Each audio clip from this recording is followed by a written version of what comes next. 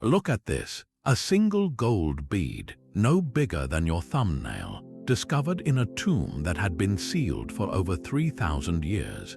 It's beautiful, yes, but what if its beauty is just the surface? What if this tiny, crafted piece of metal could speak?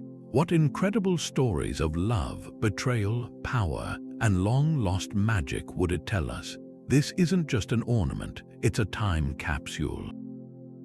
For thousands of years, across every civilization, humanity has worn its soul on its sleeve, its fingers, and around its neck.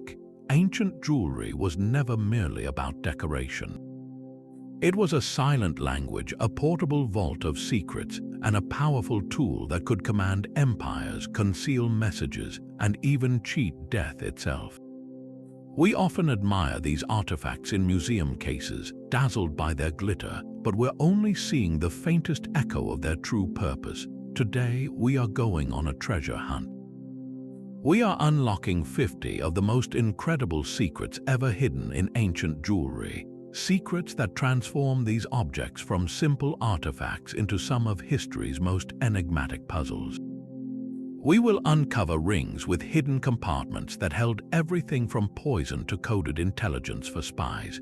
We will decipher symbols carved so small they were invisible to the naked eye, messages meant only for the initiated. We will investigate materials that, by all rights, should not exist, forged with techniques that modern science still struggles to explain. This is a journey into the mind of the ancient world, where a piece of jewelry could be a map, a weapon, a key, or a prayer. So prepare to see these ancient treasures in a completely new light. We are about to pull back the curtain on a shadow history of the world, written not on parchment or stone, but in gold, silver, and gemstones. This is the story of how the smallest, most personal objects carried the weight of empires and the whispers of secrets meant to last for eternity. Let's begin.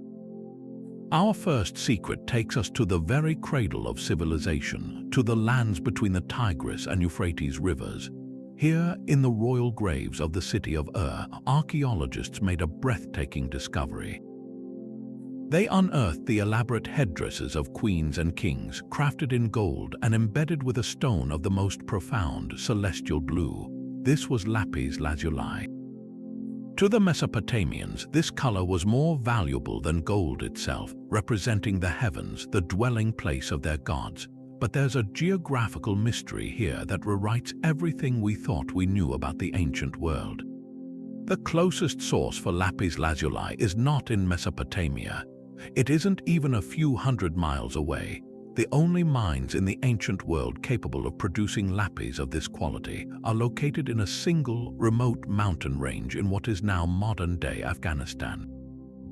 That is a distance of over 2,000 miles. Think about that for a moment. In the Bronze Age, around 4,000 years ago, a vibrant blue stone was traveling from the mountains of Afghanistan, across the jagged peaks of Iran, over rushing rivers and vast deserts, all the way to the city of Ur. This wasn't a rare, one-off occurrence. The sheer volume of lapis lazuli found in Mesopotamian jewelry indicates a constant, organized, and massive trade operation. This single type of stone is proof of a superhighway of commerce that connected continents long before the Silk Road was even a concept. The secret hidden in this jewelry isn't just about the stone's beauty, it's about the invisible web of human connection it represents. This was a network so sophisticated it involved miners, merchants, caravan leaders, sailors, guards, and royal stewards, a supply chain that functioned for centuries. The presence of lapis lazuli in a Mesopotamian tomb is a silent testament to diplomats negotiating treaties, to merchants haggling in bustling trade hubs, and to the shared tastes of elites across vast distances. It reveals a level of globalization and economic interdependence in the Bronze Age that we are only just beginning to appreciate. This blue stone was more than an ornament. It was a symbol of ultimate power and divine favor, and its journey tells a story of a world far more interconnected than we ever imagined. But that story of global connection through jewelry was just one layer of a much deeper secret. If the lapis lazuli of revealed an invisible economic network, then our next discovery shows us how ancient rulers weaponized that network for a purpose far more cunning: psychological control. Travel with me now from the Mesopotamian plains to the sun-baked banks of the Nile to the world of the pharaohs. In Egypt, we find an object so common it's almost mundane: the scarab beetle amulet. Carved from stone or molded from faience, these beetle-shaped charms were everywhere, worn by everyone from the lowliest farmer to the pharaoh himself. On the surface, their meaning was spiritual. The scarab, or dung beetle, was associated with the god Khepri, who rolled the sun across the sky each day just as the beetle rolled its ball of dung. Wearing a scarab was an act of faith, a prayer for rebirth and protection. But for the pharaohs, this spiritual symbol had a hidden, dual purpose. The real secret wasn't on the beautifully carved back of the beetle. It was hidden in plain sight on its flat underside. Pharaoh Amenhotep III, one of ancient Egypt's most powerful rulers, masterminded this ingenious system. He didn't just commission scarabs for his tomb, he ordered the production of thousands upon thousands of them. And on the base of these amulets, instead of a private prayer or a god's name, his artisans carved very public, very specific announcements. Imagine finding a small amulet and turning it over to read a headline like, "Amenhotep given life, who married the great royal wife Jilakhepa, a princess from the distant kingdom of Mitanni." Or another proclaiming his success in a massive lion hunt where he single-handedly slew over 100 beasts. These weren't personal keepsakes, they were the ancient world's equivalent of a royal press release, broadcast not through newspapers or radio waves, but through the jewelry of the entire population. The genius of this method was its sheer brilliance as a tool of propaganda. By embedding these messages on an object of deep religious significance, the pharaoh was ensuring his news would be handled with reverence, touched daily, and seen as divinely sanctioned. A farmer wearing a scarab announcing a royal marriage wasn't just wearing jewelry, he was becoming a walking billboard for the strength and reach of the empire. A soldier with a scarab detailing a great military victory carried a constant reminder of his leader's invincibility. This was mass media in its most portable and persuasive form, a network of information that flowed through markets, homes, and temples, unifying a vast and diverse empire under a single, carefully crafted narrative. The scarab's secret is that it transformed personal faith into political loyalty, making every citizen an unwitting agent of the state's publicity machine. Yet as we move from the grand propaganda of the pharaohs to the shores of ancient Crete, we encounter a piece of jewelry that whispers a very different kind of secret, one that challenges the very foundations of how we imagine ancient power. Imagine a pendant not of gold but of gold and rock crystal, delicate as a whisper. Two bees, their bodies arching towards each other, meet at a single honeycomb droplet held between their legs. This is the Malia bee pendant, discovered in a tomb on the island of Crete, a masterpiece of Minoan artistry from over 3,500 years ago. At first glance, it is simply a beautiful example of nature-inspired design. But if you know where to look, this tiny pendant contains a seismic clue, a secret that threatens to topple the long-held assumption that ancient civilizations were universally dominated by male rulers and warrior gods. The secret of the bee is not just about its symbolism. It is a profound hint that the Minoans may have been a society where feminine power, both human and divine, was the central force. Consider the symbolism packed into this one artifact. The bee, across many ancient cultures, represented industry, community, and unwavering dedication to a collective good. But for the Minoans, the bee seems to have held a far more sacred meaning, intimately tied to a powerful mother goddess. Archaeological evidence from Minoan Crete, from frescoes to seal stones, consistently points to the worship of a primary female deity, a goddess of nature, animals, and regeneration. The bee, a creature that nurtures its community and produces a substance that is both food and medicine, a kind of liquid gold becomes a perfect symbol for this life-giving goddess. The very structure of the pendant, with the two bees mirroring each other in perfect symmetry, could be seen as a representation of duality and balance, a concept often associated with feminine divinity. This isn't just an ornamental choice, it is a theological statement worn close to the heart. This single piece of jewelry forces us to re-examine the entire Minoan world. Their grand palaces, like Knossos, lack the fortified walls and towering statues of warrior kings that we find in contemporary Egypt or Mesopotamia. Instead, they are filled with images of nature, of ceremonial processions led by women, and of powerful priestesses standing confidently alongside or even above male figures. The Meleabe pendant, likely worn by a woman of immense status, suggests that in Minoan society, authority might not have been measured by military might alone, but by spiritual connection, economic management, and the nurturing of community values embodied by the bee and its hive.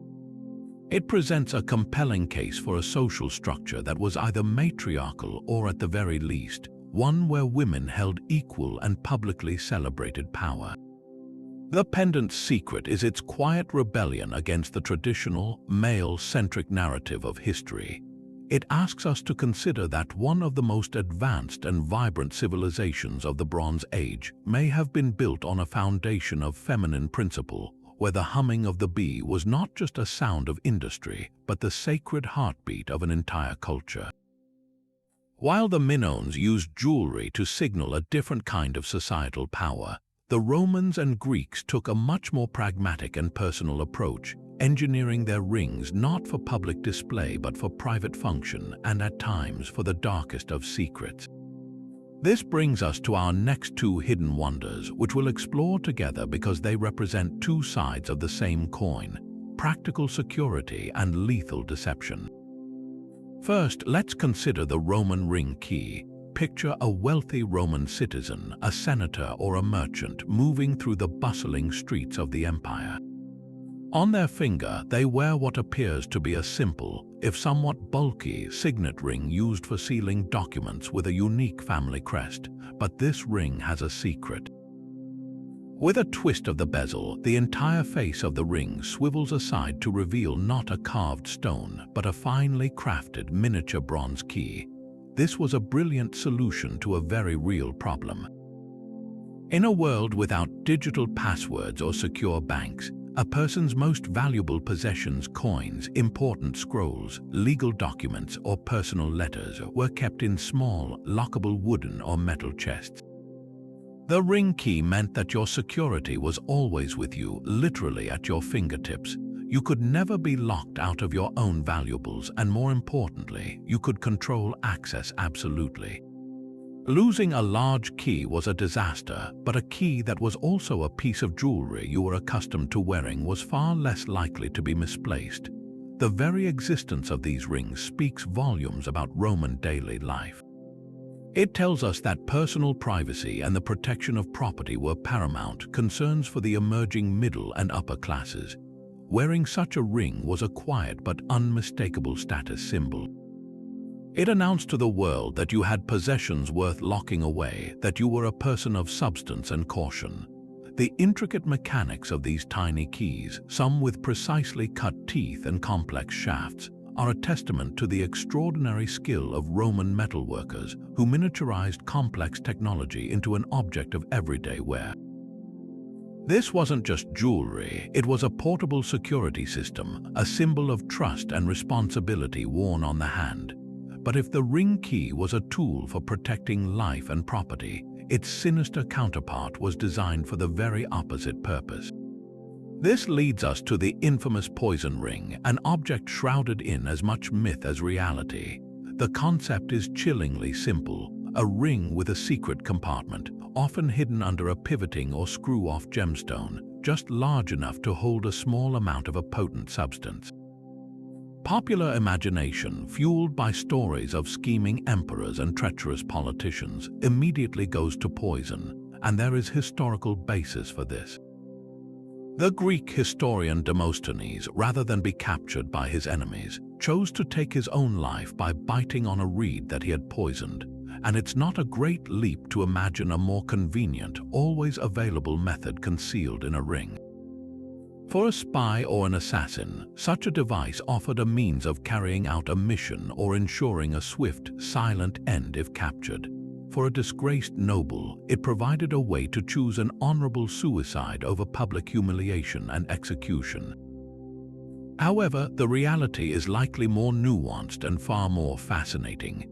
While poison was certainly a potential use, archaeologists and historians point out that these hidden compartments could have held a variety of things. They might have contained a tiny scroll with a protective prayer or a magical symbol, a personal amulet meant to be kept literally close to the skin. They could have held a fragrant resin or perfume, a small luxury to counter the less pleasant smells of the ancient city. Some might have even held a relic, a piece of bone or ash from a loved one, making the ring a portable and deeply personal memorial. The true secret of the poison ring is its ambiguity. Its power lay in the fact that no one else could know what it contained. The same ring that to one person was a vessel for holy incense could, to another, be a weapon of last resort. This duality captures the essence of the ancient world's relationship with jewelry. It was a realm where beauty and utility, faith and fear, life and death could coexist within the space of a single, cunningly crafted circle of metal. One person's key to security was another's key to a final, desperate act, proving that the most powerful secrets are those that remain forever hidden, leaving us to wonder about the intentions of the long-vanished hand that wore them. From the lethal intrigue of poison rings, we journey now to a secret preserved not in metal, but in golden, translucent stone, a secret that connects the icy Baltic shores to the scorching Egyptian desert. In the tomb of Tutankhamun, amongst the legendary gold and jewels, archaeologists found a beautifully carved scarab beetle, but this was no ordinary scarab. It was fashioned from a material that, to the Egyptians, was as exotic and mysterious as starlight, Baltic amber. This single artifact, a fossilized tree resin that traveled over 2,500 miles from northern Europe, is a marvel of ancient trade. Yet its deepest secret isn't about the route it took, but the world it came from. Each piece of amber is a tiny, perfect snapshot of an ancient climate, a time capsule holding environmental data from a world long gone. The journey of amber, known as the Amber Route, was a network of paths as crucial as the later Silk Road, but its viability was entirely dependent on the climate. During warmer periods when Europe was more temperate, the passes through the Alps were clear, rivers were navigable, and trade caravans could move relatively easily. A cold snap, however, could render these routes treacherous or completely impassable for years at a time. Therefore, the very presence of large quantities of Baltic amber in Mediterranean tombs acts as a historical weather vane. When we find a significant amount of amber from a specific century in Egyptian graves, it strongly suggests that the climatic conditions in Central and Northern Europe during that time were stable and mild enough to support a consistent, long-distance trade network. The jewelry becomes a proxy record, confirming or challenging what we think we know about historical climate patterns, but the secret goes much deeper than just trade routes. Amber is fossilized tree resin, and the type of trees that produced it are a direct indicator of the ancient ecosystem. By analyzing the chemical composition of amber beads found in archaeological sites, scientists can determine the species of prehistoric conifers that once dominated northern European forests. Some of these trees are now extinct, and their presence tells us that the forest of 20 million years ago was a vastly different place than it is today.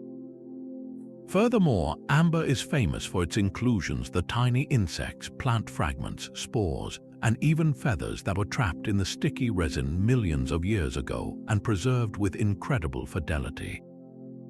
Each bead found in an Egyptian tomb, therefore, is not just a pretty object, it is a miniature natural history museum. The specific flies, ants, or spiders encased within it provide a census of the insect life that thrived in those primordial forests. This data allows scientists to reconstruct the food webs, the biodiversity, and the overall health of an ecosystem that existed long before humans built the first pyramid. So when we look at an amber necklace from an Egyptian queen, we are seeing more than a symbol of her wealth and her kingdom's far-reaching connections. We are holding a key to a lost world. The piece of jewelry is a data point in a massive planetary puzzle. It tells a story of a warm period that allowed a queen in Thebes to wear a piece of a northern forest on her neck, a forest that was teeming with life we can now only imagine. It connects her reign to global climatic patterns, reminding us that the fate of empires has always been intertwined with the environment. The amber bead's secret is that it is a bridge, not just between cultures, but across deep time, allowing us to read the diary of the earth itself, written in resin and worn as a jewel. Now let's sail north to the fjords and frozen shores of the Viking Age.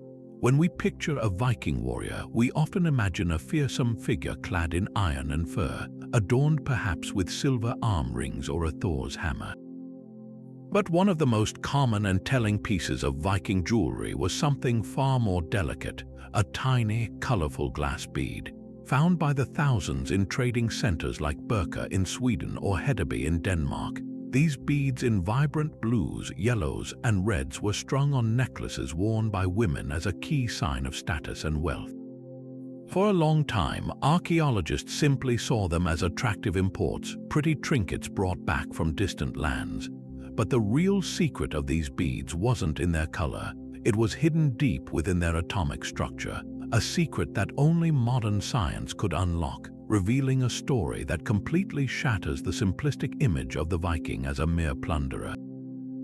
The mystery began when researchers subjected these beads to a technique called mass spectrometry, which allows them to detect the precise chemical fingerprint of the glass.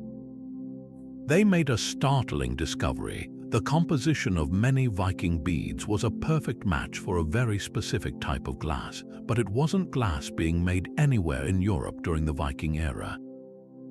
Instead, the chemical signature aligned exactly with glass produced centuries earlier during the height of the Roman Empire.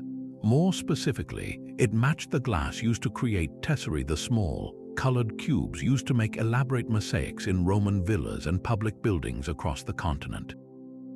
This finding was revolutionary. It meant that the raw material for these iconic Viking artifacts was, in fact, ancient Roman mosaic glass, painstakingly gathered and recycled. So how did Roman wall decorations from the warm Mediterranean end up as jewelry in cold Scandinavia? The story has two chapters, raid and trade. The first path was direct and violent. As the Roman Empire crumbled in the west, its grand villas in places like Britain and Gaul fell into ruin. These were prime targets for Viking raiding parties who arrived not only for silver and slaves but for anything of value. A pile of colored glass cubes might not seem like obvious treasure to us, but to a Viking trader, it was a potential gold mine. They would have gathered these tesserae by the sackful, recognizing them as a raw material that could be transformed into a highly desirable commodity back home. The second path was through the vast and sophisticated trade networks the Vikings established, routes that stretched from the Caspian Sea to the North Atlantic. They could have acquired this Roman glass indirectly, trading for it in markets where it had been circulating as a valuable material for generations after the empire's fall. This is where the secret gets truly fascinating, because it reveals the Vikings not as destroyers of culture, but as incredibly shrewd and resourceful industrialists. They weren't just melting down the glass and pouring it into molds. Analysis of the beads shows evidence of sophisticated glassworking techniques. The Vikings would combine different colored tesserae to create new, marbled effects or layer colors to produce intricate patterns.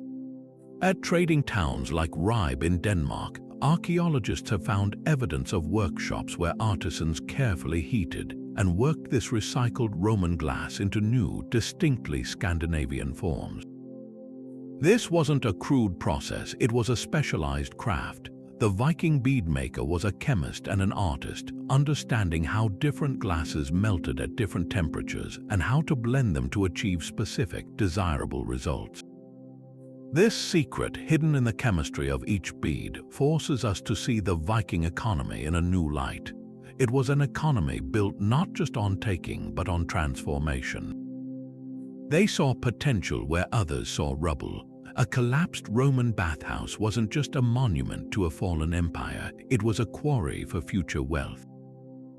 By recycling this ancient material, the Vikings were connecting themselves to a deeper historical narrative, weaving the physical remnants of the classical world into the very fabric of their own society. A Viking woman wearing a necklace of these beads was displaying far more than just affluence. She was wearing a symbol of her culture's reach, adaptability, and its unexpected role as a bridge between the ancient past and the emerging medieval world. This journey from the pragmatic recycling of the Vikings brings us to a culture that viewed its precious materials through an entirely different lens, one not of commerce but of cosmology. In ancient China, one substance was revered above all others, even gold. That substance was jade. To the modern eye, a finely carved jade pendant or a ceremonial disc is a masterpiece of artistry. Its smooth, cool surface and subtle colors are testament to patient craftsmanship. But for the ancient Chinese, its beauty was almost incidental. The true, profound secret of jade was hidden in its very physical properties that made it a bridge between the earthly realm and the cosmos, and the ultimate key to immortality. The secret begins with jade's incredible toughness. Unlike gold, which is malleable and can be melted down, jade is phenomenally hard and resistant to breaking. Shaping it required weeks, even months, of laborious grinding and polishing with abrasives like quartz sand. This incredible durability did not go unnoticed. To the Chinese philosophers and mystics, jade's resistance to decay was a physical manifestation of permanence in a world of constant change. It was seen as the concentrated essence of the mountain, a material that had absorbed the steadfast, enduring energy of the earth itself. Because it seemed to cheat decay, it became the ultimate symbol of life everlasting. Its smooth, polished surface was likened to benevolence, its compact structure to intelligence, its tranquil coolness to righteousness. Wearing jade was not merely an adornment, it was an act of aligning oneself with these virtuous, eternal principles. But this cosmic connection moved from philosophical concept to tangible, breathtaking reality in the funerary practices of the elite, particularly during the Han Dynasty. The belief was that the physical body, not just the soul, needed to be preserved and protected to achieve immortality. Corporeal decay was an obstacle to the eternal journey. The solution to this problem was as audacious as it was logical. If jade possesses the power to resist corruption, then why not sheath the entire body in it? This led to the creation of the jade burial suit, one of the most extraordinary artifacts ever conceived. Perhaps the most famous example was made for Prince Liu Sheng, who died around 113 years before the Common Era. His suit, discovered in 1968, is a staggering achievement. It was constructed from 2,498 individually cut and polished rectangular plaques of nephrite jade. Each small plaque was precisely drilled at the corners and meticulously joined together using thin strands of gold wire, forming a flexible, full-body armor of stone. The effort involved was astronomical, a project that would have occupied teams of specialized craftsmen for years. But the purpose was not to display wealth in a conventional sense. This was functional spiritual technology. The suit was a literal cocoon of immortality. It was believed to create a protective barrier around the corpse, sealing it from the corrupting influences of the earth and time. The jade plaques would act as a battery, charging the body with their life-affirming, enduring energy. The gold wires binding them were not just practical. Gold, too, was considered an incorruptible metal, and its combination with jade created a synergistic effect, a double-layered shield of purity. The ultimate goal was to facilitate the deceased's journey to the heavens, to transform the mortal coil into an eternal vessel worthy of joining the immortals, the Zion, in their celestial abodes. The secret of the jade suit is that it represents the absolute pinnacle of this belief system, a monumental effort to use the most powerful material on earth to conquer the finality of death itself. It is a physical prayer, an entire universe of hope and belief woven into 2,498 pieces of stone and gold, a silent testament to the human desire to reach for the stars and live forever. After exploring the grand cosmic ambitions of Chinese jade, we travel now to the banks of the Indus River, to a civilization that presents one of archaeology's most profound and enduring silences. The Indus Valley civilization, contemporary with ancient Egypt and Mesopotamia, was a sprawling network of sophisticated, planned cities like Harappa and Mohenjo-Daro. They built the world's first urban sanitation systems, standardized weights and measures across a vast territory, and traded with distant lands. Yet, for all their achievement, they left behind almost no large monuments, no grand statues of kings, and most frustratingly, no decipherable written records.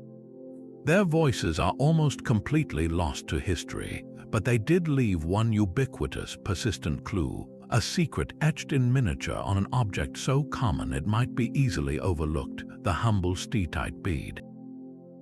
These beads, carved from a soft, easily worked stone and then fired to a hard, white finish, are found by the thousands across Indus sites. Many are simple, but a significant number carry a mysterious burden. On their smooth surfaces, the Indus people etched a series of tiny, intricate symbols.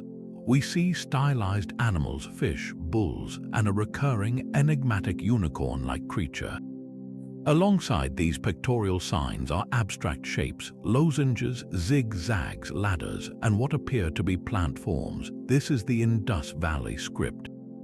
The secret hidden in this jewelry is not a message of power or a recipe for immortality. It is the ghost of a language, a complete system of communication that we can see but cannot hear.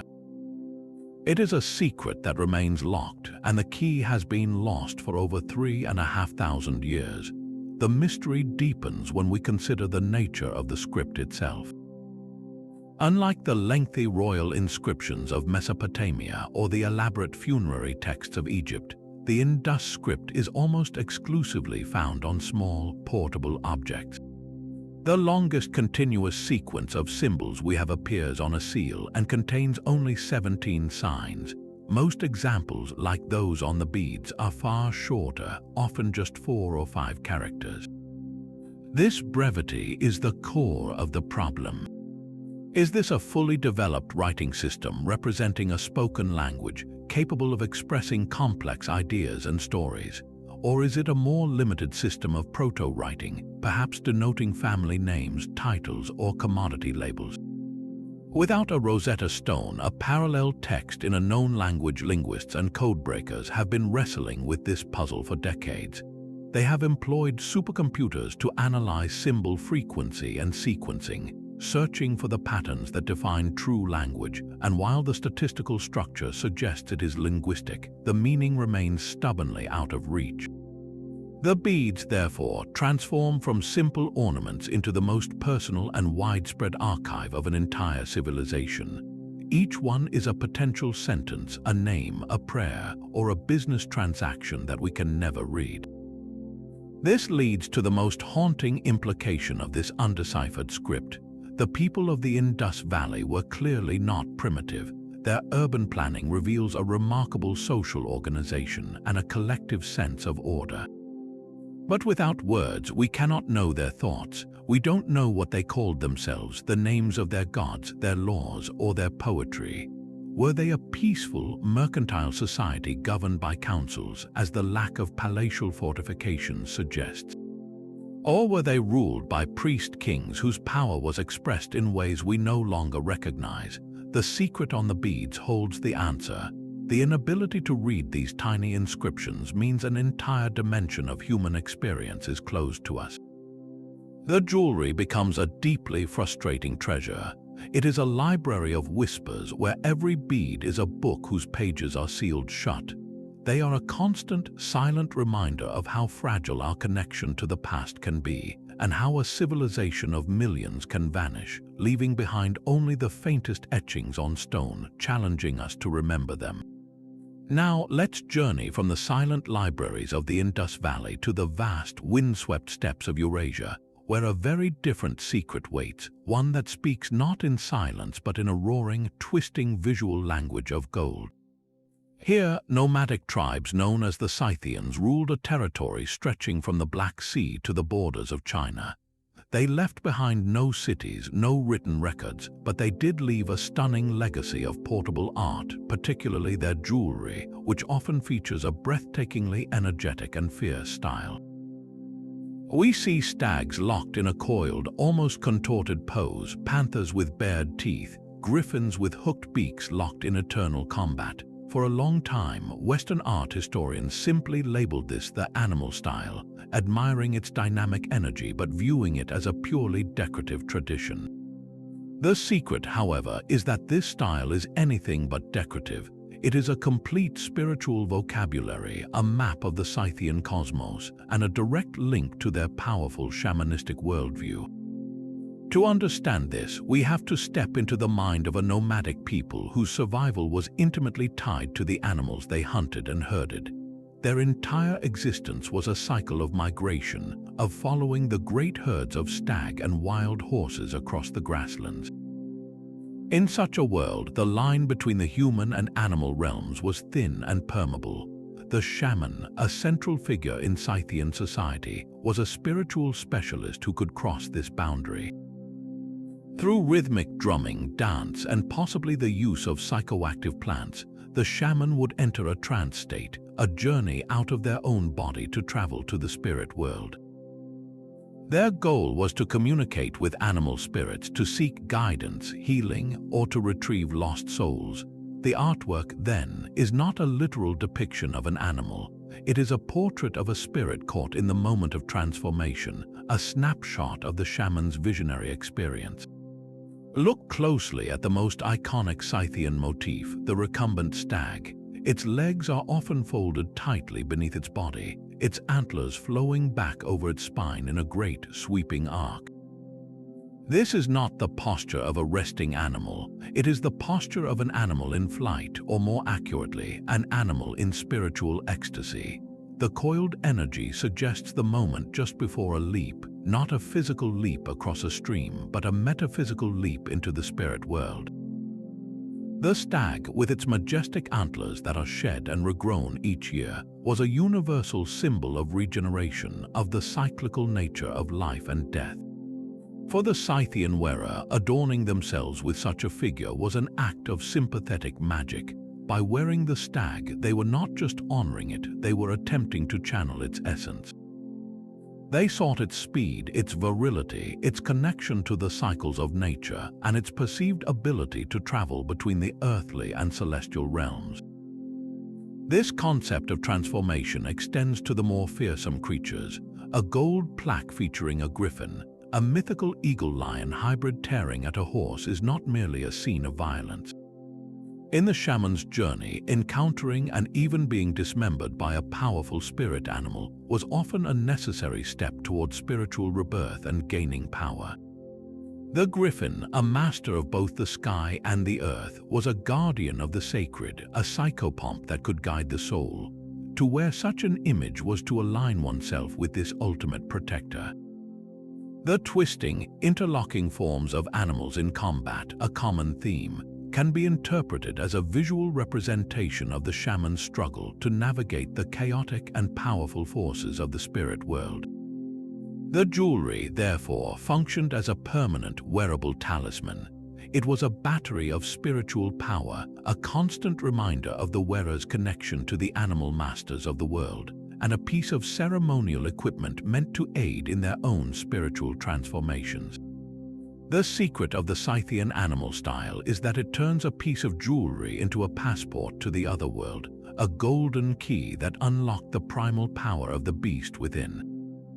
While the Scythians sought to channel animal spirits through the twisting forms of their gold, the Romans achieved a different kind of magic altogether, one that wasn't spiritual but scientific, and so advanced it would remain a complete mystery for over a millennium and a half.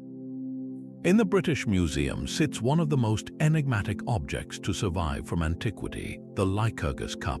At first glance, it seems like a stunning, but not entirely unusual, example of Roman cage cup glasswork. It depicts the myth of King Lycurgus, entangled in vines for his defiance of the god Dionysus, carved in exquisite detail from a thick shell of glass. But then, something extraordinary happens. When lit from the front under reflected light, the cup appears a solid, opaque jade green. But when a light is placed inside it, or when light shines through it from behind, the entire vessel undergoes a miraculous transformation. The green vanishes and the cup glows with a mesmerizing, translucent ruby red. This is not a trick of the light. It is a property engineered into the very fabric of the glass itself, a secret so profound it points to a level of technological sophistication we never imagined the Romans possessed. The secret, hidden for 1600 years, was finally unlocked in the 1990s with the advent of powerful electron microscopes.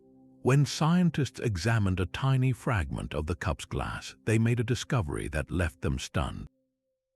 The Roman artisans had, with unbelievable precision, impregnated the glass with a microscopic colloidal suspension of metal particles. These were not just any particles, they were nanoparticles of gold and silver, each measuring about 50 nanometers in diameter. That's roughly 1,000 times smaller than a grain of salt. The ratio was critical, about 70 parts silver to 1 part gold. This was no happy accident or a result of impure materials. This was deliberate, sophisticated materials science. The phenomenon at work is known as dichroism, and the Roman method for achieving it is nothing short of genius. Here's how it works. When light hits these suspended nanoparticles, the electrons on the surface of the metals begin to vibrate in resonance with the light waves. This interaction, called surface plasmon resonance, causes the particles to absorb and scatter light in very specific ways. The particles scatter green light when the illumination is from the outside, making the cup appear green. But when light passes through the glass from within, the particles allow red light to transmit through, creating that stunning ruby glow. The Romans had, in effect, created a material that interacted with light at the nanoscale.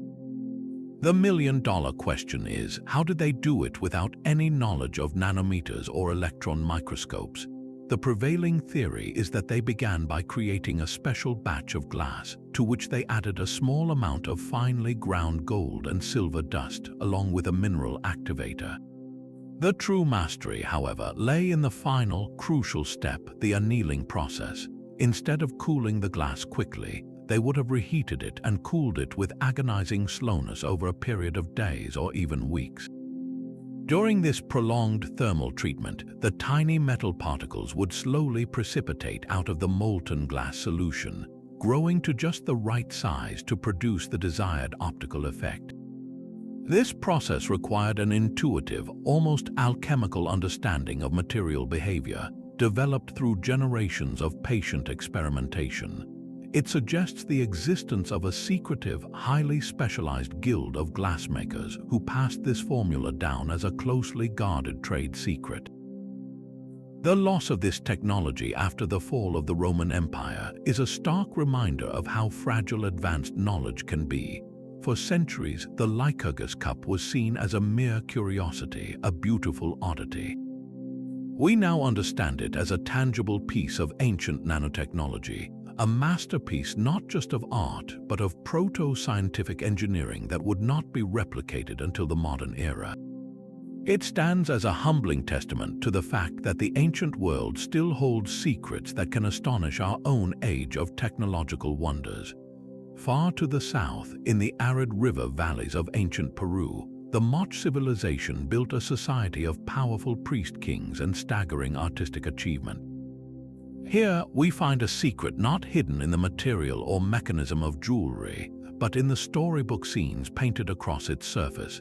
The Moch elite practiced a dramatic form of body modification, stretching their earlobes with heavy plugs over many years to create enormous openings.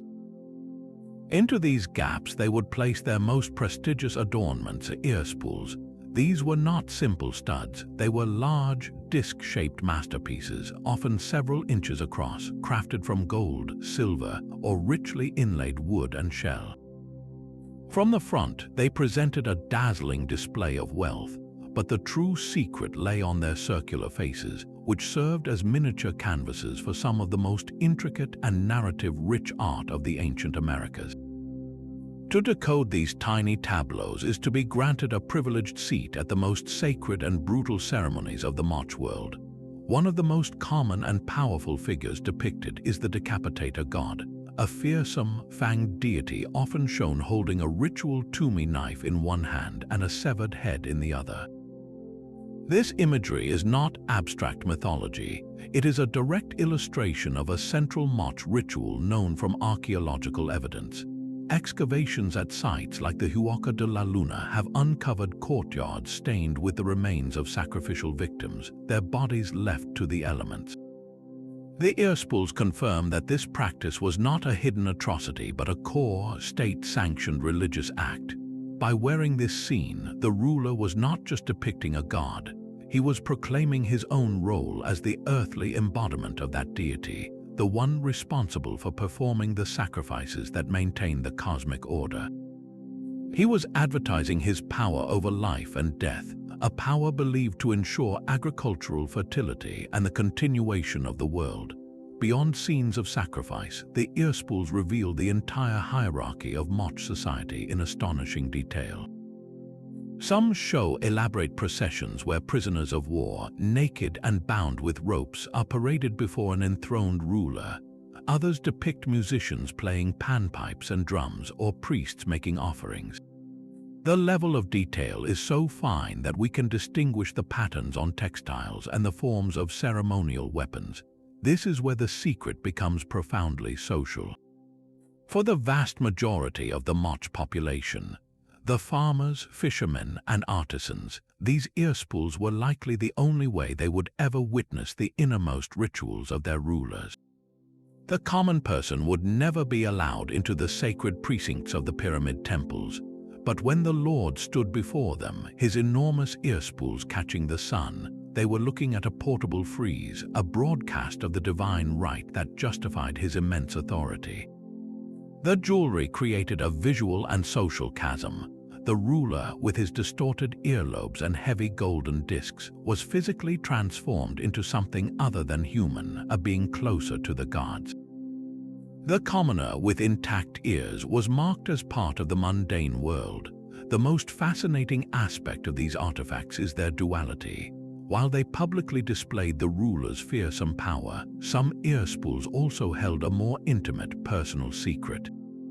Several examples have been found with tiny, hidden compartments built into the back of the disc, sealed behind a removable plate. Within these secret spaces, archaeologists have discovered minute offerings, a few grains of maize, a tiny seashell, or a fragment of a rare stone.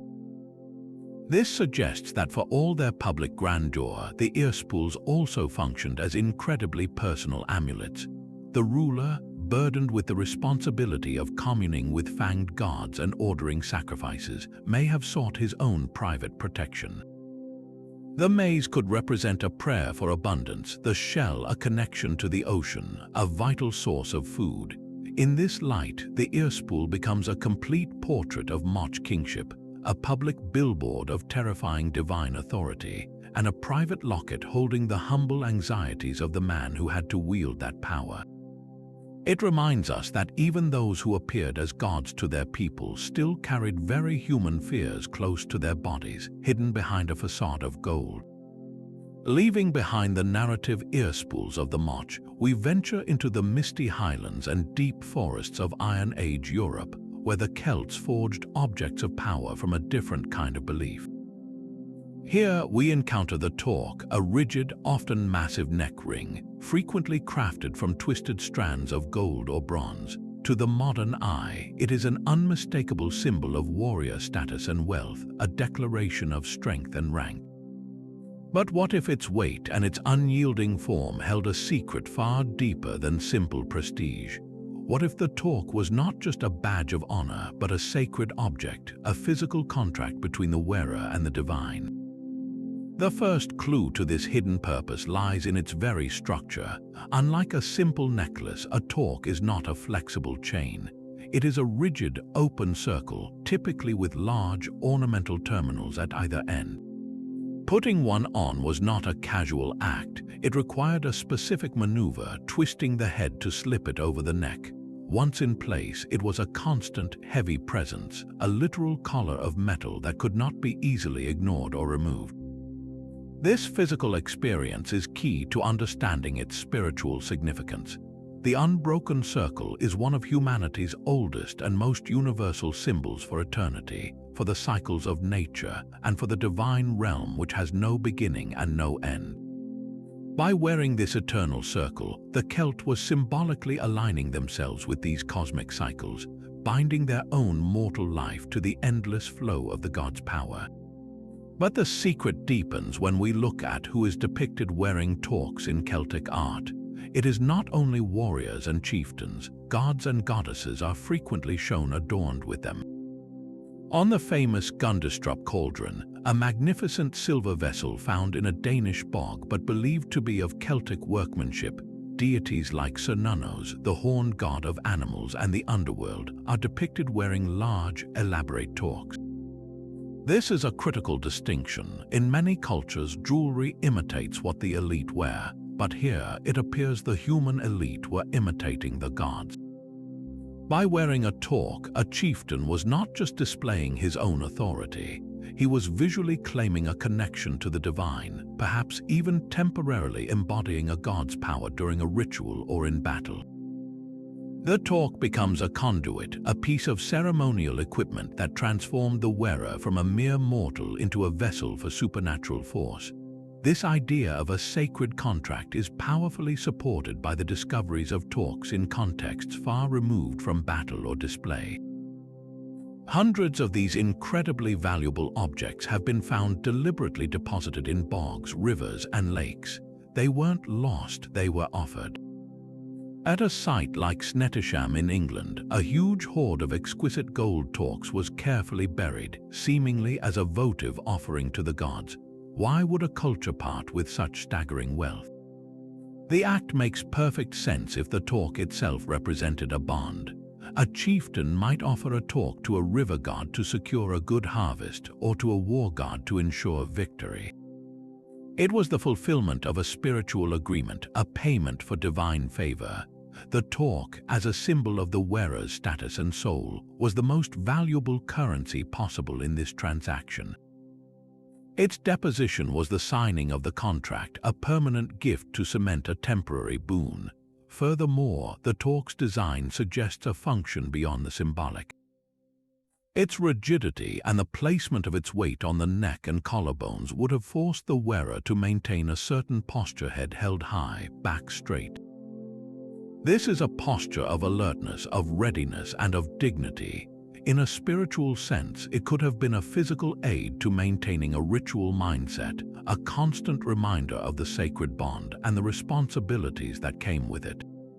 The act of wearing it may have been a form of spiritual dedication, a vow of protection not just for oneself, but for the entire tribe that looked to the torque wearer as an intermediary with the gods. The secret of the Celtic torque, therefore, is that it was a multi-layered object of power. It was a social rank, a spiritual battery, a divine contract, and a physical discipline, all forged into one unbroken circle of metal. It reminds us that for the Celts, the boundary between the material world and the other world was thin, and a chieftain's greatest strength was not just in his arm, but in the sacred bond represented by the heavy gold upon his neck.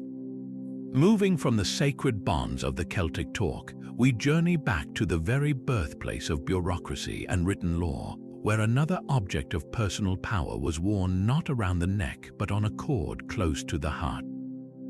In the bustling clay brick cities of Mesopotamia, where merchants haggled in crowded markets and scribes recorded transactions on thousands of tablets, an individual's most important piece of jewelry wasn't necessarily made of the most expensive material.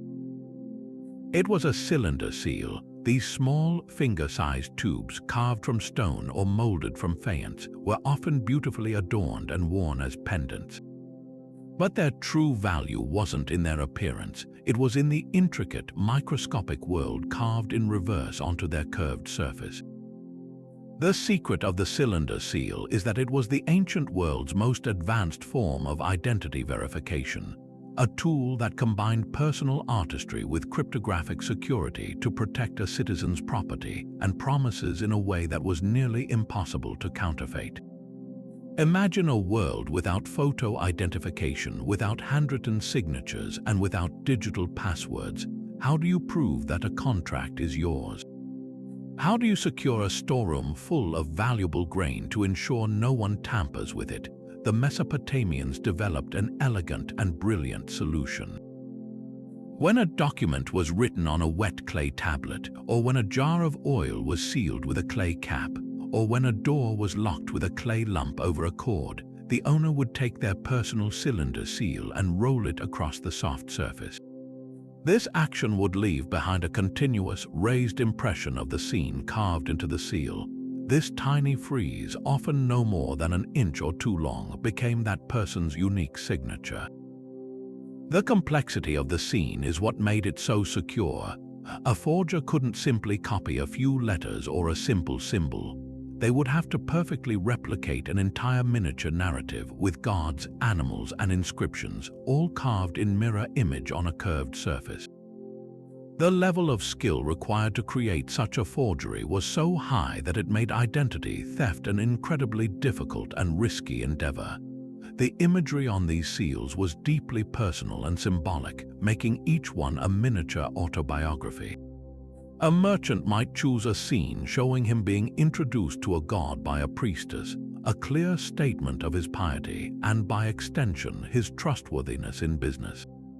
A royal scribe might have a seal depicting a heroic figure battling a mythical beast, aligning himself with the king's power and the forces of order. Some seals even included cuneiform inscriptions naming the owner and their father, establishing their lineage.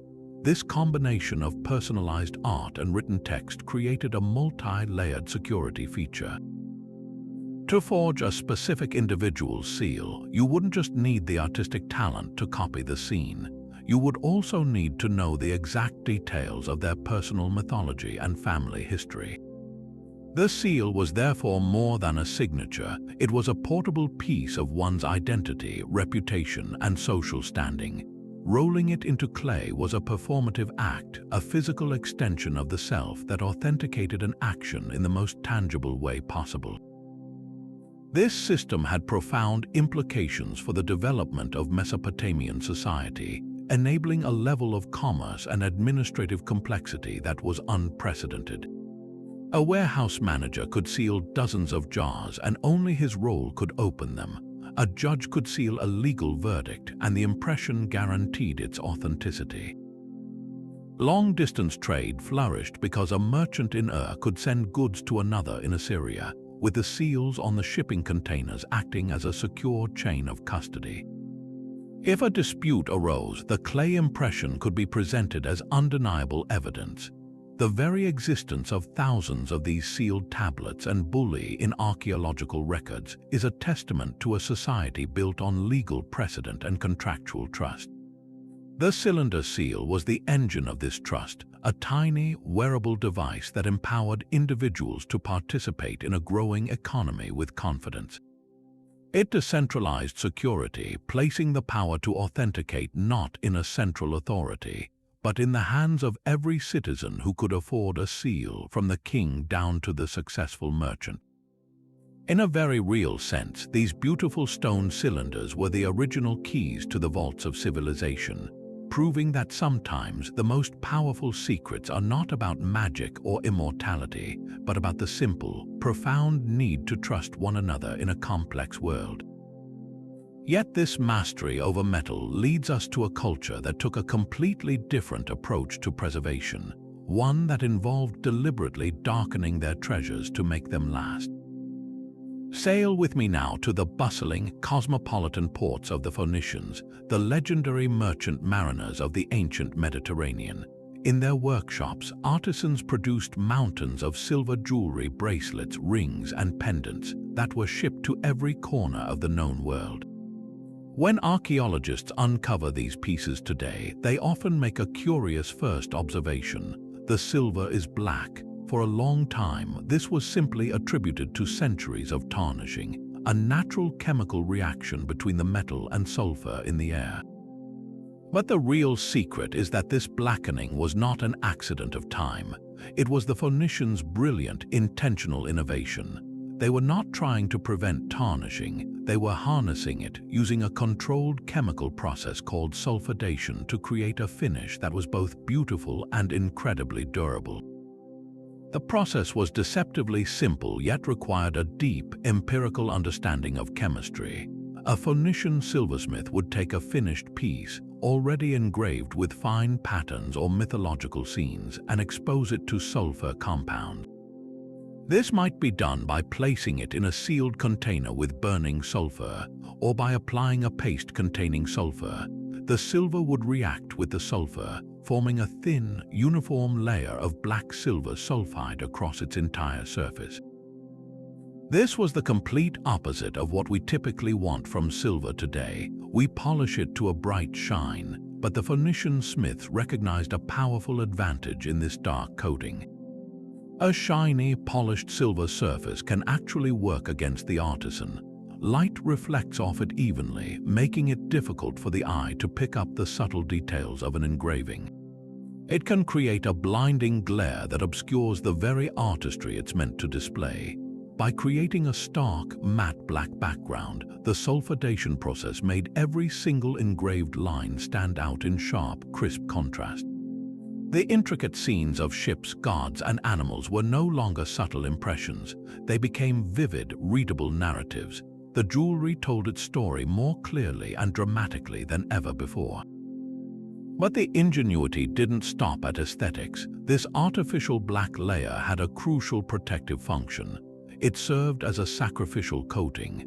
The natural tarnish that forms on silver over time is uneven, blotchy, and eventually eats into the metal itself, obscuring and damaging the engraved details. The Phoenicians' intentionally applied sulfide layer was uniform and stable. It acted as a barrier, shielding the pure, bright silver beneath from the elements. As the piece was worn and handled, the highest points of the design, the raised areas, would naturally experience slight wear. This gentle abrasion would gradually polish away the black coating on those spots, causing the brilliant silver underneath to gleam through. The result was a stunning two-tone effect, deep black valleys that made the engraved lines pop, and shining silver highlights on the raised surfaces that caught the light. The jewelry became dynamic, its appearance changing subtly with the movement of the wearer, constantly highlighting the skill of its maker. This was a technology designed for permanence. A sulfidated Phoenician bracelet would remain legible and beautiful for a lifetime of use, its details protected from the corrosive salt air of the very sea that the Phoenicians called home. This secret treatment reveals a culture that thought like engineers as much as artists, solving the practical problem of wear and tear with a solution that enhanced beauty rather than compromising it. They understood that sometimes, to make something truly luminous, you must first be willing to let it dwell in the shadows. But what happens when you combine the Phoenicians' mastery of surface treatment with an almost obsessive level of miniature craftsmanship? The answer lies waiting in the dark, wet soil of eastern England, within the burial mound of a king. The Sutton Hoo ship burial is one of the most spectacular archaeological discoveries ever made, a time capsule from the early Anglo-Saxon period that contained a treasure trove of artifacts, none more breathtaking than the regalia of the king.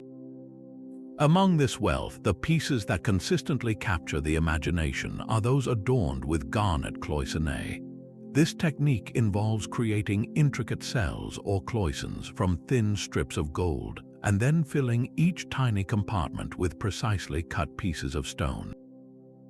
The effect is like a stained glass window in miniature, where the garnets glow with a deep, blood-red fire against the gleaming gold framework. For generations, scholars marveled at the sheer technical perfection of this work, achieved centuries before the advent of modern precision tools.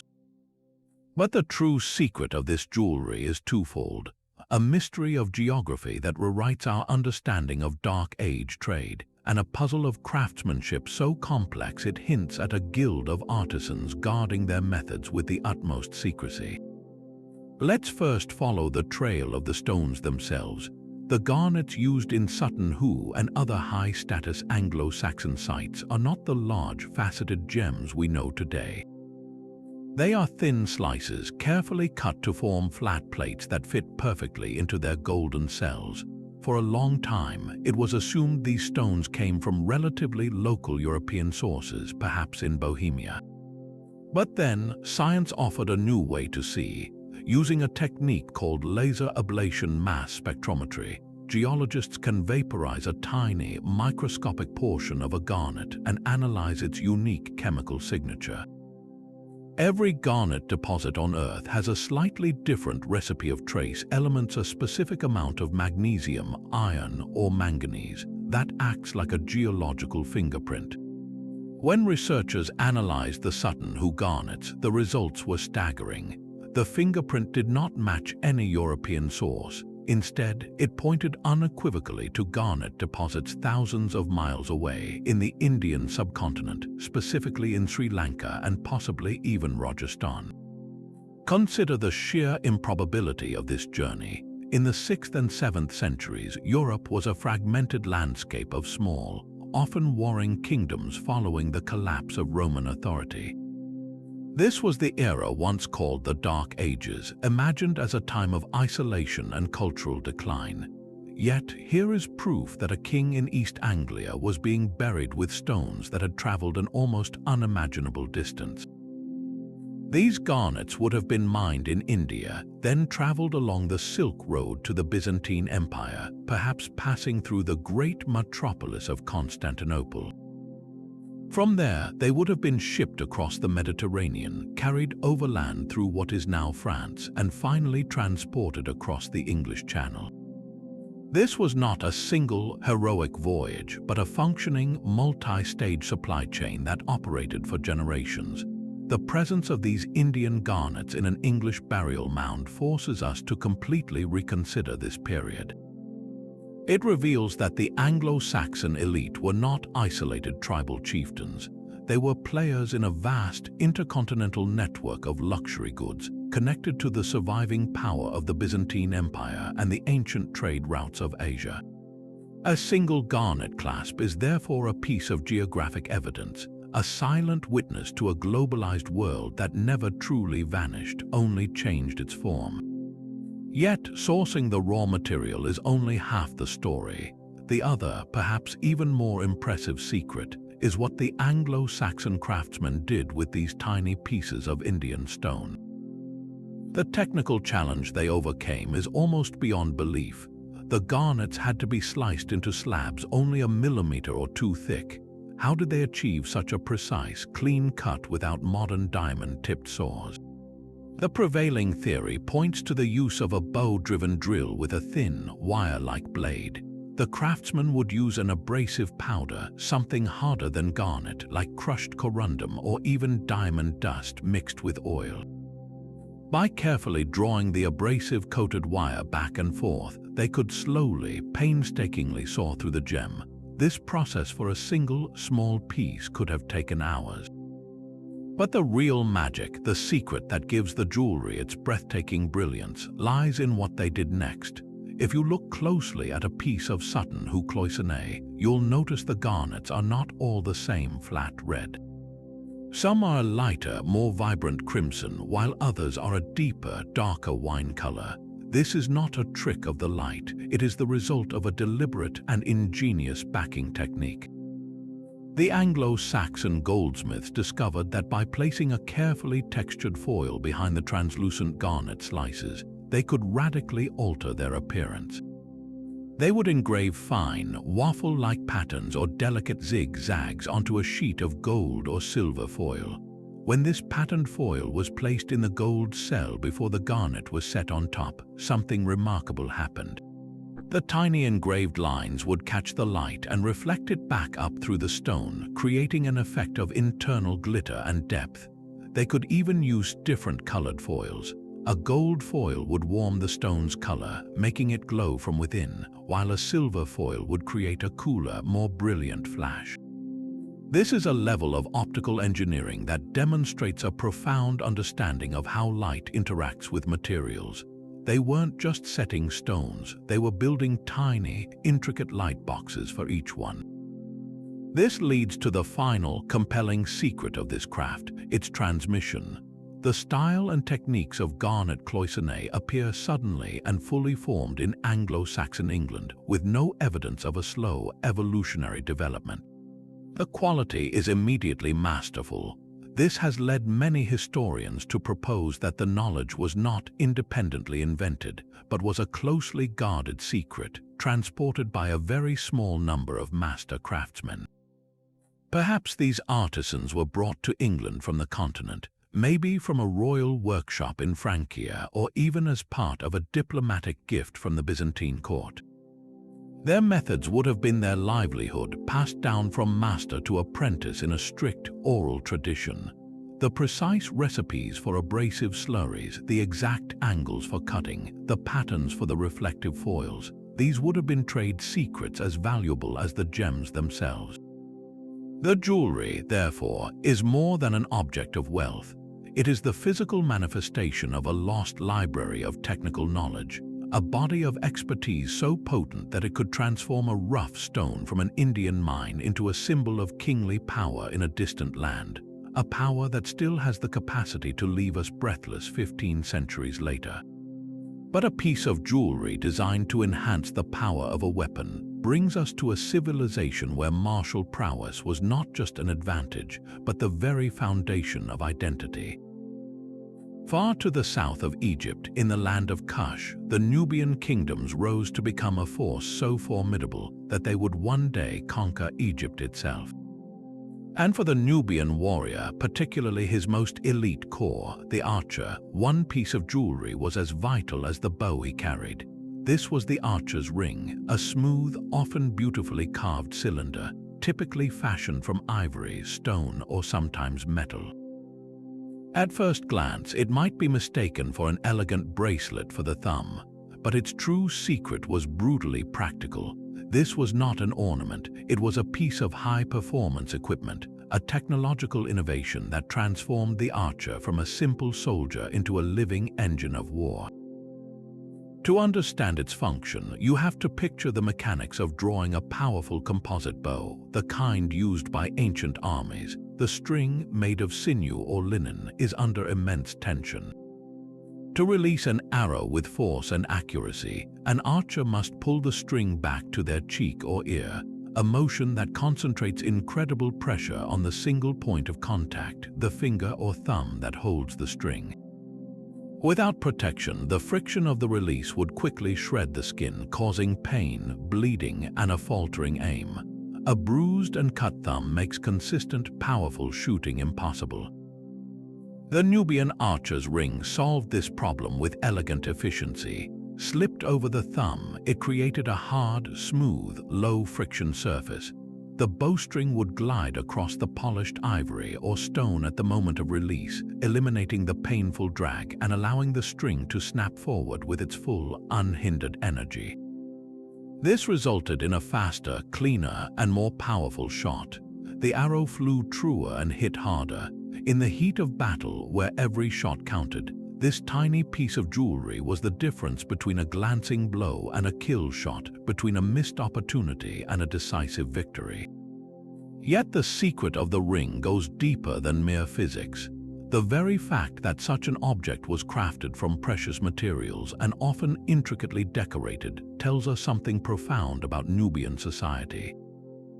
In many cultures, tools of war are purely functional, their beauty sacrificed to utility. But for the Nubians, the art of war and the art of the craftsman were inseparable.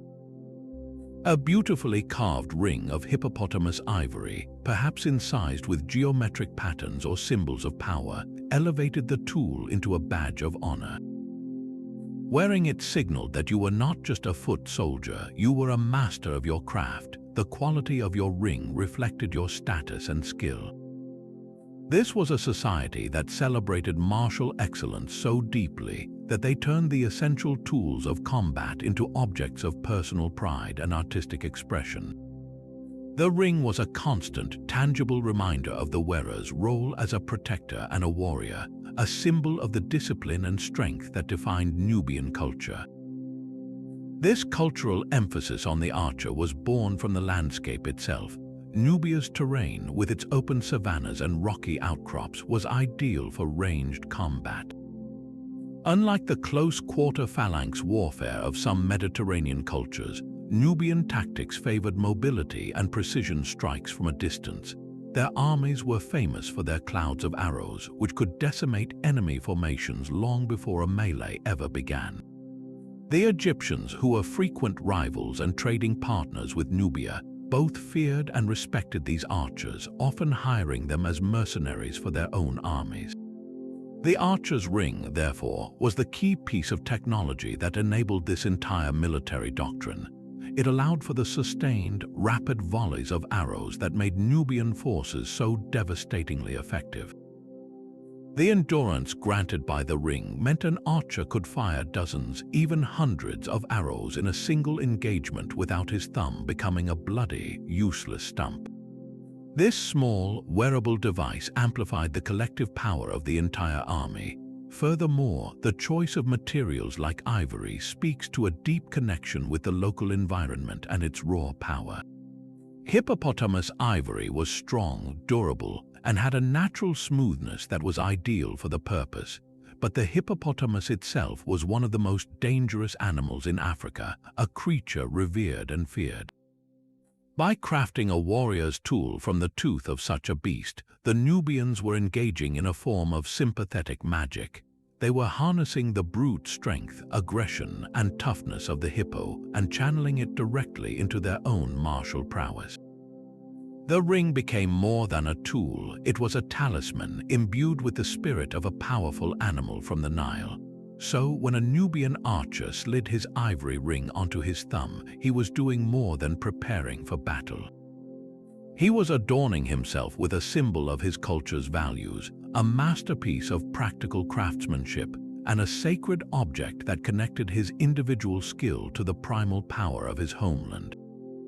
It was a secret weapon worn in plain sight, a humble circle that held the balance of power on the ancient African battlefield. From the practical battlefield technology of the Nubian archer's ring, we journey now to the humid, vibrant heart of ancient Mesoamerica, to a civilization so foundational it is often called the mother culture of the region, the Olmec. Their most iconic artifacts are the colossal stone heads, immense basalt sculptures weighing many tons, with broad, fleshy faces and enigmatic expressions. But there is another, far more intimate and puzzling Olmec treasure, one that holds a secret about how they viewed power, identity, and the very essence of a person. Deep within offerings at sacred sites like La Venta, archaeologists have uncovered extraordinary masks. These are not carved from a single piece of stone. Instead, they are intricate mosaics painstakingly assembled from dozens, sometimes hundreds, of individually shaped tiles of brilliant blue-green jadeite. For decades, these were interpreted as representations of gods, perhaps a maize deity or a jaguar spirit, their fragmented nature symbolizing a mythical dismemberment and rebirth. But a radical and compelling theory is challenging this view. The secret hidden in these jadeite puzzles is that they may not be depictions of gods at all, but rather some of the most personal and poignant portraits ever created in the ancient world, actual faces of specific Olmec rulers, crafted to accompany them into the afterlife. The first clue lies in the astonishing realism of these mosaics when they are reconstructed. Unlike the stylized, symbolic art of many ancient cultures, the faces on these masks possess a striking individuality. They have distinct, often asymmetrical features: a slightly crooked nose, a peculiar set to the lips, one eye that seems fractionally different from the other. These are not the idealized, generic features of a deity. They are the quirks and imperfections of a real human face. This level of specificity suggests an artist working from a living model, or more likely from a powerful memory of a specific individual. The Olmecs, it seems, were not just interested in capturing the idea of a ruler. They were obsessed with capturing his unique physical essence. The decision to use jadate, the most precious and spiritually charged material in their world, further underscores the immense importance of the subject. Jade was not merely a pretty stone. It was believed to contain the breath of life, the very substance of vitality and eternity. To fashion a man's face from jadate was to attempt to preserve his life force, to make his identity permanent and incorruptible. This leads to the proposed function of these masks, a theory that makes their existence even more profound. Scholars who support the portraiture hypothesis suggest these mosaics were not meant to be worn by the living.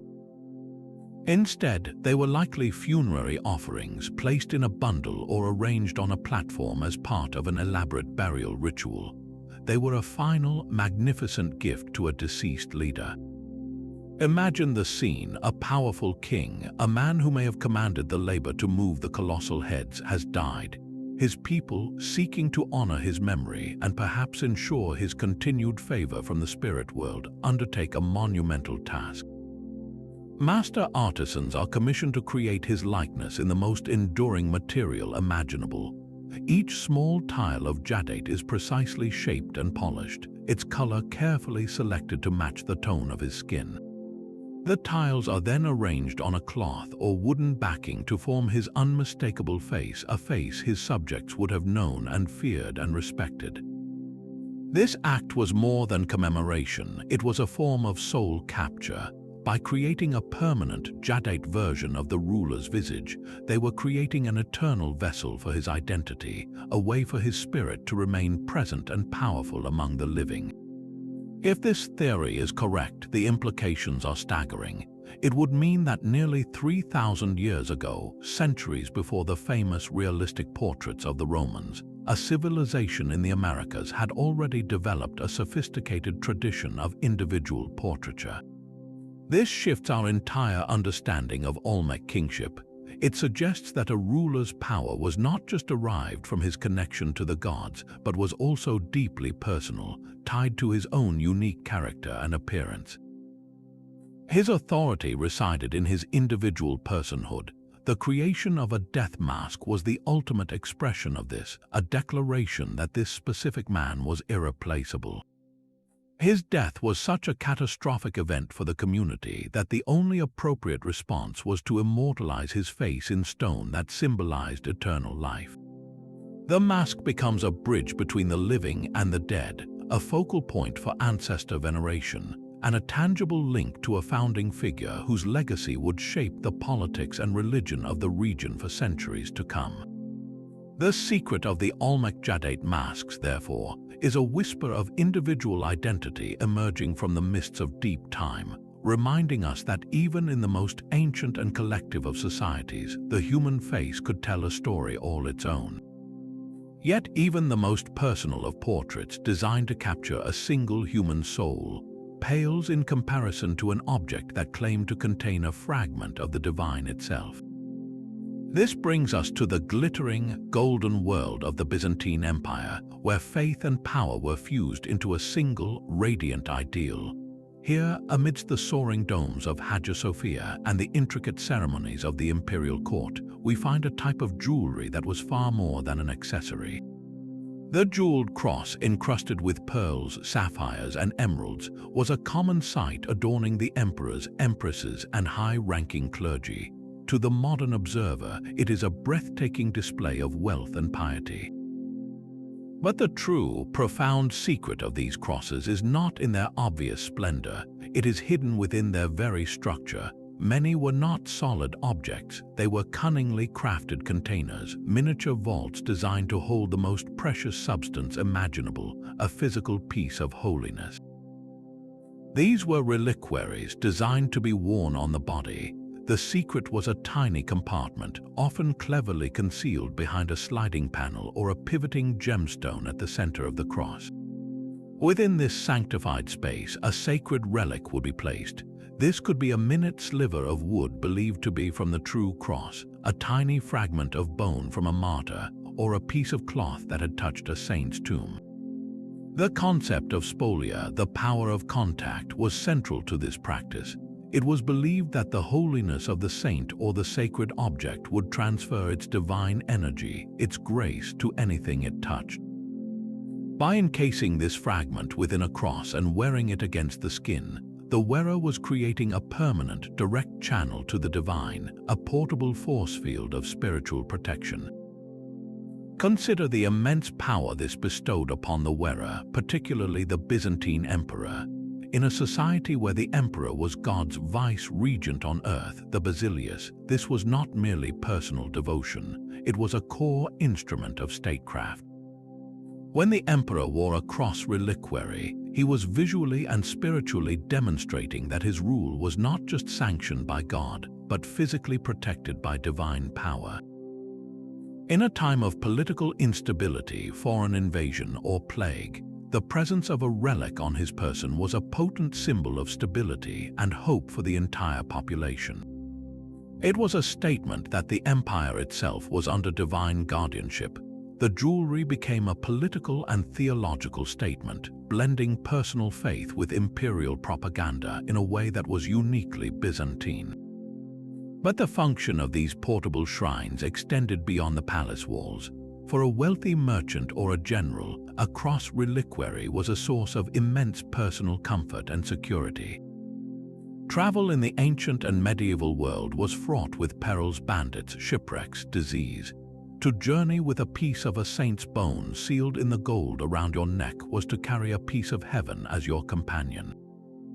It was a spiritual anchor, a tangible reminder that you were never truly alone, that a celestial guardian was watching over you. In a sense, it democratized access to the divine. While the grandest relics were housed in massive, immovable shrines in churches, the ability to own and wear a tiny fragment meant that a measure of that power could be internalized, made personal, and carried into every aspect of daily life.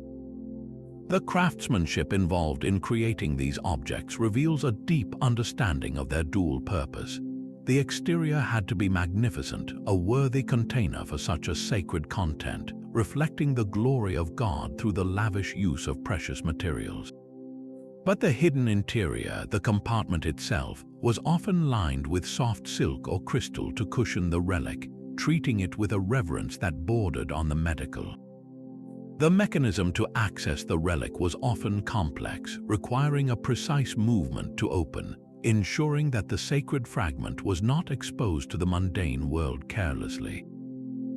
This careful engineering highlights the Byzantine belief in the real, almost physical presence of the holy within the object. The cross was not just a symbol, it was a vessel, a throne for a piece of the eternal. The secret compartment transforms a beautiful piece of jewelry into a bridge between heaven and earth, a silent testament to a world where faith was not an abstract idea, but a substance you could carry in your hand and wear next to your heart. But what if a piece of jewelry was designed to be understood by only a select few, its meaning hidden from the outside world? For an answer, we must descend into the darkness of a very different kind of Roman space, not a palace or a forum, but a hidden underground temple known as a Mithraeum. Here, in the flickering torchlight, the mystery cult of the god Mithras practiced its secret rites, and for its initiates, a simple ring could hold the key to a hidden identity. These Mithraic initiation rings, often made of iron or bronze and bearing a seemingly straightforward image of Mithras slaying the cosmic bull, are far more than they appear. Their secret is not just in the scene they depict, but in the specific, coded language of symbols that acted as a silent passport within one of the ancient world's most exclusive and clandestine organizations. To understand the ring's power, you first have to grasp the structure of the cult itself.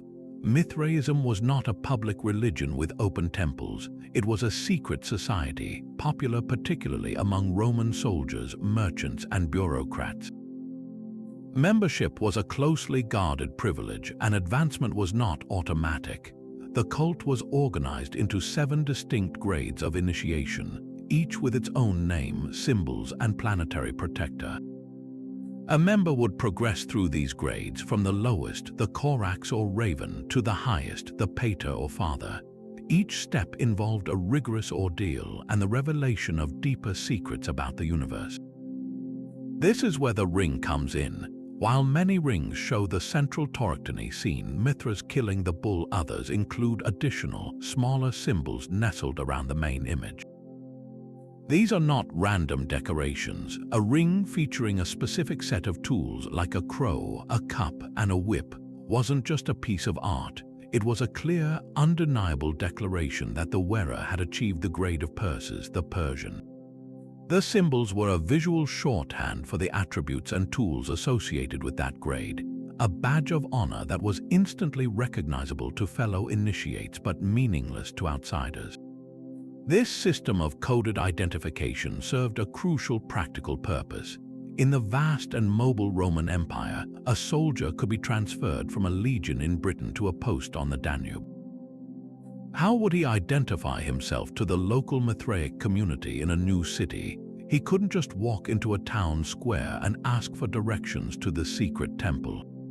But by wearing his initiation ring, he could send a subtle signal. In the baths, in the marketplace, another initiate might notice the specific symbols on the ring. A quiet conversation could then begin, using coded phrases and signs known only to members.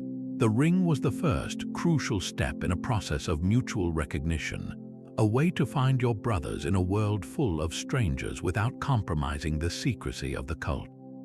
It was a tangible link to a hidden network that spanned the entire empire, offering camaraderie, spiritual support, and professional connections to those who knew how to look for the signs. Beyond mere identification, the ring likely played a direct role in the initiation ceremonies themselves. We know from archaeological evidence that each grade had specific items associated with it. The initiate to the grade of Miles, the soldier, for example, was presented with a helmet and a sword. It is highly plausible that upon successfully completing the rituals for a new grade, the initiate was given a new ring, or perhaps had a new symbol added to an existing one to mark his spiritual promotion. Wearing the ring was therefore a constant physical reminder of the oaths he had sworn and the knowledge he had gained. It was a wearable diploma, a piece of spiritual technology that connected him to his new rank within the cosmic hierarchy that Mithraism taught. The weight of the metal on his finger was a daily reinforcement of his place in a sacred journey, a journey that promised salvation and a privileged place in the afterlife for those who persevered through all 7 grades. The profound genius of this system lies in its elegant simplicity and its absolute secrecy. To a non-initiate, a Mithraic ring was just another piece of Roman jewelry, perhaps a little crude, depicting a strange mythological scene. There was no incriminating text, no obvious declaration of membership. The cult's secrets remained safe, but to another member, that same ring was an open book. It revealed the wearer's spiritual progress, his level of esoteric knowledge, and his standing within the brotherhood. In a single, glanceable object, it conveyed a wealth of information critical for maintaining the integrity of a decentralized, underground religion that thrived for centuries under the very nose of the Roman state. The ring's secret is a masterclass in clandestine communication, proving that the most powerful messages are often the ones that remain completely invisible to those who are not meant to see them. Moving from the secret brotherhoods of the Roman world, we fast forward to an era where the language of jewelry became intensely personal and publicly mandated. a silent code born not from conspiracy but from the overwhelming weight of grief. In the 19th century, particularly in Victorian England, death was a constant and visible presence in daily life. High mortality rates, especially from diseases like tuberculosis and childbirth, meant that nearly every family was touched by loss. In this atmosphere, a fascinating and intricate tradition flourished: mourning jewelry. While it may seem like a more recent custom compared to our ancient examples, it represents the absolute pinnacle of jewelry as a hidden language, a social script where every material, color, and symbol was part of a public declaration of a very private sorrow. The secret of Victorian mourning jewelry is that it turned personal loss into a complex, non-verbal code that everyone in society was expected to understand. The most intimate and startling aspect of this tradition was the use of human hair. To the modern sensibility, the idea might seem macabre, but for the Victorians, it was the ultimate act of remembrance. Hair, unlike the body, does not decompose, it endures. As such, it was seen as the perfect, tangible essence of the departed, a physical link to the person who was gone. Lockets, brooches, and rings were specifically designed with a secret compartment or a glass front, behind which a loved one's hair could be displayed. But this was far from a simple keepsake. The hair itself was often transformed through an incredibly delicate craft. Using fine needles and tweezers, artisans or even skilled family members would weave the hair into intricate, lace-like patterns, delicate flowers, complex knots, or even miniature landscapes. This painstaking work was an act of devotion in itself, a way to channel grief into creation. The resulting pattern was often a code in its own right. A woven knot could symbolize the eternal bond between the living and the dead, while a broken column represented a life cut short. Wearing this jewelry was like carrying a secret, intimate relic. The public saw a beautiful design, but only the wearer knew they were looking at the very substance of their lost mother, child, or spouse. Beyond the hidden hair, the jewelry communicated through a strict color code that dictated social behavior. The most iconic material of deep mourning was jet, a dense, black fossilized wood that could be polished to a high, deep luster. When a widow lost her husband, societal rules demanded she enter a period of full mourning, which could last for a year or more. During this time, she was expected to withdraw from society and wear only black clothing. Jet jewelry was the only acceptable adornment. Its stark, light-absorbing blackness was a clear, silent signal to everyone she encountered. It announced, "I am in mourning, my grief is fresh and profound." This was a crucial social function in a rigidly structured society. It protected the bereaved from unwanted social interactions and signaled to others the need for sensitivity and respect. After this initial period, the mourner would transition to half-mourning. This was where the secret language expanded. The jewelry could now incorporate darker shades of purple, gray, lavender, or white. A piece of jewelry with a purple enamel border or a gray pearl was not just a fashion choice, it was a subtle update. It whispered, "The sharpest pain has passed, I am beginning to re-engage with the world." The style of the setting also conveyed meaning. Early mourning pieces were often heavy, dark, and somber. As time passed, the settings could become lighter, incorporating more intricate metalwork or even small seed pearls, which symbolized tears. This entire system allowed for a nuanced, non-verbal conversation about one of the most difficult human experiences, providing a structured path through the chaos of grief that everyone could read and understand. This elaborate code was heavily influenced by the ultimate authority figure of the age, Queen Victoria herself. The long and deeply publicized mourning of the Queen for her husband, Prince Albert, who died in 1861, transformed a common practice into a national obsession. For the remaining 40 years of her life, Victoria wore only black and adorned herself exclusively with jet mourning jewelry, much of it containing Albert's hair. Her example was not just a personal choice, it became a social imperative. To be a proper, respectable member of society was to adhere to the rules of mourning as demonstrated by the monarch. Jewelers' catalogues from the period are filled with dedicated mourning sections, offering everything from simple jet bracelets to incredibly elaborate brooches featuring miniature weeping willows carved from onyx, all ready to be personalized with a lock of hair. The industry boomed because the demand was societal. In this way, mourning jewelry became a fascinating paradox. It was an intensely personal expression of love and loss, yet its form and function were dictated by the strictest public conventions. It allowed for a deep, private connection with the departed through the secret of the hair, while simultaneously performing a public role, signaling one's exact place in the timeline of grief to the entire world. It stands as a powerful testament to the enduring human need to speak the unspeakable, to find a language for loss when words fail, using the objects we wear closest to our skin.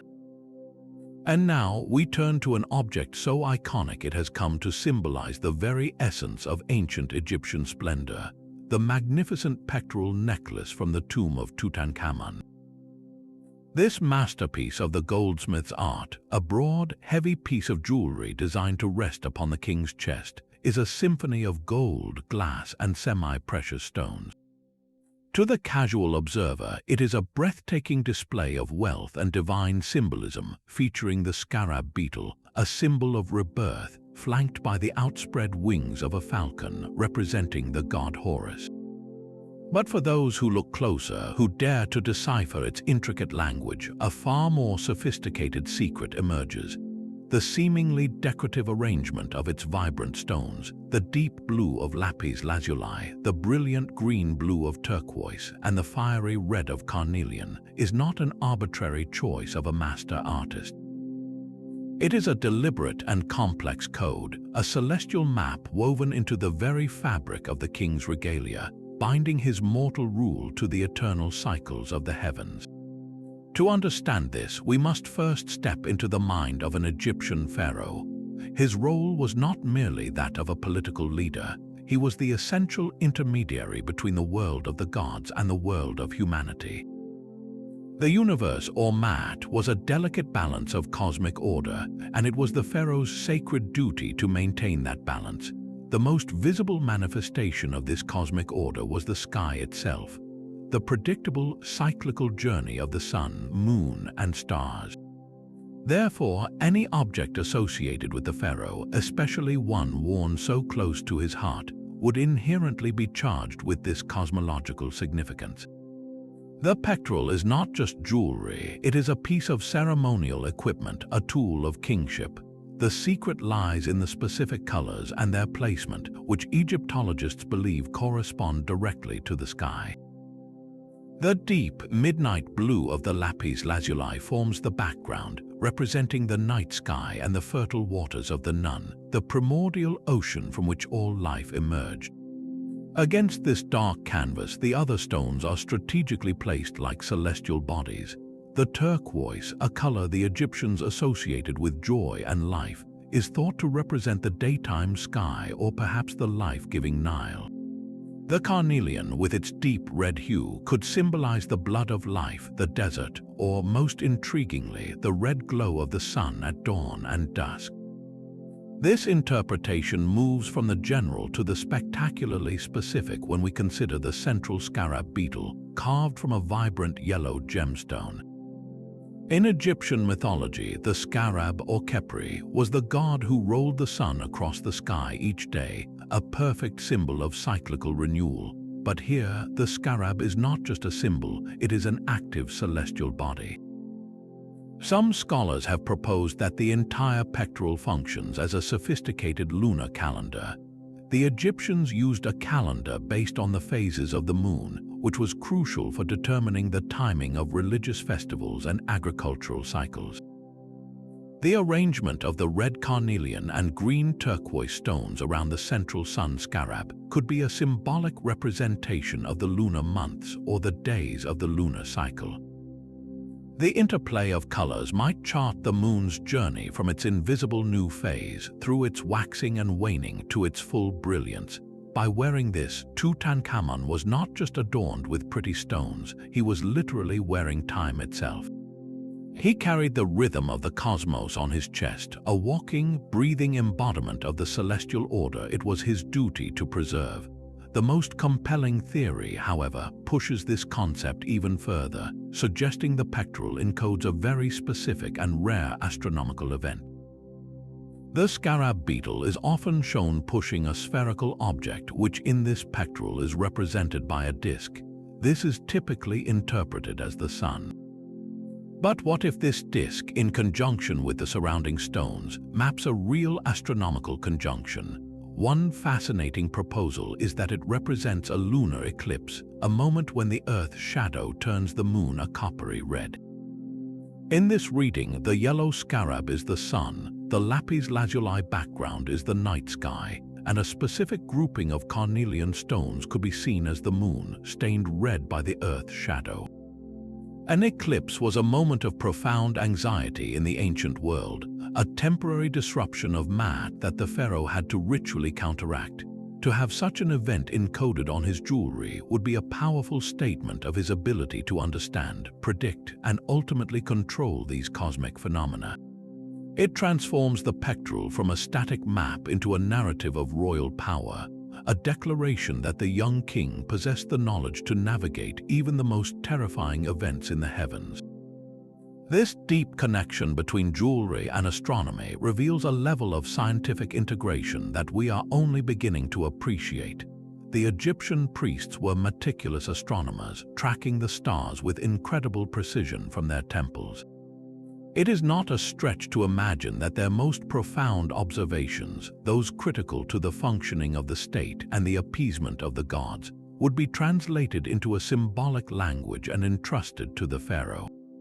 The pectoral, then, becomes a kind of portable temple, a condensation of sacred knowledge meant to be carried into every ritual. It allowed the king to align his actions with the cosmos, whether he was in a grand temple or on a battlefield.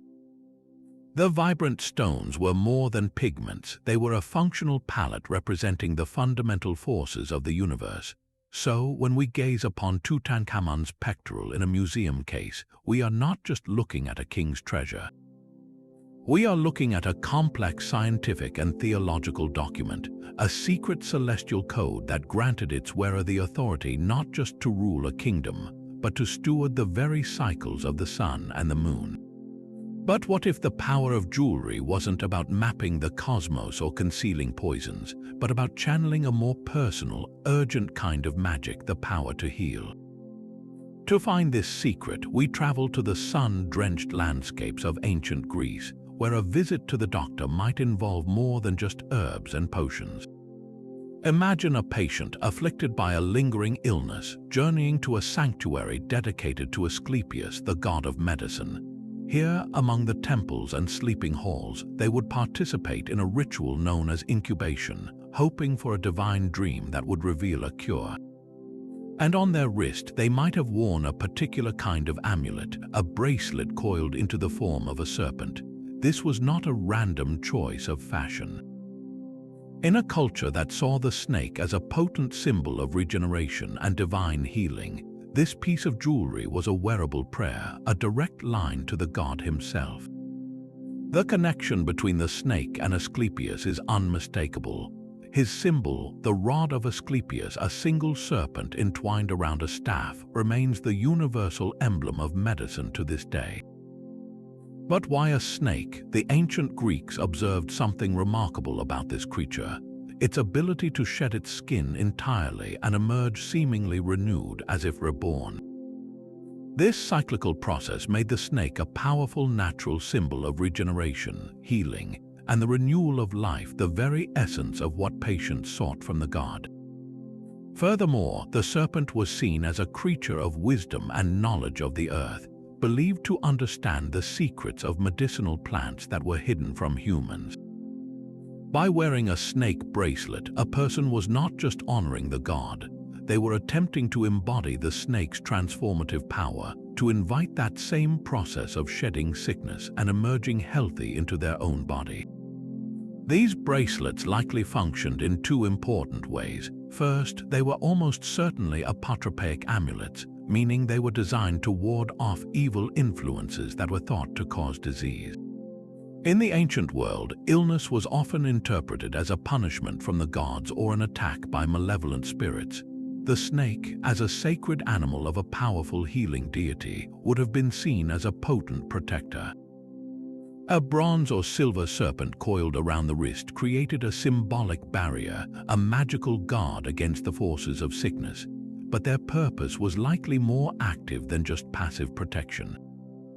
For a pilgrim arriving at a healing sanctuary like the famous one at Epidaurus, purchasing or dedicating a snake bracelet could have been a crucial part of the ritual.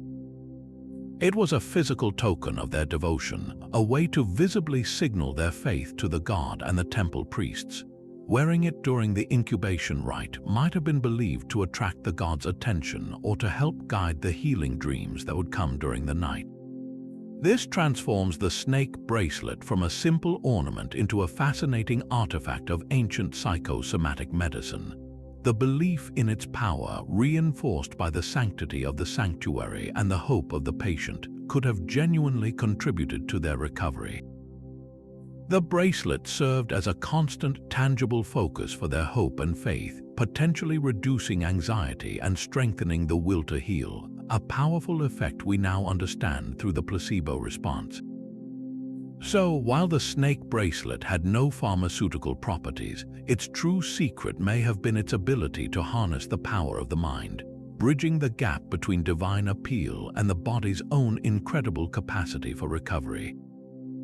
It was a tool that connected the physical world to the spiritual, proving that sometimes the most potent medicine is belief itself, worn proudly on the wrist. From the celestial maps of Egyptian pectorals, we now journey to the opulent courts of the Mughal Empire, where power was as much about refined artistry as it was about military might. Here, in the 16th and 17th centuries, a nobleman's most prized possession was often his conjar, a curved dagger with a hilt carved from a single, flawless piece of jade. The cool, smooth stone, often in shades of pale green or white, was a tactile pleasure, but its beauty concealed a brilliant and practical secret. A careful examination of the hilt would reveal an almost imperceptible seam. With a precise twist, a section of the jade would unscrew, revealing a hidden compartment nestled within the very heart of the weapon. This was not a flaw in the craftsmanship. It was the pinnacle of it, a secret space that transformed a ceremonial object into a deeply personal tool for survival and solace in the treacherous world of imperial politics. The contents of this tiny vault were as varied as the intentions of the man who carried it. For some, it was a vessel for luxury. A few drops of attar, a precious perfume derived from roses or sandalwood, could be soaked into a tiny cotton wad and placed inside. In a crowded court or after a rich meal, the nobleman could discreetly unscrew the hilt, bring it to his nose, and be enveloped in a private cloud of fragrance. This was more than mere indulgence. It was a statement of extreme sophistication, a way to demonstrate control over one's immediate environment and to project an aura of unshakable serenity. In a culture that highly valued personal purity and pleasant aroma, carrying a portable source of perfume in the hilt of a weapon represented the perfect Mughal ideal, the fusion of fierce warrior strength with cultured, civilized sensibilities. But this same compartment could hold a far deadlier secret. The Mughal court was a snake pit of intrigue, where alliances shifted like desert sands and a rival's ambition could be as sharp as any blade. For an emperor or a high-ranking noble, the hidden space in the jade hilt could become a last resort. A potent, fast-acting poison could be concealed within, a fine powder or a residue coating the interior. This was the ultimate insurance policy. If captured facing a humiliating and torturous death, a quick, discreet lick of the hilt could provide a swift and honorable exit. Alternatively, the poison could serve a more aggressive purpose. A single drop slipped into a rival's cup during a toast, a silent and untraceable assassination method that turned a piece of defensive jewelry into an offensive weapon. The dagger's secret compartment was the ultimate symbol of the duality of courtly life.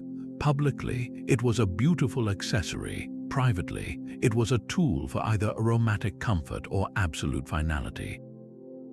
The very existence of these compartments speaks volumes about the Mughal worldview, which saw no contradiction in uniting opposing forces. The jade itself was significant. In both Persian and Indian traditions, jade was believed to have protective qualities, including the ability to detect poison by changing color or breaking, and belief that adds a layer of profound irony to the practice of hiding poison within it. This reflects a culture comfortable with paradox, where material meant to protect could also be used to destroy. The craftsmanship required to create a perfectly threaded screw mechanism in a material as hard yet brittle as jade is staggering. It required lapidaries of unparalleled skill who could work the stone with such precision that the seam all but disappeared. This highlights that the secret was not for the common soldier. It was a luxury of the highest order, a bespoke feature for those whose lives were a constant performance of power, where the line between a gracious host and a potential victim was invisibly thin. The hidden hilt was a physical manifestation of the secrets every powerful person carried, a beautiful, cold, and utterly silent confidant worn at the hip. Yet for all the mechanical ingenuity of concealed hinges and secret poisons, sometimes the most astonishing secret is hidden not in a compartment, but in the surface of the jewelry itself, in a technique so perfect it simply should not have been possible. This brings us to the breathtaking work of the Etruscans, a civilization that flourished in what is now Italy centuries before the rise of Rome. The Etruscans were master goldsmiths, and their most legendary creation was a form of surface decoration so minute, so intricate, that it looks as if it was spun from gold dust by a divine hand. This is the art of granulation. The technique involves decorating a gold surface with tens of thousands of microscopic gold balls or granules, each smaller than a pinhead, arranged into impossibly delicate patterns of geometric shapes, swirling vines, or even tiny figures. From a distance, the effect is a subtle, velvety texture, but up close, under a magnifying glass, the true miracle is revealed. A flawless, permanent bond between each minuscule sphere and the background, achieved without any visible solder. For over 2,000 years, the method for creating this perfect, invisible join was a complete and utter mystery, a secret lost to time that modern science has only just begun to unravel. The challenge the Etruscans overcame is one of basic physics and chemistry. How do you attach one piece of gold to another without melting them together into a blob? If you try to heat a tiny gold ball and place it on a gold base, the ball will simply melt into the surface, losing its shape entirely. If you use a conventional solder, a different metal with a lower melting point, it would form a visible seam, a tiny fillet of metal around the base of each granule, destroying the subtle, shadowy effect the Etruscans prized. Their goal was perfection. The granules had to appear as if they had grown organically from the surface, with no evidence of human intervention. The sheer scale of the work is mind-boggling. A single Etruscan fibula or brooch might be covered with many thousands of these granules, each one individually placed to form a complex pattern. To accomplish this without a single mistake, without a single granule out of place, represents a level of patience and skill that borders on the superhuman. For centuries after the Etruscan civilization was absorbed by Rome, artisans attempted to replicate the technique, but their results were always inferior. The granules were larger, the bonds were weaker, and the telltale signs of solder were often visible. The Etruscan secret had vanished. The turning point in this ancient mystery came not from archaeology but from modern chemistry. The prevailing theory for decades was that the Etruscans used a form of colloidal soldering, a method involving a mysterious organic glue mixed with copper salts. The process was believed to be something like this. The goldsmith would first create the granules, possibly by cutting fine gold wire into minute pieces and heating them on a bed of charcoal until surface tension pulled them into perfect spheres. Then, using a fine brush, perhaps a single hair, they would arrange the granules onto the gold base using a sticky organic adhesive, maybe derived from plant sap or fish glue. This adhesive acted as a temporary fixative, holding the design in place. The real magic happened in the final firing. When the piece was heated in a kiln, the organic adhesive would burn away, but not before reducing the copper salts, copper carbonate or copper oxide, to pure elemental copper. At the specific temperature where gold begins to soften but not melt, this newly liberated copper would instantly diffuse into the gold at the points of contact between the granule and the base. Because copper has a slightly lower melting point than gold, it would act as a molecular bridge, creating a strong alloy bond at the microscopic interface. The kicker is that copper oxidizes easily. In the final step, the artisan would likely dip the finished piece in a mild acid, like vinegar or fermented wine. This acid would dissolve away the thin layer of copper oxide on the surface of the gold, but it would not affect the copper that had already diffused into the gold at the joint. The result was a perfectly clean, pure gold surface with an utterly invisible, metallurgical bond strong enough to last for millennia. This chemical recipe was a masterpiece of empirical science, discovered through generations of trial and error. The Etruscan goldsmiths had no concept of atoms or diffusion, but they possessed an intuitive, alchemical understanding of material behavior that allowed them to manipulate metals at a microscopic level. They understood that the key was not to melt the gold, but to activate its surface to create a moment of atomic sharing at the precise point of contact. The loss of this technique is a stark lesson in the fragility of specialized knowledge. It was likely passed down orally within closed guilds of master craftsmen. As the Etruscan culture declined and its social structures were dismantled by Roman conquest, the secret formula, the exact proportions of the adhesive, the specific copper salt, the precise temperature and duration of the firing simply faded from memory. The Romans valued mass production and bold, visible displays of wealth. The subtle, time-consuming artistry of fine granulation had no place in their bustling, pragmatic economy. So the secret died, and the jewelry that remained stood as a silent, golden monument to a level of craftsmanship that the world would not see again until the advent of the modern laboratory. But from the cool, metallic perfection of Etruscan gold, we now plunge into the warm, shallow waters of the Mediterranean Sea, where a different kind of treasure was harvested, one that was not carved or forged but grown. For the ancient Romans and Greeks, few materials were as simultaneously beautiful and potent as coral. Its vibrant, organic red branches polished to a soft gloss made for stunning beads and pendants. Yet, its true value lay far beyond its striking appearance. The secret of coral was not in its aesthetic appeal, but in a powerful, deeply rooted mythology that transformed it from a simple sea creature into a divine substance. A literal piece of petrified magic worn as a shield against the invisible dangers of the world. The origin of this belief is a story ripped directly from the pages of Greek myth. When the hero Perseus slew the Gorgon Medusa, whose gaze could turn men to stone, he placed her severed head in a sack and flew over the ocean. As he flew, drops of Medusa's blood fell into the sea, and upon touching the water, they miraculously solidified into the first red coral. This incredible origin story imbued coral with an undeniable power. It was born from the blood of a monstrous yet divine being, a substance that had witnessed the ultimate confrontation between hero and monster. This gave it a dual nature. It was a product of death, yet it possessed the ability to preserve life. Because it hardened upon contact with the air, the Gorgon's blood turning from liquid to solid, it was seen as a material that could actively arrest negative forces, freezing evil in its tracks just as Medusa's gaze froze her victims. Wearing coral was therefore like carrying a piece of Perseus's victory with you, a charm that had already proven its power against the most terrifying of foes.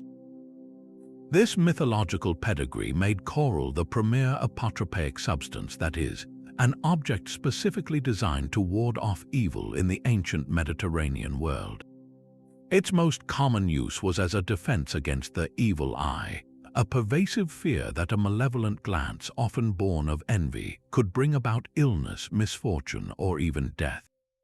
The vibrant red color of coral was itself considered a potent countercharm, a color so strong and alive it could distract or repel the harmful intention. But the protection was believed to be more than symbolic. Tiny coral amulets, often carved into the shape of a phallus, another powerful apotropaic symbol in Roman culture, or a clenched fist, were frequently hung around the necks of infants and young children. The reasoning was tragically practical. Childhood mortality was devastatingly high, and parents, powerless against disease, would grasp at any form of protection. Dangling a piece of coral around a baby's neck was an act of desperate hope, a way to create a magical barrier around the most vulnerable member of the family. It was a parent's prayer made tangible, a silent plea to the gods and a warning to any malevolent spirit to stay away. This protective function extended directly from the nursery to the battlefield. Roman soldiers, men who faced death daily, were another group known to carry coral amulets. For a soldier marching into the chaos of combat, danger was not just physical, from swords and spears, but also mystical. There was always the fear of a curse, or simply the bad luck that could turn a glancing blow into a fatal wound.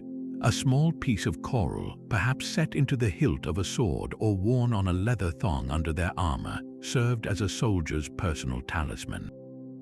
It was a private source of courage, a reminder that they carried the hardened blood of a gorgon, a substance that had already cheated death once. This practice highlights the deeply ingrained nature of magical thinking in the ancient world, where the line between practical warfare and spiritual warfare was blurred. A soldier's kit was not complete without both his iron sword and his coral charm. One defended against visible enemies, the other against invisible ones. What's particularly fascinating is how this belief persisted and evolved, demonstrating the incredible durability of a powerful idea. Long after the Roman Empire faded, the protective reputation of coral endured. Throughout the Middle Ages and into the Renaissance, coral teething rings remained popular for babies, and branches of coral were displayed in homes across Europe to guard against storms and witchcraft. This longevity shows that the secret of coral was not a fleeting superstition, but a fundamental aspect of the human psyche, addressing a universal need for safety in an unpredictable world. The ancient Romans, by linking this beautiful sea growth to a dramatic myth, created a narrative so compelling that it resonated for millennia. The coral amulet, therefore, is more than an archaeological artifact. It is a key to understanding the ancient mind, a mind that saw the natural world as alive with meaning and magic, where a gift from the sea could be the best defense against the darkness both outside and within. But what if a piece of jewelry was so magnificent, so physically demanding to wear, that its very existence poses a riddle about the nature of power itself? This brings us to one of the most stunning and enigmatic artifacts ever unearthed in Europe, the mold gold cape. Discovered in a burial mound in Wales in the 19th century, it is not a cape in the modern sense of fabric, but a breathtaking shoulder-to-waist covering painstakingly hammered from a single, immense ingot of gold. Its surface is a masterwork of Bronze Age artistry, decorated with precise repoussé patterns of ribs and bosses that mimic the subtle texture of fine cloth or perhaps the protective scales of a mythical beast. The immediate assumption is that this was a symbol of ultimate status worn by a chieftain or a queen. Yet the cape's secret is not simply that it denotes rank. It is that its extraordinary design and profound physicality suggest a function far more specific and ritualistic than we can fully comprehend, pointing to a single, extraordinary individual whose true identity and purpose are lost to time. The first clue to its secret purpose is its breathtaking impracticality. This is not jewelry meant for daily life. The cape is incredibly fragile, the gold sheet is wafer thin, and any significant pressure or impact would have caused permanent damage. Furthermore, it is rigid. The solid metal form would have severely restricted the wearer's arm movement, making simple tasks like eating, drinking, or even walking with a natural gait nearly impossible. One could not have fought a battle or presided over a lengthy council meeting while wearing it. This forces a radical conclusion. The mold cape was not a symbol of active, practical power, but of a very specific kind of ritual power.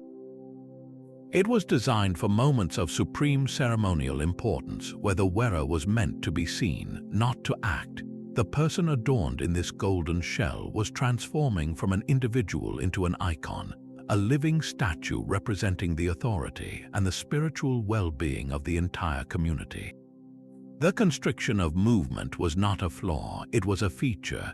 It enforced a state of stillness and grandeur, forcing the wearer into a posture of monumental dignity. This leads to the central mystery. Who was this person? The burial context offers tantalizing but incomplete clues. The cape was found with the fragmented remains of a single individual. While early reports speculated it belonged to a woman, modern analysis suggests the skeleton was likely that of a man. But this biological fact only deepens the puzzle. Was he a priest-king, a figure whose authority was derived from his role as an intermediary with the gods? The cape's design, with its repetitive, almost hypnotic patterns, could have been intended to induce a trance-like state in both the wearer and the observers during a sacred ceremony. Or consider another compelling theory, that the wearer was not a permanent ruler, but an individual chosen for a specific, temporary role. In many ancient societies, a community would select a sacral king, or a ritual stand-in for a set period, often to celebrate a seasonal festival or to undergo a symbolic death and rebirth for the fertility of the land. The mold cape, in this light, could be the ceremonial garb for such a figure, an outfit of such immense spiritual weight that it could only be worn for a short, critically important time. The craftsmanship itself holds another layer of the secret. The cape was not cast but laboriously raised from a single piece of gold using a technique called repoussé. This would have required a master craftsperson to work for months, perhaps even years, patiently hammering the metal from the reverse side to create the raised patterns. The sheer investment of time and skill is astronomical. This indicates that the society that produced it was not a simple tribal group, but one with a highly specialized economy capable of supporting such elite artisans and amassing such a quantity of gold. The cape is a testament to a sophisticated and wealthy culture in Bronze Age Britain, one with complex religious beliefs that demanded the creation of objects of overwhelming splendor. The secret of the cape, therefore, is not just about the person who wore it, but about the entire society that felt compelled to create it.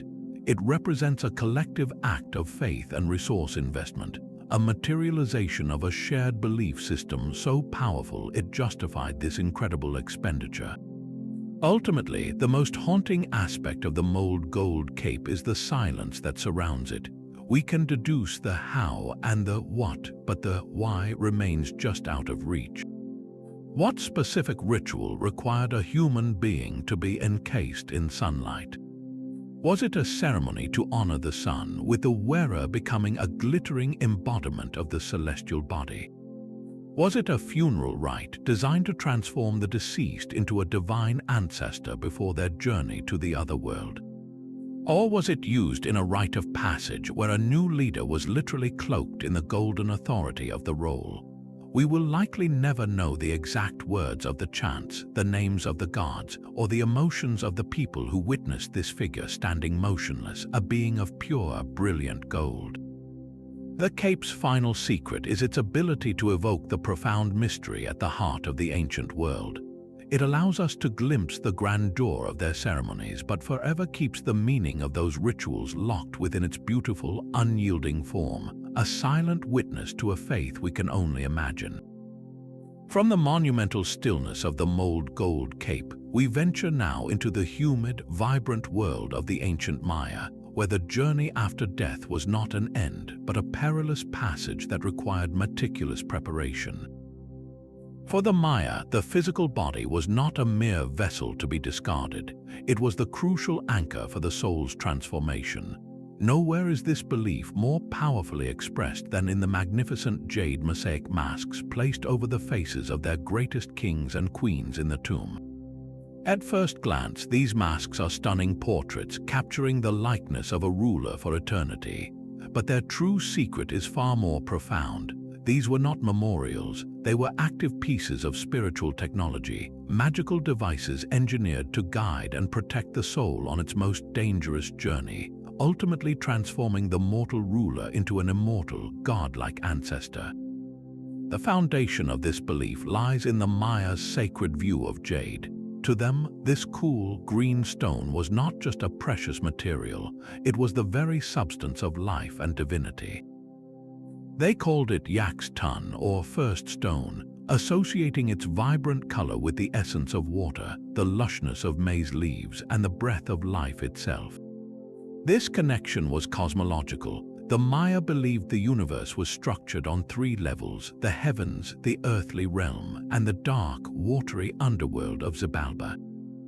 Jade, with its color of fertile growth and its associations with water, was seen as a bridge between these realms. It contained the vital energy, the kaya, that animated the world. By encasing a ruler's face in jade, the Maya were essentially recharging the body with this life force, creating a permanent, incorruptible shell that would withstand the decay of the tomb and the trials of the afterlife. The mask was a battery of divinity, intended to sustain the soul long after the heart had stopped beating. This transformative purpose is vividly illustrated by the mask of the great Palan king, Kainish Janab Pakal, discovered in his elaborate tomb within the Temple of the Inscriptions. The mask is a masterpiece of portraiture, but every element is deeply symbolic. The eyes are made of shell and obsidian, giving them a lifelike, piercing quality, suggesting the deceased king's continued perception. The mosaic itself is set on a stucco base molded directly to the ruler's skull, creating an eternal, individualized likeness. However, the magic of the mask operated on multiple levels. It was likely a focal point for elaborate funerary rituals. Priests may have anointed it with sacred water or the blood of sacrifices, activating its power as a conduit to the gods. The mask transformed the dead king from a mere corpse into an effigy, a statue-like representation that could be a receptacle for his returning spirit during future ceremonies. He was not gone, he was translated, his presence fixed in the community's sacred space through the power of the jade. The ultimate goal of this transformation was to navigate the terrifying challenges of Xibalba. The Maya underworld was not a place of punishment, but a complex realm filled with treacherous rivers, malevolent lords, and demanding tests that the soul had to pass to achieve immortality. The jade mask was the deceased ruler's greatest asset in this ordeal. As a symbol of water and vegetation, it could help the soul cross the underworld's rivers and overcome the lords of decay and death. It was a passport and a shield, identifying the wearer as a person of immense spiritual power, a being already touched by the divine. A successful journey through Xibalba meant the soul would not be extinguished but would be reborn, ascending to join the celestial gods as a deified ancestor. From this exalted position, the king could then intercede for his people, influencing rainfall, crop yields, and military victories. The mask, therefore, was not for the benefit of the dead alone. It was a critical investment in the continued survival and prosperity of the entire kingdom. By ensuring their king's apotheosis, the living were securing a powerful ally in the spirit world. The secret of the jade mosaic mask is that it encapsulates the entire Mayan cycle of life, death, and rebirth.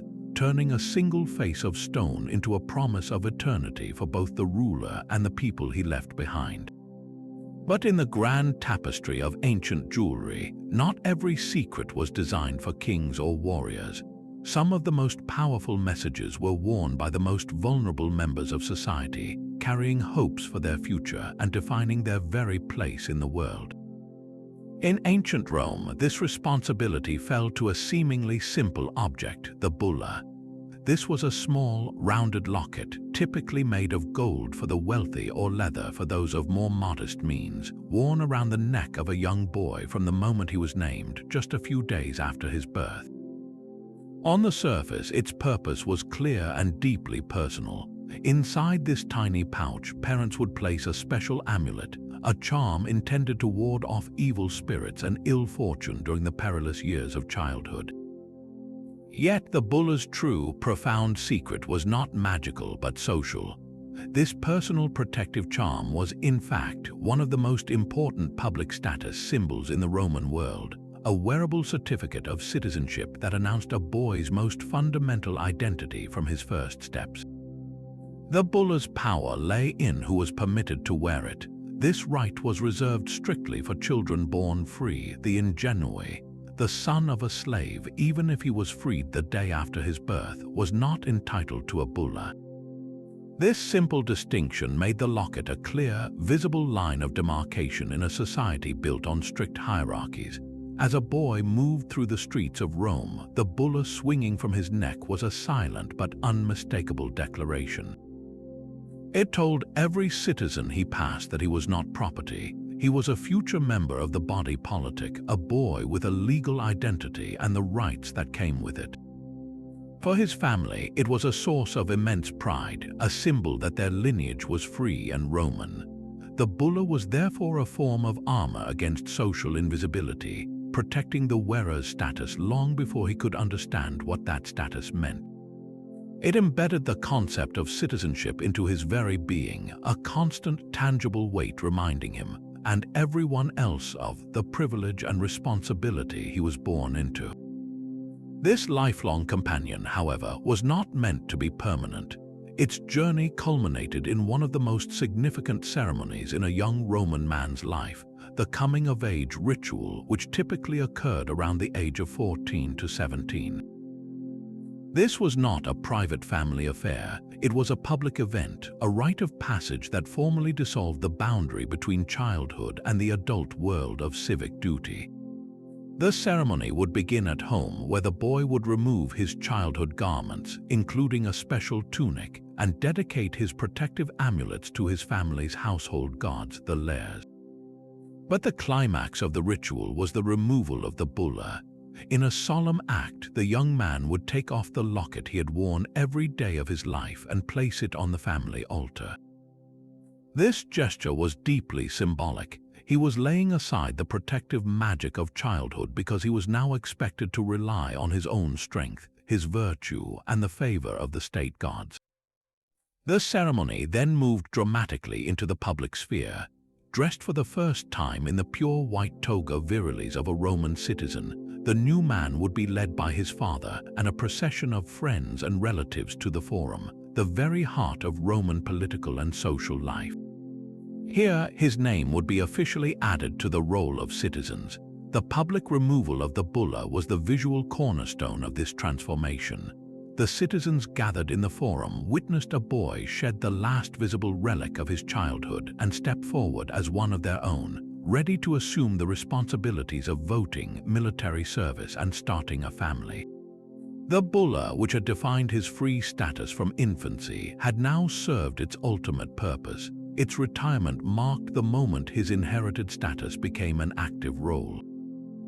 He was no longer just a freeborn boy under protection. He was a Roman man, a citizen with a voice. The secret of the bulla, therefore, is that it was a countdown timer woven in gold or leather, a personal object whose entire meaning was directed toward the moment it would be publicly set aside, completing the transformation it had promised since the day of its bestowal. Now, imagine the fear and uncertainty of being a Christian in the Roman Empire before the reign of Constantine. Your faith is a capital offense, and professing it openly could lead to arrest, torture, and a horrifying death in the arena. In this atmosphere of suspicion and danger, how do you find your fellow believers? How do you signal your faith without alerting the authorities? The answer lies not in grand gestures, but in the most personal of possessions, a simple ring. While the Mithraic rings we discussed earlier used symbols to denote rank within a secretive brotherhood, Christian rings from the same period served an even more urgent purpose. They were lifelines, tiny, wearable testaments of faith designed to be invisible to the persecutor but unmistakable to the initiated. The genius of this clandestine communication was in its use of what archaeologists call dissimulatio, the art of concealment through ordinary appearance. A Roman soldier or official glancing at one of these rings would see nothing out of the ordinary. He might notice a simple image of a fish, a common motif in a society that relied on the sea. Or he might see a kindly shepherd carrying a lamb on his shoulders, a pastoral scene that echoed classical ideals of bucolic peace.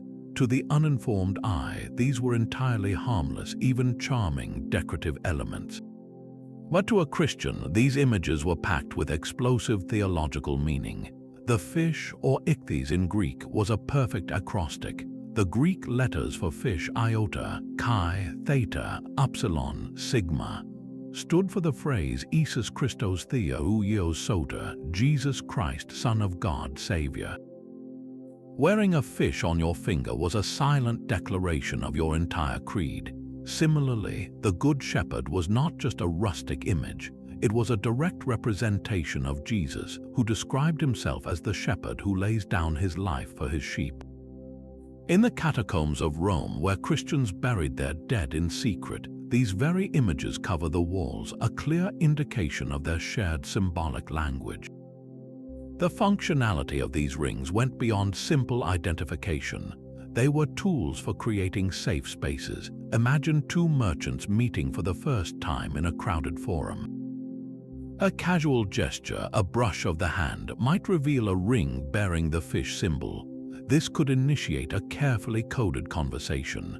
One might draw a simple arc in the dust with their foot. If the other completed it with a second arc to form the outline of a fish, the connection was confirmed. Suddenly, in the midst of a hostile world, you had found a brother or sister. You could then speak freely, arrange to attend a secret worship service in a home, or seek shelter and aid. The ring was a key that unlocked a hidden network of support and fellowship. It allowed the early church to grow and sustain itself under the very nose of an empire that sought to eradicate it. This was survival jewelry, where the beauty was not in the gleam of the gold, but in the life-saving message it conveyed. What is particularly moving is the variety of these symbols. Beyond the fish and the shepherd, other motifs included an anchor, which symbolized hope, and the cross, or a dove, representing the Holy Spirit and peace. Some rings were even more subtle, featuring just two Greek letters, the chi and the rho, the first two letters of Christ's name, superimposed on one another. This symbol, known as the chi-rho, could be easily mistaken for an abstract design. The choice of symbol might have reflected personal devotion or the specific community to which the wearer belonged. A ring with a dove might signal a particularly peaceful disposition, while an anchor might be worn by someone who clung fiercely to hope in a time of trial. This personalization makes these artifacts incredibly intimate. They weren't mass-produced slogans, they were deeply personal affirmations of a faith that risked everything. When we look at one of these rings today, we are not just looking at a piece of history. We are witnessing an individual's courage, their quiet defiance, and their profound hope for a salvation that they believed was worth any price. Now, let's journey from the intricate personal codes of Victorian mourning jewelry to the windswept shores of the Viking Age, where an object of pure utility held a secret about identity that was as vast as the seas the Norse people sailed. We often picture Viking women in their iconic apron-style dresses, held together by a pair of large, distinctive oval brooches typically crafted from bronze. These are known as tortoise brooches, and their primary function was undeniably practical. They fastened the straps of the woman's overdress to a shorter underdress, creating the recognizable pinafore look. They were the clasps that held the entire outfit together, but to see them as mere fasteners is to miss their deeper significance. In a world without passports, family crests, or national identities as we know them, these brooches served as a silent, wearable declaration of who you were and where you came from. They were, in a very real sense, map pins worn on the body, charting a woman's place in the complex geography of the Viking world. The secret lies not in a hidden compartment, but in the specific stylistic language of the brooches themselves. While they all share the general oval or tortoise shell shape, the devil is in the decorative details. Archaeologists have meticulously catalogued these variations, and a clear pattern emerges. The specific style of animal interlace, the type of geometric patterning, the presence or absence of certain motifs like gripping beasts or stylized faces, these were not just random artistic choices. They were regional dialects in a visual language, a brooch decorated in the gripping beast style, characterized by sinuous animals with paws that grip the borders of the brooch, might strongly indicate an origin in the Danish lands or areas under strong Danish influence. Conversely, a brooch from Norway might feature a different, more geometric or ribbon-like animal style, known as the Jellinge or Bora style, after the places where they were first identified. For a trained eye, which any Viking would have possessed, these differences were as clear as a regional accent is to us today. This function as a cultural marker becomes profoundly important when we consider the nature of Viking society. This was an era of immense movement, of settlement in far-flung lands from Iceland to the shores of North America, and of trade routes stretching from the Caspian Sea to the British Isles. In a bustling trade town like Hedeby or Birka, a woman's brooches would have been one of the first things another person noticed. They acted as an instant identifier. A woman wearing a distinctively Swedish style of brooch in a market in Dublin would have been immediately recognizable to others from her homeland, facilitating connections, establishing trust, and reinforcing a sense of community in a foreign place. They were a way of finding your people in a crowd, a non-verbal signal that said, "I am from there, just like you." This was crucial for maintaining cultural ties across the vast Norse diaspora, a network of shared identity that was physically manifested in the jewelry on a woman's chest. Furthermore, these brooches could signal more than just a broad regional identity. They might have pointed to a specific clan or even familial lineage. The quality of the bronze, the intricacy of the casting, and the presence of rare embellishments like silver inlay could announce the wearer's social standing and wealth. A pair of exquisitely detailed brooches from a known workshop in a particular fjord could have been as recognizable as a family name. They were heirlooms passed down from mother to daughter, carrying the story of their lineage with them.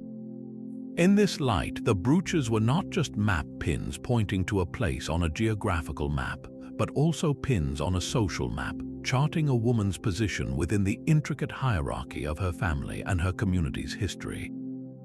They were a portable anchor to her past, worn proudly over her heart as she helped build new futures in unknown lands.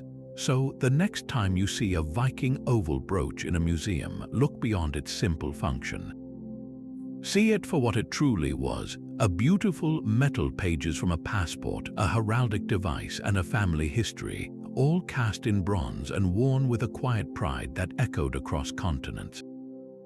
But what if the most profound secret of an ancient masterpiece wasn't in its design or its symbolism, but in the very method of its creation, a method that was so transformative it was discovered again and again by cultures separated by oceans and millennia?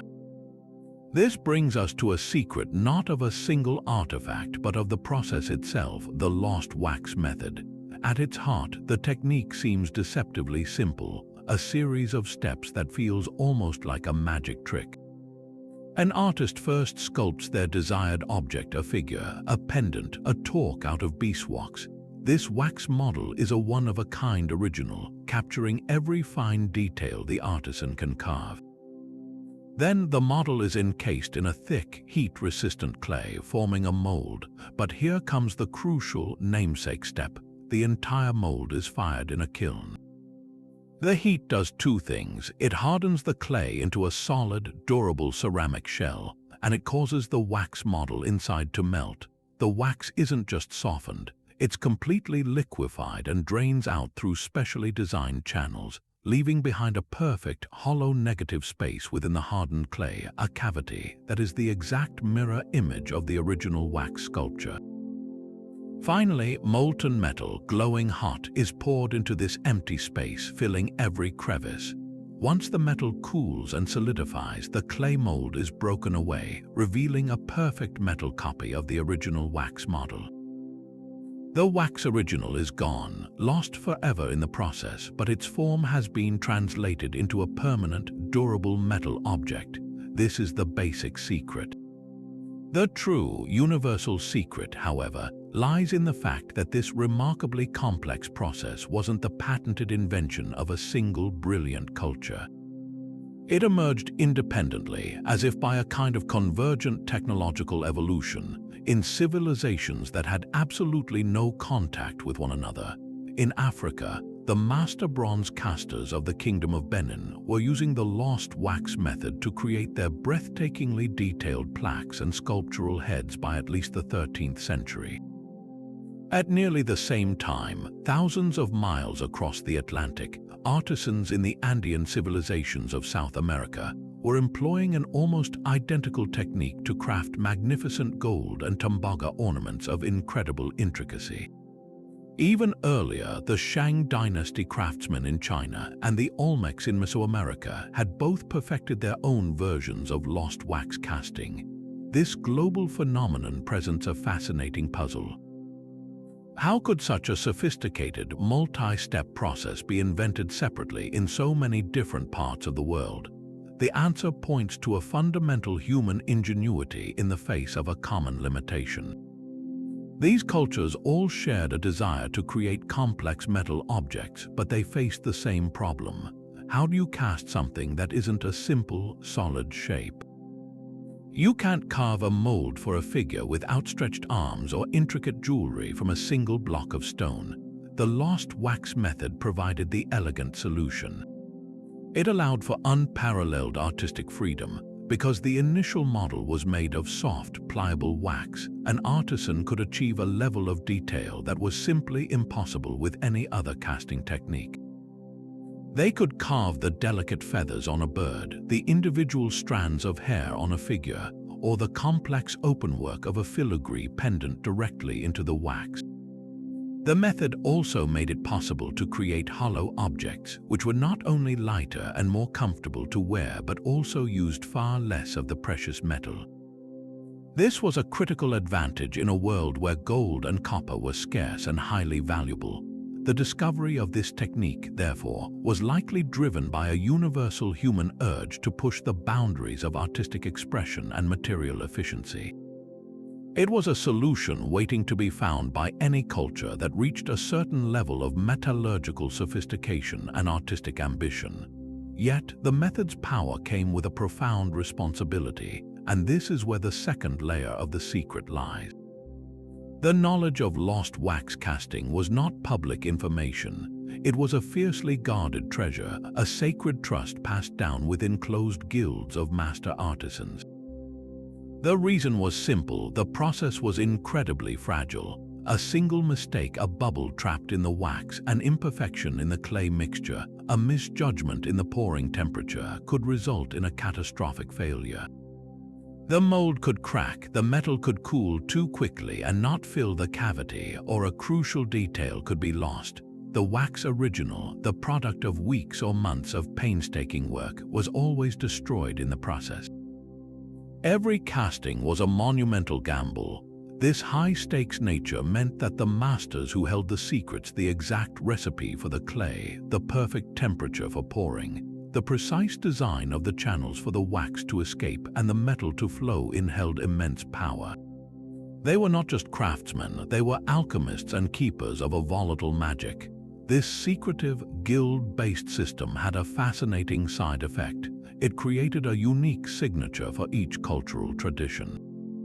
While the fundamental principle was the same worldwide, the specific tricks of the trade varied dramatically. A Benin bronze caster might use a specific type of palm fiber in their clay mixture to give it strength, while an Andean master might have a secret formula for the wax blend to achieve a certain smoothness.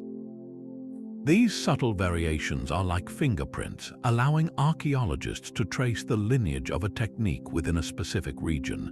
The loss of this knowledge was always a looming threat. If a guild was dispersed by war, famine, or the death of a master without a properly trained apprentice, the entire intricate process could vanish from that culture for generations. The lost wax method, therefore, stands as a testament to both the universal creativity of the human mind and the fragile, personal nature of ancient technological mastery. It was a secret so powerful it shaped the art of continents, yet so delicate it could be extinguished in a single lifetime, leaving behind only the breathtaking metal objects as proof that such magic was once possible. Yet for all their practical and spiritual power, perhaps no object captures the Roman obsession with status and the anxieties it provoked quite like the humble pearl. In the sprawling, competitive world of the Roman Empire, where new money constantly challenged old aristocracy, a single, perfect pearl could speak volumes. It was more than a gem. It was a complex, shimmering symbol of immense wealth, global reach, and a dangerous flirtation with the decadent East. To wear pearls was to make a bold and calculated statement, one that could elevate you to the heights of society or mark you as a corrupting influence on traditional Roman values. The pearl's power began with its staggering rarity and its incredible journey to Rome.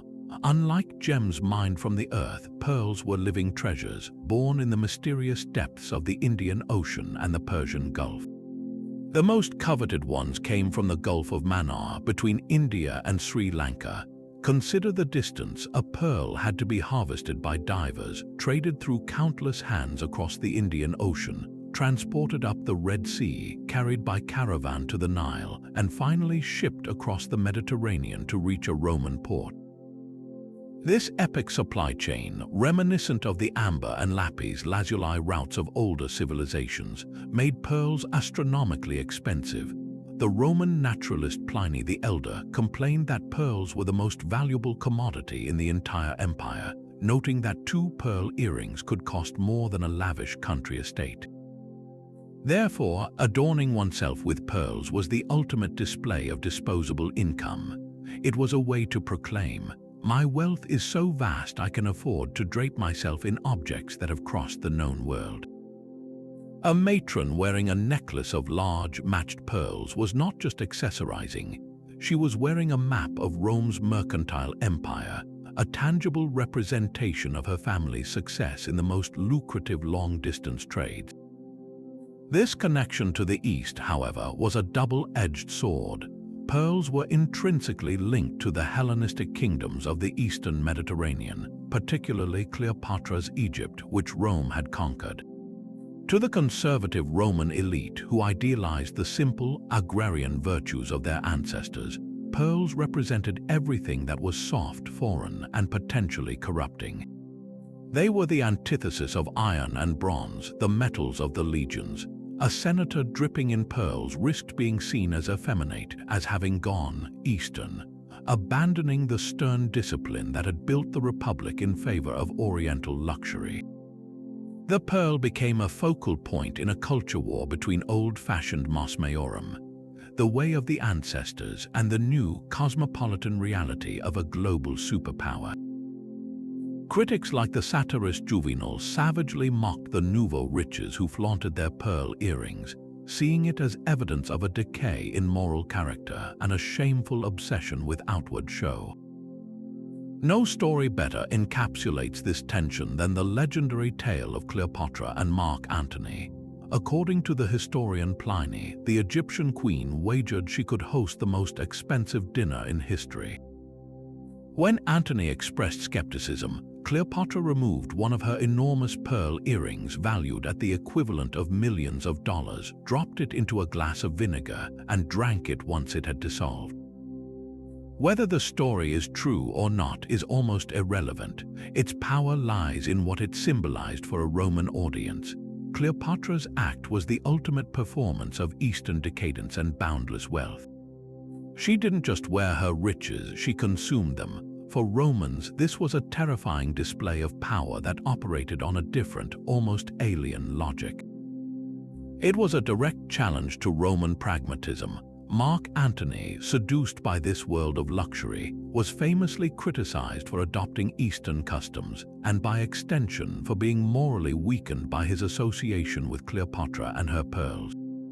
The story served as a cautionary tale. This is what happens when Roman virtue is overwhelmed by foreign extravagance.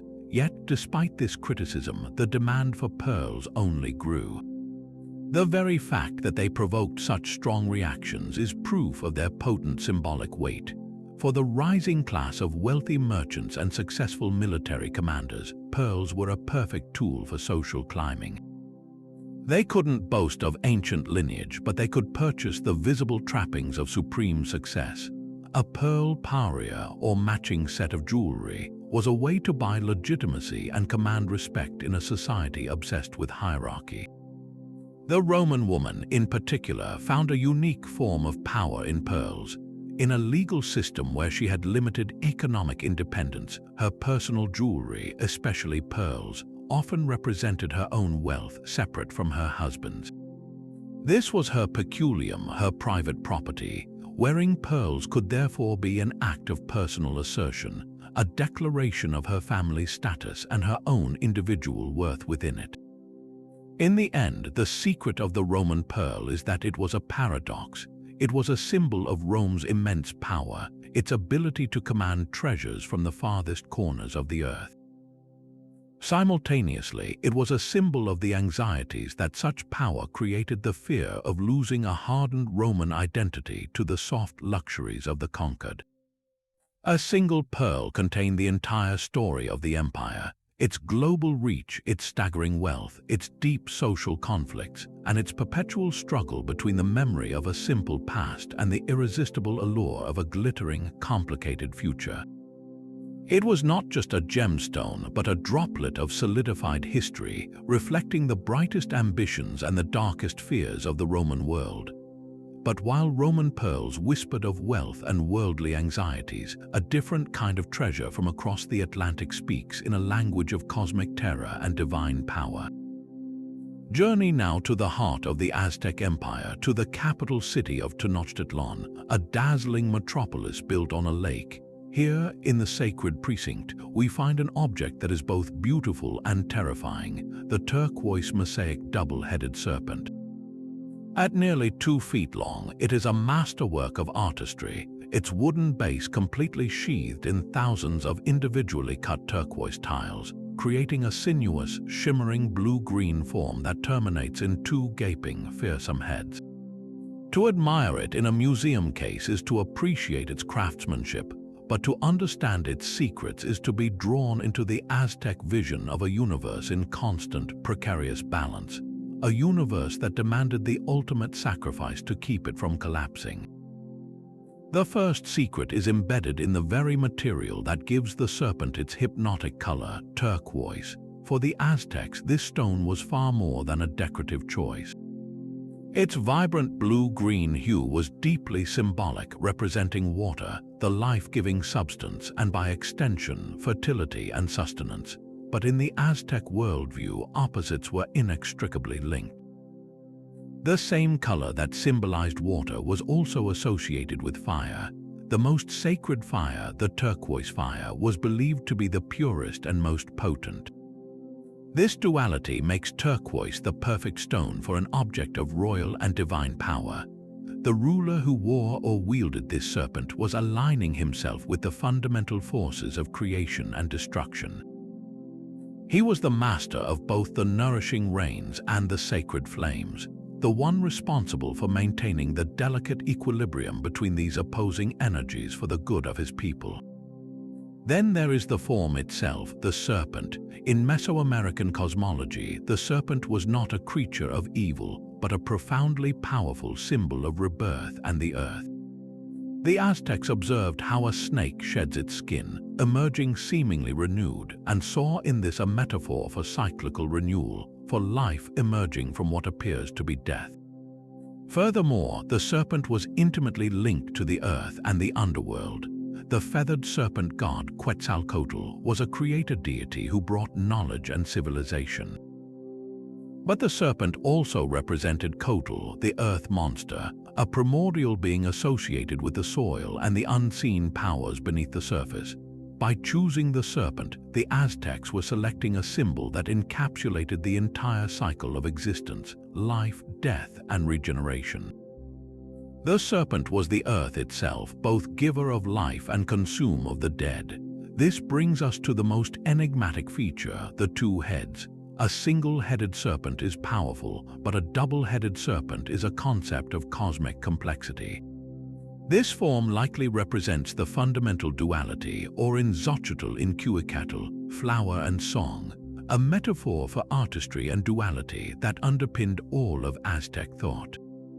It could symbolize the union of the sky and the earth, with one head reaching toward the heavens and the other facing the underworld, positioning the wearer as the conduit between these realms.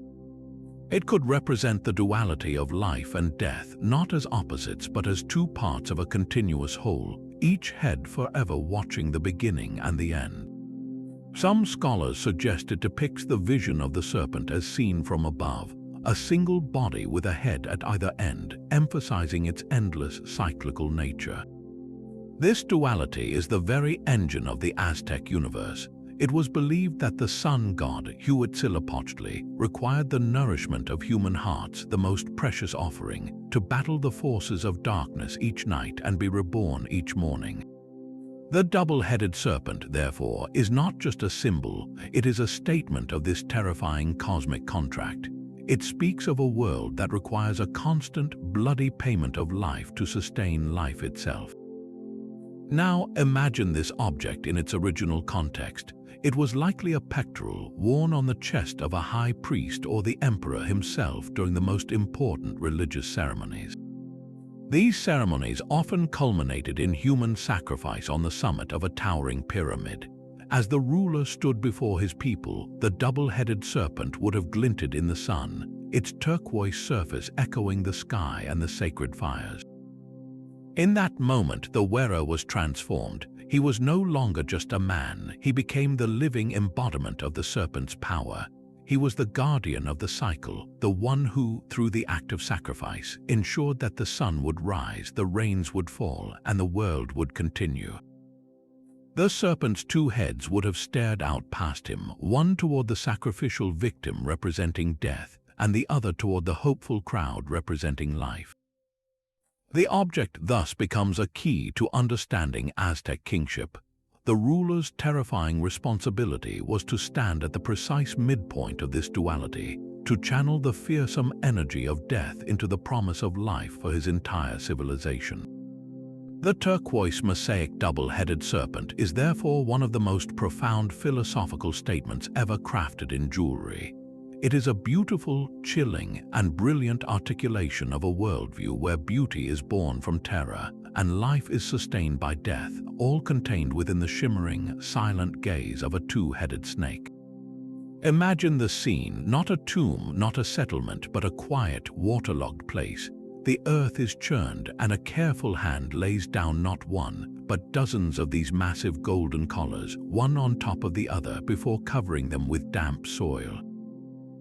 This is the puzzle of the Torque hoard.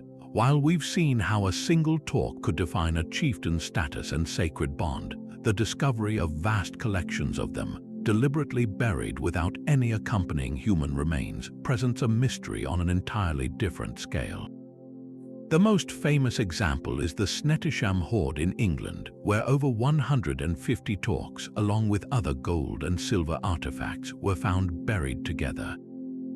These were not casually hidden treasures meant to be retrieved later. The sheer number, the deliberate arrangement, and the location, often in liminal spaces like bogs, riverbanks, or near ancient trackways, point to a single, profound explanation.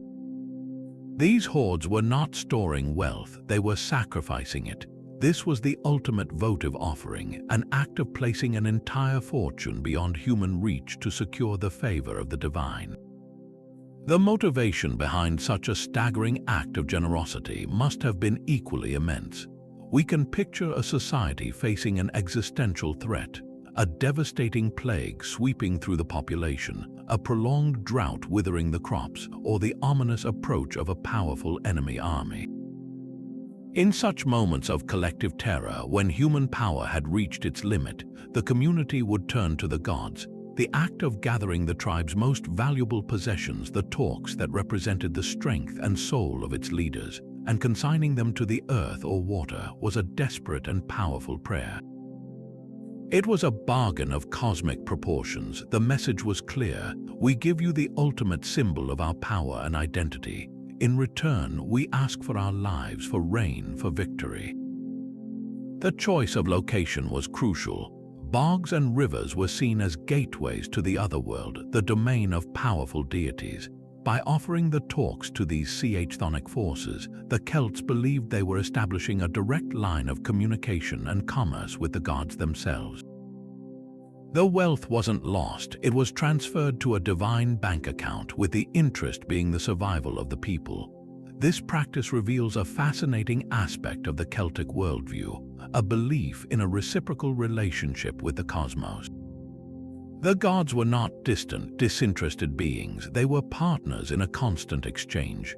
A good harvest or a victorious battle was not just good luck, it was a gift from the gods that required a gift in return.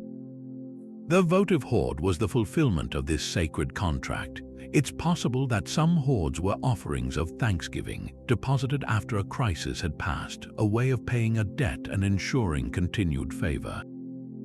This cyclical view of obligation, of gift given for gift received, would have been a fundamental pillar of social and spiritual stability. The burial of the torques, therefore, was an investment in the future, a tangible act of faith that the gods would honor the agreement and preserve the natural and social order. What is truly staggering is the level of communal commitment this required. A single torque represented the wealth and status of an individual or a family. A hoard of dozens represented the collective treasure of an entire tribe, perhaps accumulated over generations. To willingly part with this, to take these symbols of earthly power and remove them from circulation forever, required an incredible degree of social cohesion and shared purpose. It suggests that the authority of a Celtic chieftain, while immense, was ultimately rooted in their responsibility to the well-being of the whole community. In a time of ultimate crisis, even the king's golden collar was not too great a sacrifice for the greater good.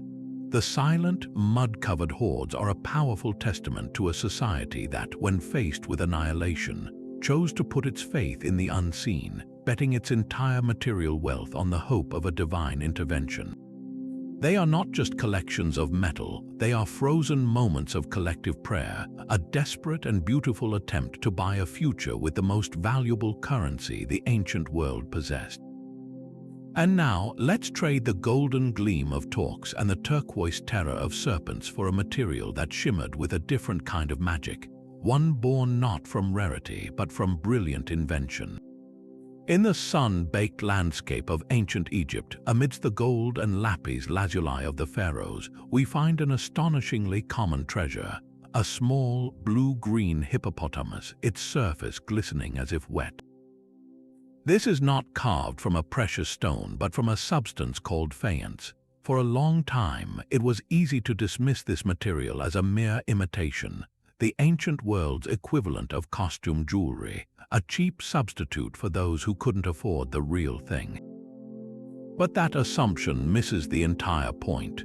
The secret of Egyptian faience is that it was never intended to be a fake. It was something far more wondrous, a synthetic stone, an alchemical creation that was believed to be pulsating with the very essence of life itself. To understand its power, we must first appreciate the miracle of its creation. Egyptian faience is a glazed ceramic, but its composition is uniquely ingenious.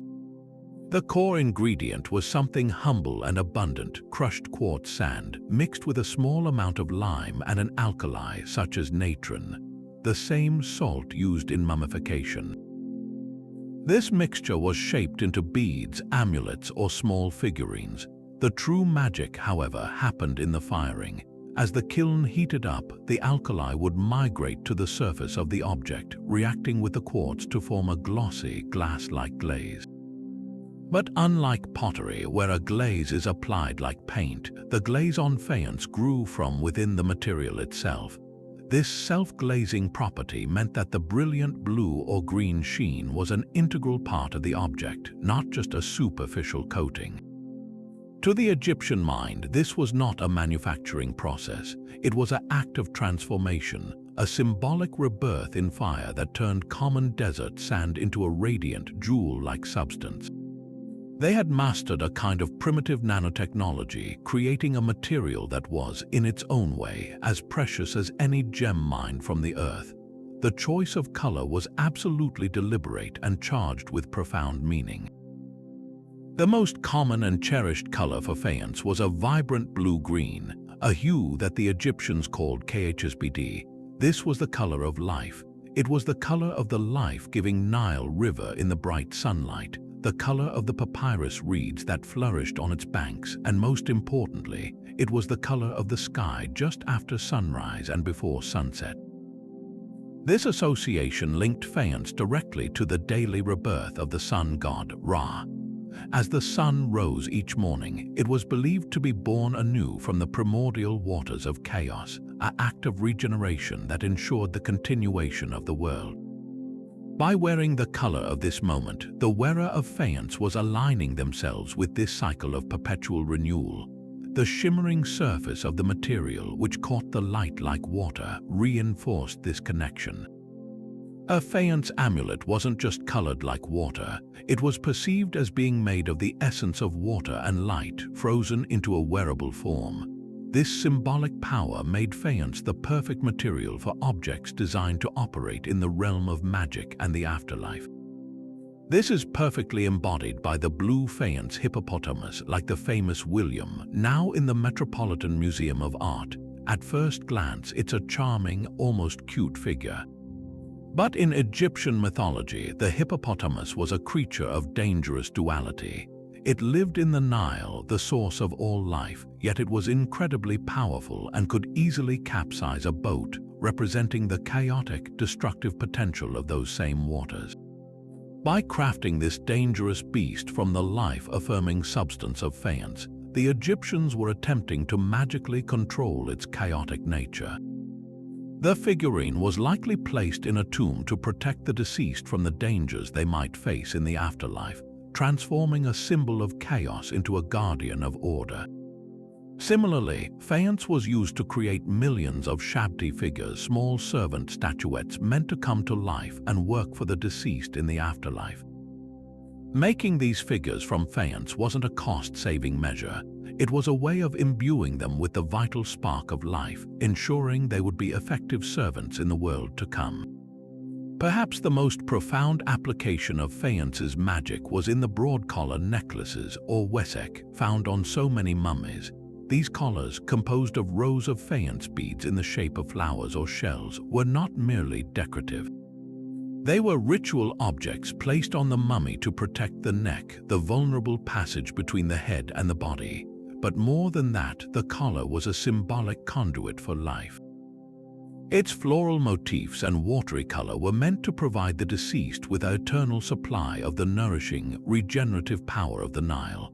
The mummy, wrapped and desiccated, was surrounded by the color and shimmer of life itself. The faience collar was a final, desperate, and beautiful attempt to cheat death by enveloping the body in a shell of simulated vitality. So, the next time you see a simple blue-green bead from ancient Egypt, remember that you are not looking at a cheap imitation. You are looking at a masterpiece of symbolic alchemy, a piece of synthesized magic designed to hold back the darkness and channel the eternal, life-giving power of the river and the sun. But now let's travel to the misty glens and rugged coastlines of ancient Scotland, where a different kind of secret is carved not in gold but in stone. Standing silently in the landscape are the great Pictish symbol stones, massive monoliths covered with enigmatic carvings of beasts and abstract shapes that have baffled historians for centuries. We see a mysterious crescent shape intersected by a Z-shaped rod, an intricate double disc, and a strange arching creature known as the Pictish beast. For generations, these symbols were seen as a public language, a declaration of territory or clan affiliation carved on a grand scale. But the secret to unlocking their meaning might not be on these towering stones at all. It might be found on something far smaller and more personal, a piece of jewelry, because these exact same symbols appear on exquisitely crafted silver pins and brooches worn by the Pictish elite. The secret hidden in this connection is that the jewelry was likely a portable, intimate version of the great stone monuments, a way for an individual to carry their deepest identity and beliefs with them wherever they went. The first clue to this secret lies in the stunning precision of the match. It's not just a similar style, it's the exact same symbolic vocabulary. The crescent and V-rod, the double disc and Z-rod, the mirror and comb, these are not just decorative motifs.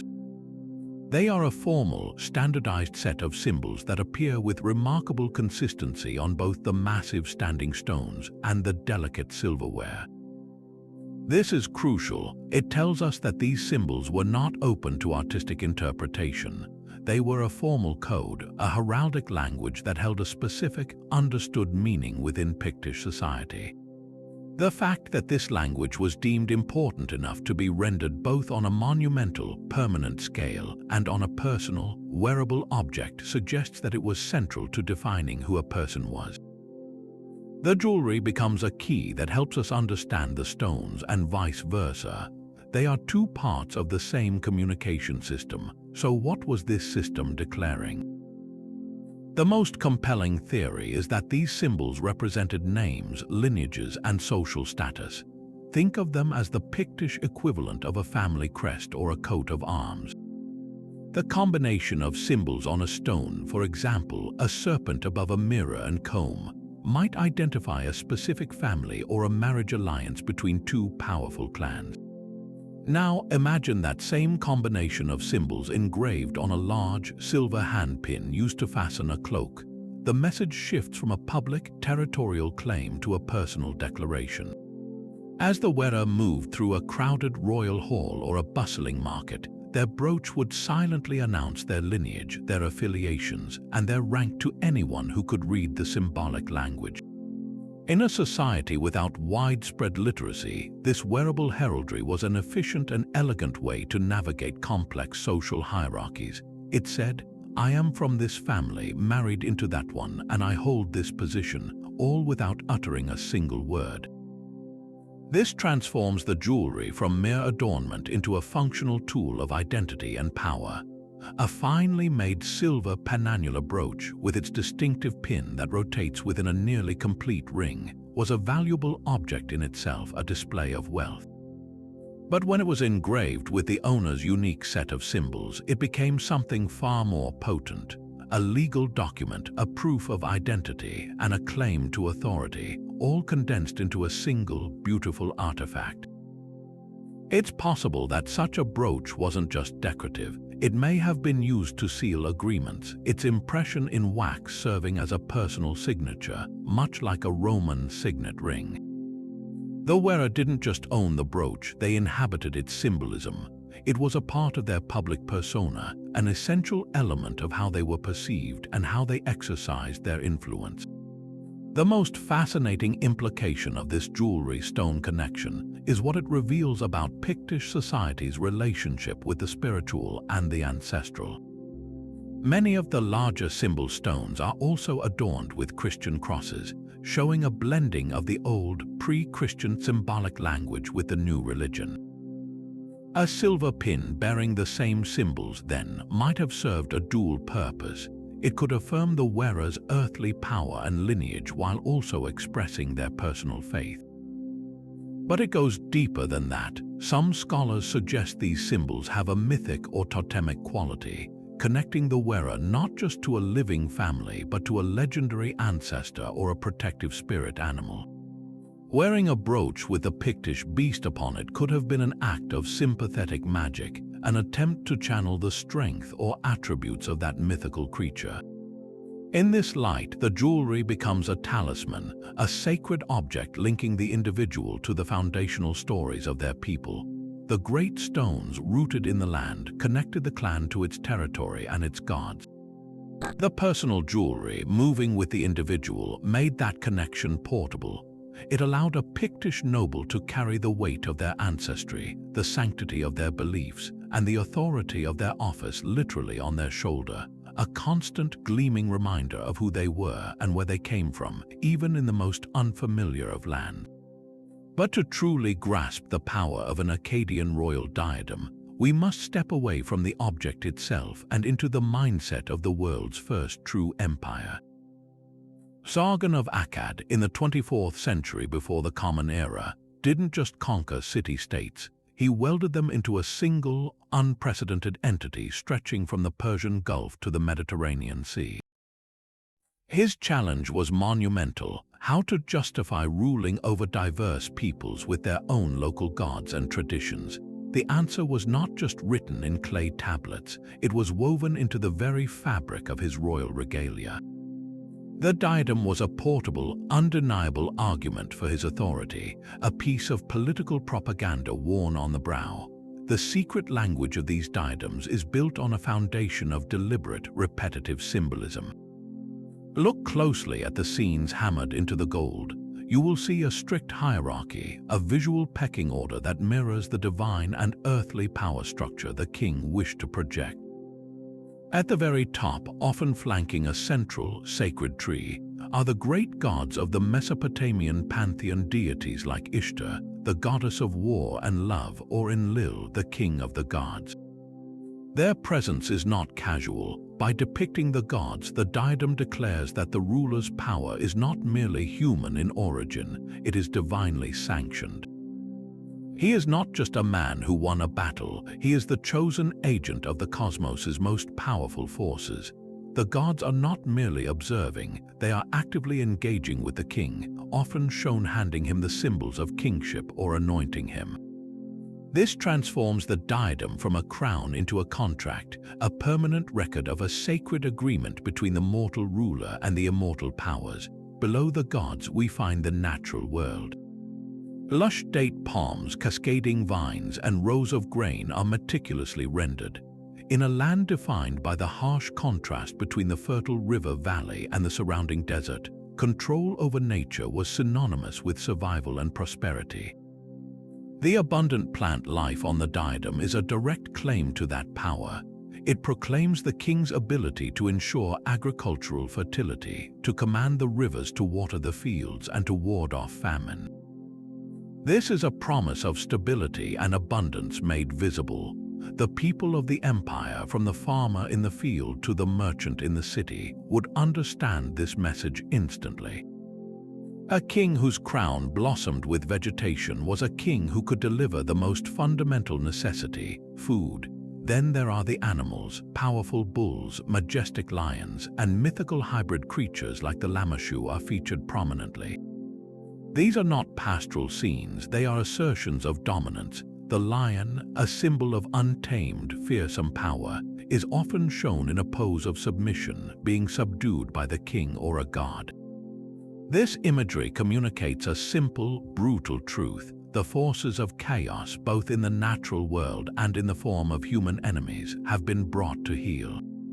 The king is the master of the beast and, by extension, the master of any chaotic element that threatens the order of his empire. The repetition of these motifs is key. A single image of a god could be a request for favor. A dozen images arranged in a continuous, unbroken frieze around the diadem creates a mantra of power, an endless loop of divine endorsement and royal control that encircles the king's head. The most profound secret, however, lies in the king's own position within this symbolic landscape. he is consistently depicted as the central figure, the literal link between the celestial and the terrestrial realms.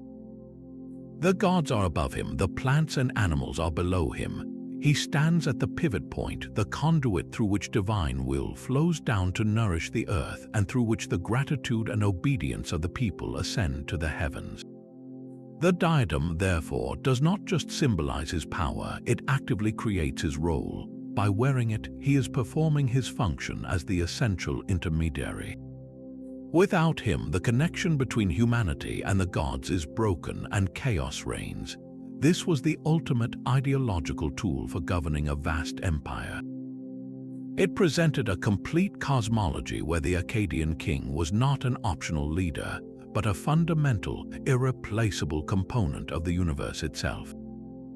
His rule was not a matter of political convenience, it was a cosmic necessity. Every time a subject looked upon their ruler, the glittering band on his forehead silently reinforced this reality, making rebellion not just treason, but a sin against the very order of creation. Now, let's journey from the fixed heraldry of Pictish brooches to a system of jewelry that is profoundly personal and fluid, one that aligns the power of a gemstone not with a family or a territory, but with the very moment of an individual's birth. In Thailand, we find an exquisite tradition centered on the preen ring, a piece of jewelry that might feature a stunning blue sapphire, a fiery ruby, or a golden topaz.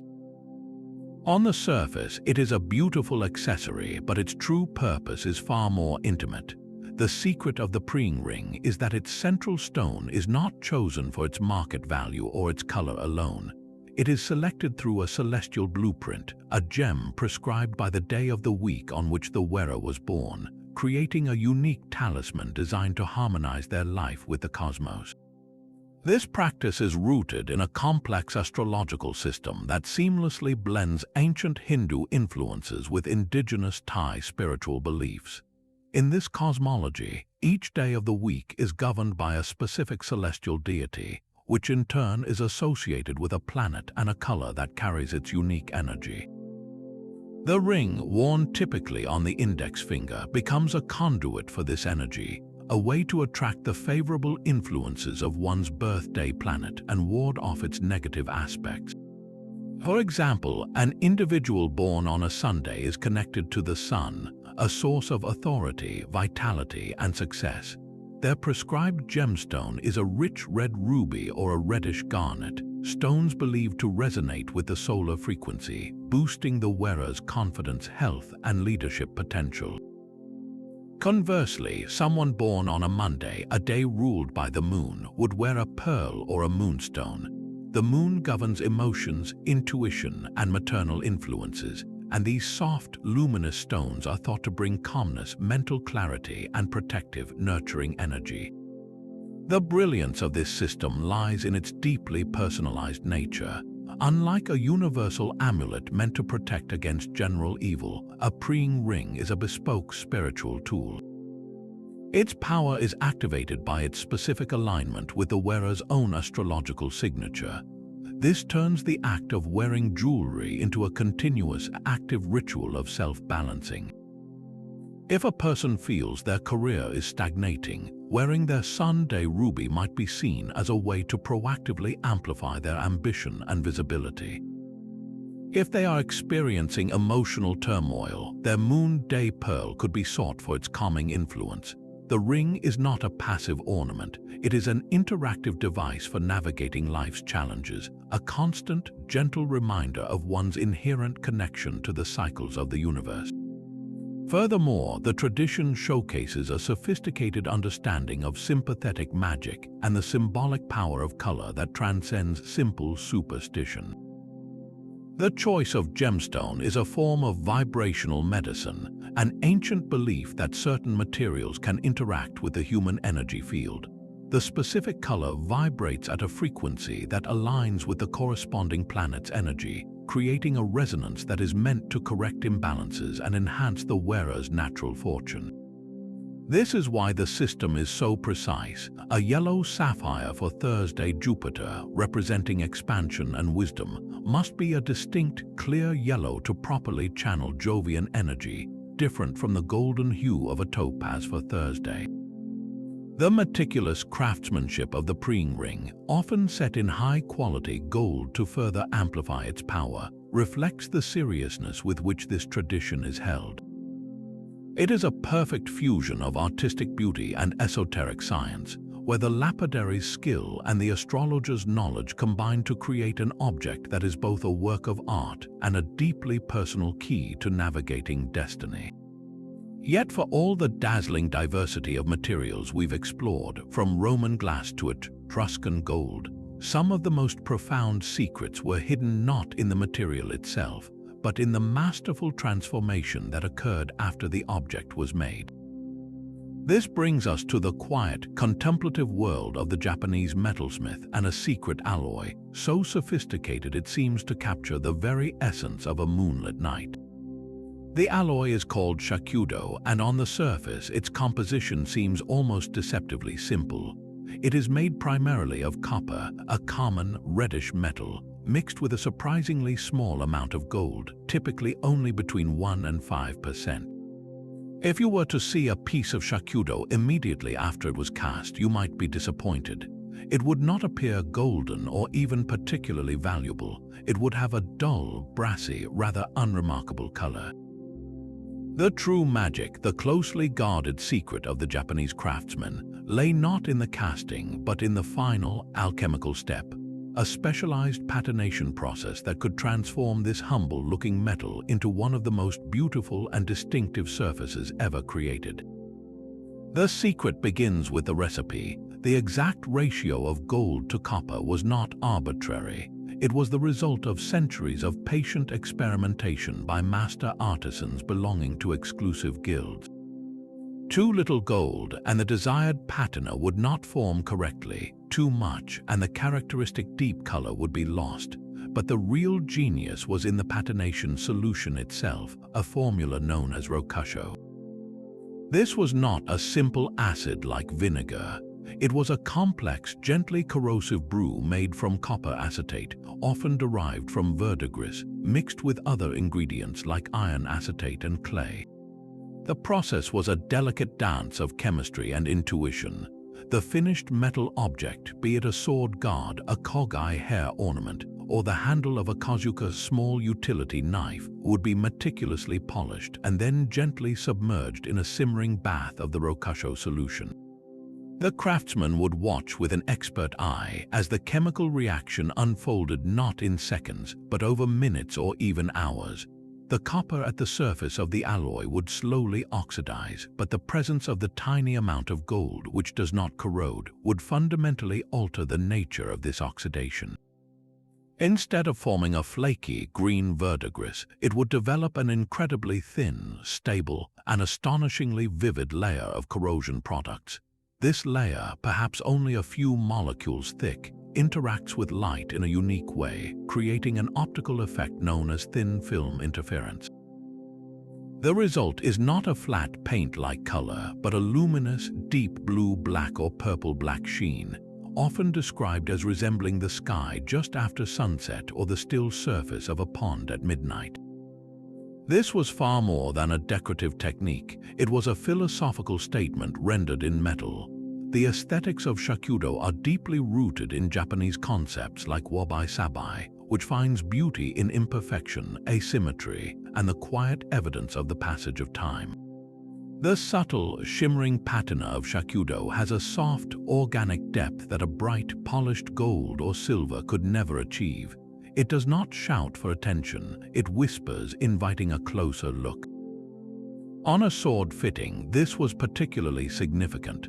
The sword was the soul of the samurai, and its fittings were not mere decorations but expressions of the warrior's taste, discipline, and inner life.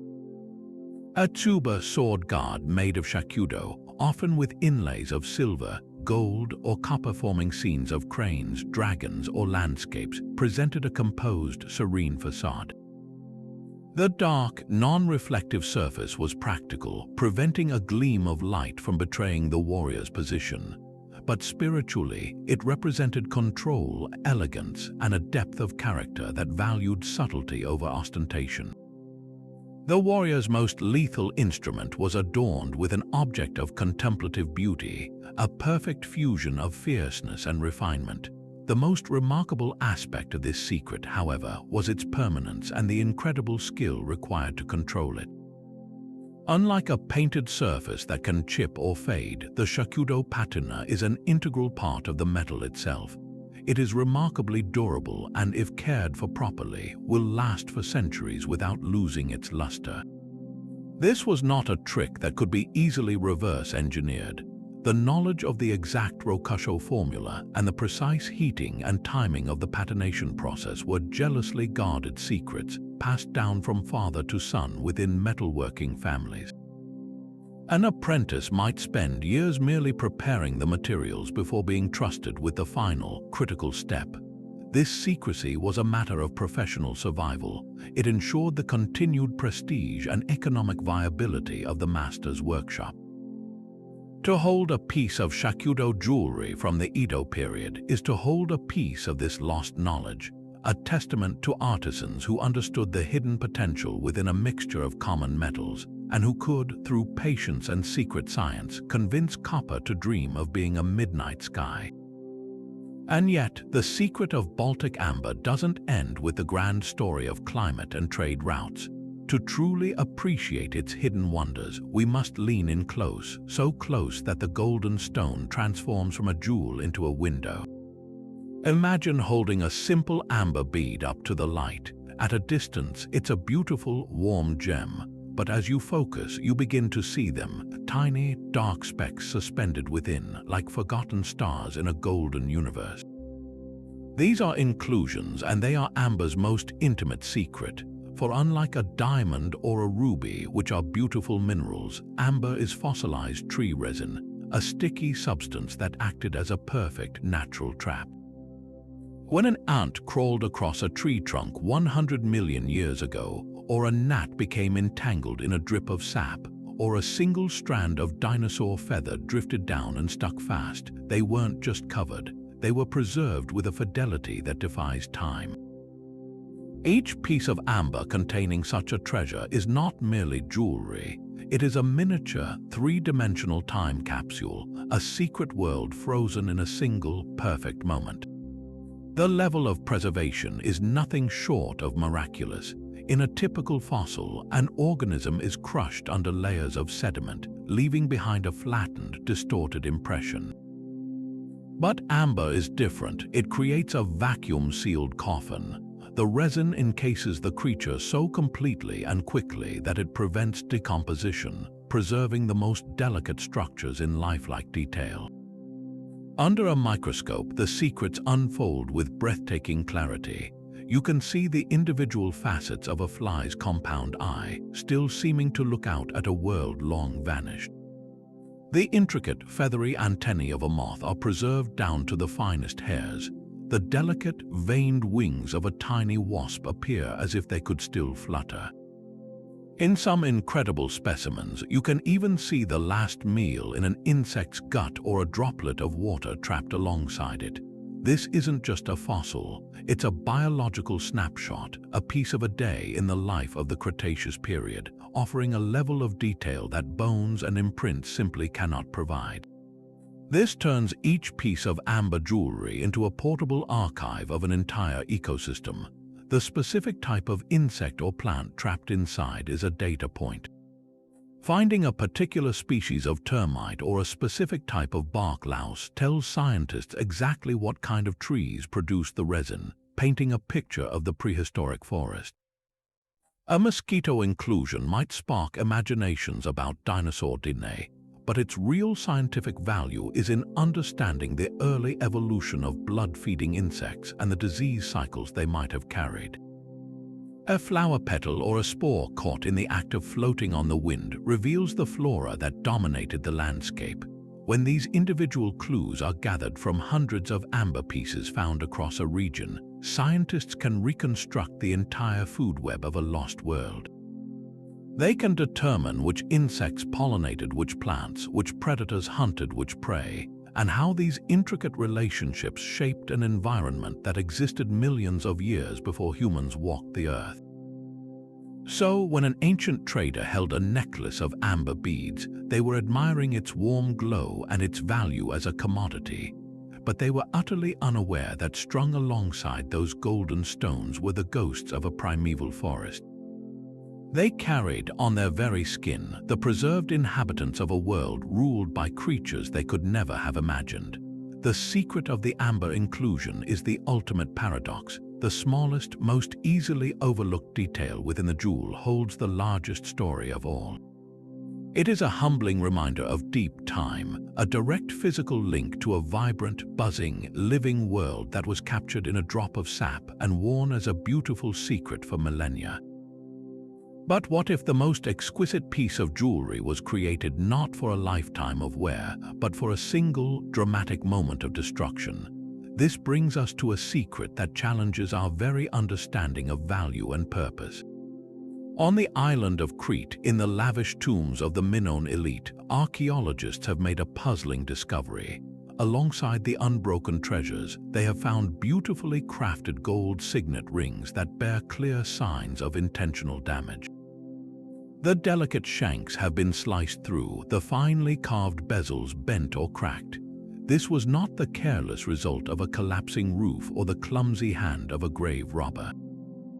The breaks are precise, deliberate. The secret of these killed rings is a profound ritual act, a moment where the Minoans transformed a symbol of earthly power into a key for the afterlife, severing its connection to the world of the living to ensure its potency in the world of the dead. To understand this, we must first appreciate what these rings represented in life. A Minoan signet ring was far more than an ornament. Its bezel, intricately carved with scenes of goddesses, sacred trees, leaping griffins, or ritual ceremonies, was a unique signature. Pressed into soft clay or wax, it could seal a storage jar, authenticate a document, or mark property. It was an object of immense practical authority and personal identity. But its significance ran deeper. The imagery was not random. It was a direct connection to the divine, a depiction of the rituals and symbols that sustained the Minoan world. Wearing such a ring was a constant affirmation of the wearer's role in maintaining the sacred order. It was, in a very real sense, a battery of spiritual and political power. This is precisely why it had to be broken. The act of killing the ring was likely the final, crucial step in the funeral rite. The Minoans, like many ancient peoples, held a belief in a vibrant afterlife where the deceased would need their most important possessions. But a functional object, one still charged with its earthly purpose, might be spiritually tethered to the world it left behind. By ritually breaking the ring, the mourners were performing a symbolic euthanasia. They were releasing the ring's numen, its vital spirit or power, from its physical form, allowing that essence to travel with the soul of the deceased. The broken gold shell left in the tomb was just an empty vessel. The true power of the ring, its authority and its sacred connection, had been liberated to serve its owner on their journey to the next world. In this light, the breakage was not an act of disrespect, but the ultimate act of devotion.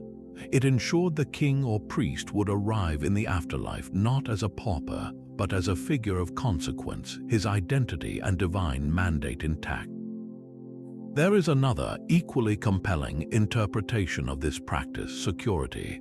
A signet ring is a key, and a key left functional in a tomb is a potential source of danger. In the wrong hands, the unique seal could be used to forge documents, loot the deceased's storerooms, or illegitimately claim their authority. By deliberately breaking the ring, the community was deactivating this powerful tool.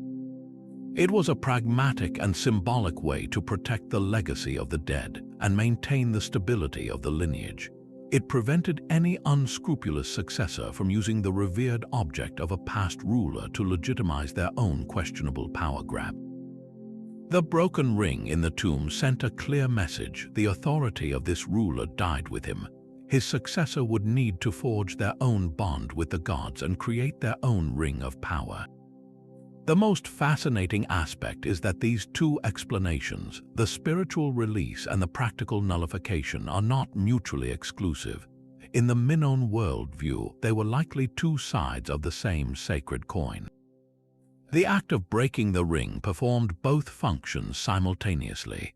It severed the object's earthly utility, protecting the living community from fraud, while also transforming it from a worldly tool into a purely spiritual vessel for the departed. This duality captures the sophisticated Minoan mindset, which saw no contradiction between practical governance and deep religious belief. The killed ring, therefore, is a silent witness to a complex funeral drama. It allows us to see the Minoans not just as creators of beautiful art, but as a people who understood that the transition from life to death required a conscious, deliberate severing of ties, a final ritual that honored the dead by permanently altering the objects they held most dear. But now, let's dive into the warm waters off the coast of ancient Ecuador, where a creature with a brilliantly spiny shell held a secret so powerful it fueled the spiritual life of empires 1,000 miles away. This is the spondylus shell, often called the thorny oyster, and to the great cultures of the Andes, the Moch, the Chimu, and later the Inca, it was a substance more coveted than the finest gold or the most brilliant emerald. The secret of spondylus is not just about its beauty. It's a story written in ocean currents, a tale that connects the deep sea to the high mountains, revealing a worldview where the most precious gifts came not from the earth but from the sacred waters. The mystery begins with geography. The spondylus princeps, the species most valued for its vibrant red and orange hues, does not live in the cold, nutrient-rich waters of the Peruvian coast. It thrives only in the warm currents far to the north, off the shores of what is now Ecuador. For the cultures whose world was dominated by the peaks of the Andes and the arid coastal plains of Peru, this shell was an exotic import of the highest order. But how did it travel such a vast distance? The answer lies in one of the planet's most powerful and unpredictable climatic phenomena, El Niño. During an El Niño event, the usual ocean currents are disrupted, and warm tropical waters from the north surge down the Pacific coast of South America. It is believed that these anomalous currents would sometimes carry live spondylus shells, or at the very least make maritime travel southward to the shell beds much more feasible. Therefore, the arrival of spondylus on Peruvian shores was not a predictable commercial event. It was an occasional, dramatic gift from the ocean, an occurrence tied to the very cycles of the climate itself.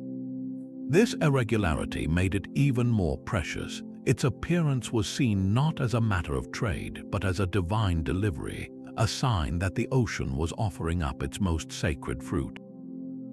This connection to the ocean was everything. For the Moch, who built their civilization in the rain-shadowed deserts of northern Peru, the sea was a primary source of sustenance and a realm of profound mystery and power. The spondylus shell, with its intense blood-red color, became the ultimate symbol of this marine vitality.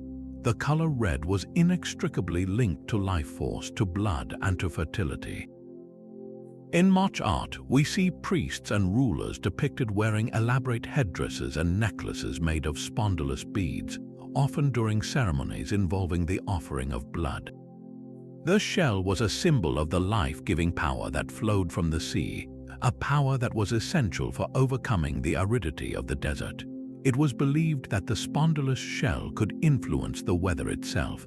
Rituals involving the shell were performed to call forth the rains from the mountains and to ensure the fertility of the crops.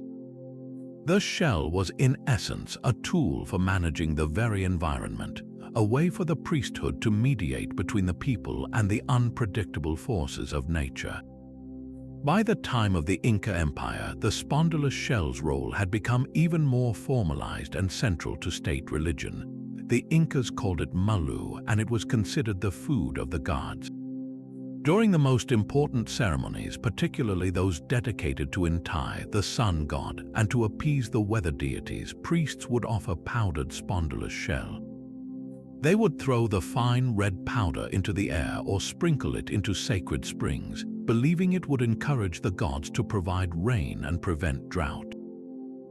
The shell was so sacred that only the Inca emperor, the Sopa Inca, and the highest nobility were permitted to wear large, unworked pieces of it. Its distribution was tightly controlled by the state, making it a powerful tool of political and religious control. To receive a spondylus ornament from the emperor was to receive a piece of his divine authority, a direct link to the life-sustaining powers of the ocean. The final, profound secret of the spondylus shell is what it reveals about the Andean concept of the cosmos.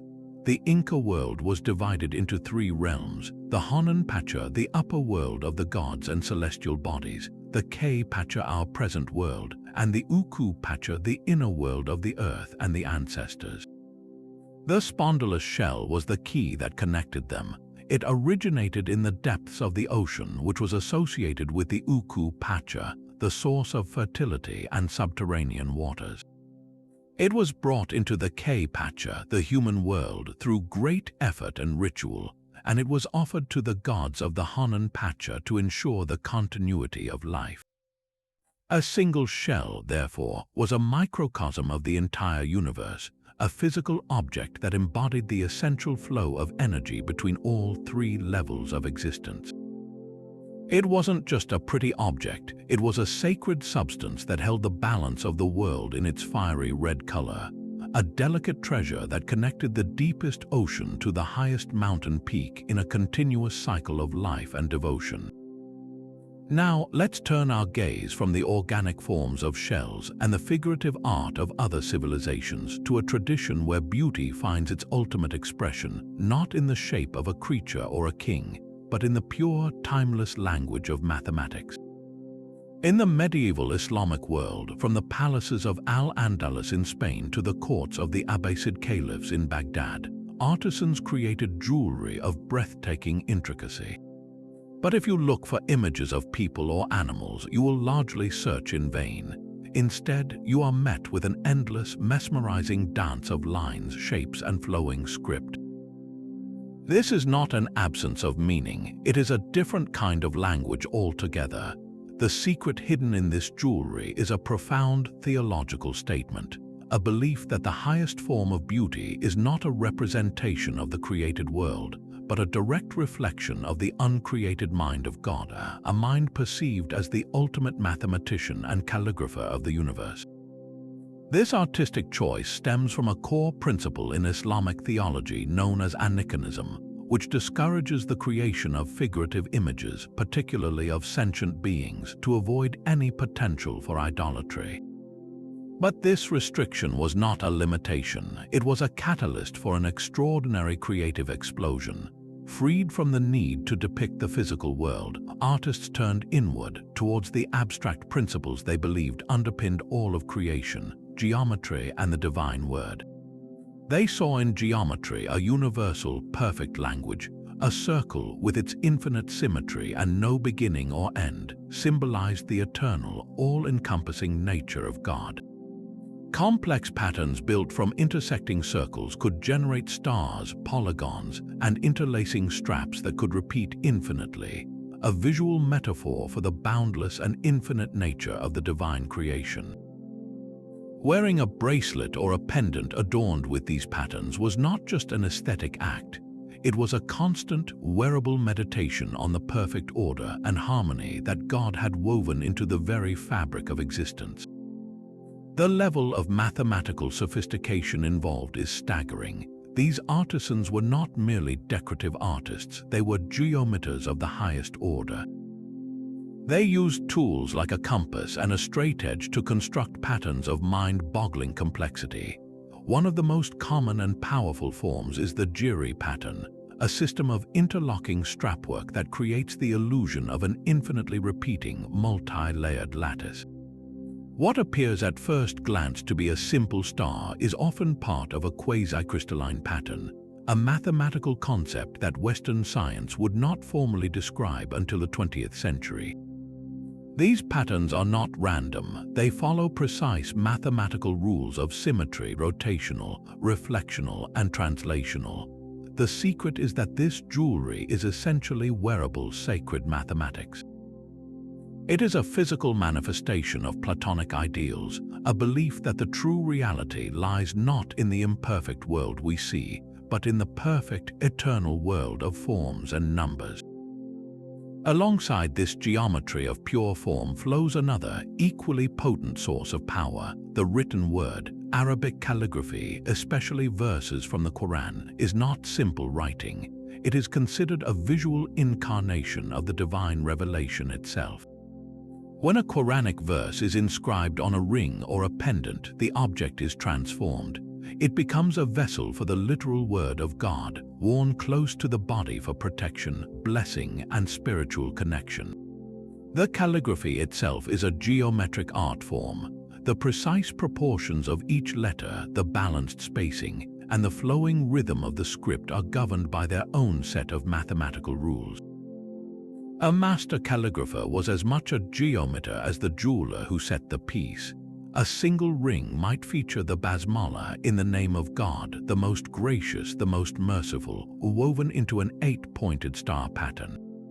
In this fusion, the two great abstract arts become one. The geometric pattern represents the structure of God's creation, while the calligraphy conveys His specific message to humanity. This creates a piece of jewelry that operates on multiple levels simultaneously.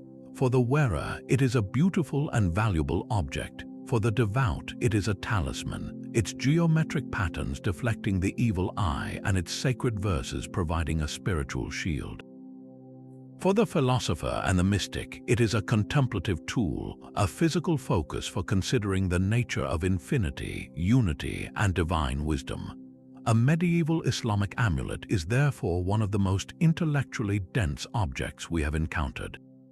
It contains a complete cosmology, a system of spiritual protection, and a masterpiece of artistic and mathematical genius, all compressed into a form that can be held in the palm of your hand. It reminds us that sometimes the deepest secrets are not hidden in images we can recognize, but in the silent, perfect language of shape and word, a language that speaks directly to the eternal. Now imagine the scene not in a sun-drenched desert or a marble palace, but in the dim, smoky light of a Viking Age longhouse. A warrior preparing for a journey or a raid reaches for a small silver pendant. It isn't a hammer of Thor, the most common protective symbol of the age.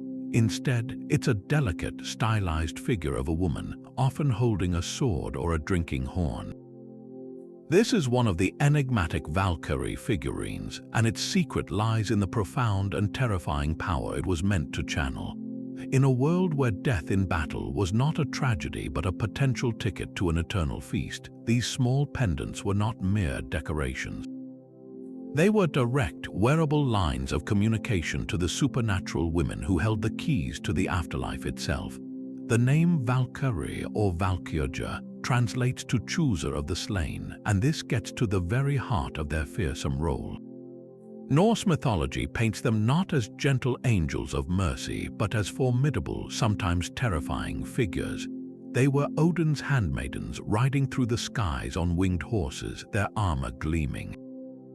Their primary duty was to observe the chaos of battle and decide its outcome. With an impartial and fatalistic eye, they would determine which warriors lived and, more importantly, which ones died with honor. The slain they selected were not simply left on the field. The Valkyries would descend and escort their spirits to Valhalla, Odin's great hall in Asgard. There, the warriors would feast and fight every day until the final battle of Ragnarok. For a Viking warrior, this was the ultimate aspiration, an eternity of glory and camaraderie. Therefore, the favor of a Valkyrie was the most valuable commodity a fighter could possess. Wearing her image was a powerful act of sympathetic magic, a way to attract her attention and, hopefully, her favorable choice. It was an amulet that whispered a simple, desperate prayer. When the spears clash and the swords sing, may your gaze fall upon me. But the significance of these figurines may run even deeper than a simple plea for a glorious death. Look closely at the objects they carry. While some brandish swords, reinforcing their connection to battle, many are depicted holding a drinking horn. This is a crucial detail. In the Viking world, the act of serving drink was deeply symbolic of hospitality, community, and the forging of alliances. In the great sagas, a queen or a noblewoman offering a horn of mead was a gesture of welcome and a confirmation of social bonds. By showing the Valkyrie with a horn, the pendant subtly reframes her role. She is not just a fearsome arbiter of fate, she is also the welcoming hostess of the afterlife, the one who will greet the chosen warrior and offer him the first drink in Odin's hall. This transforms the pendant from a charm focused solely on the violence of death into a more complex talisman that also promises the reward that follows. It encapsulates the entire warrior's journey, from the chaos of the battlefield to the warmth and honor of the eternal feast.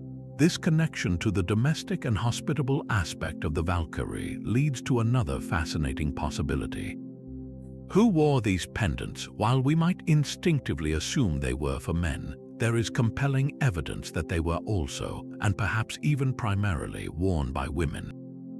Imagine a wife, a mother, or a sister presenting such a pendant to her husband or son before he left on a voyage. In giving this gift, she was not merely wishing him luck, she was actively participating in his fate. By invoking the Valkyrie, she was aligning herself with these powerful female figures, attempting to influence the cosmic decision from the home front. The pendant in this context becomes a powerful expression of the woman's role. She may not have been on the longship, but through this sacred object, she could project her hopes and her protective influence across the seas. It was a way for her to manage the unbearable anxiety of waiting, to feel that she had some agency in the face of the immense danger her loved one faced. The Valkyrie pendant, therefore, bridges the gap between the male sphere of battle and the female sphere of the home, uniting them in a shared spiritual endeavor. Ultimately, the secret of the Viking Valkyrie figurines is their profound ambiguity. They are tiny, beautiful objects that represent a terrifying and fatalistic worldview. They are symbols of death that promise eternal life. They are images of warrior women that may have been wielded by the women left behind. They capture the essential duality of the Norse spirit, an acceptance of a harsh, predetermined fate, coupled with a fierce, active desire to meet that fate with courage and earn the greatest reward imaginable. To wear one was to stare into the face of the battle fury and see not an end but a beginning. It was a compact with destiny, sealed in silver and worn close to the heart, a constant reminder that the line between a corpse on a field and a hero in the halls of the gods was drawn by the will of a supernatural woman. Returning to the silent world of the Indus Valley, we find that their mastery of stone extended beyond the enigmatic steatite beads and into the warm, fiery glow of carnelian. These were not simple, rounded beads. The Harappans became unparalleled experts in working with this tough quartz gemstone, heating it to enhance its deep reddish-orange color, and then drilling it with such precision that we still marvel at their techniques today. But the real secret of some of their most exquisite carnelian beads is not just in their luminous beauty or their technical achievement. It's hidden on their smoothly polished surface, a delicate, contrasting pattern etched in stark white. And this pattern holds the key to a function that transforms the bead from a passive ornament into an active instrument of a complex society.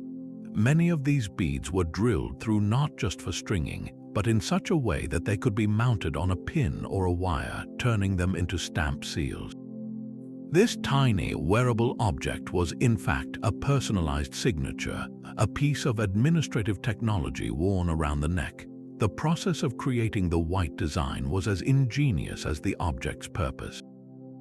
Artisans would paint a pattern onto the hard carnelian surface using an alkaline paste, likely made from plant ashes. The bead was then heated carefully. The alkaline paste would react with the surface of the quartz, but because it had a lower melting point than the carnelian itself, it would fuse into a white, glassy layer only where it had been applied without eroding the intricate design. The result was a permanent, corrosion-resistant white pattern standing in brilliant contrast against the red stone. The motifs themselves are a fascinating glimpse into the Indus mind. We see geometric shapes, intricate swirls, and those now familiar script characters that remain undeciphered. But we also see a world of nature, stylized birds, fish, and especially the powerful humped bull or zebu.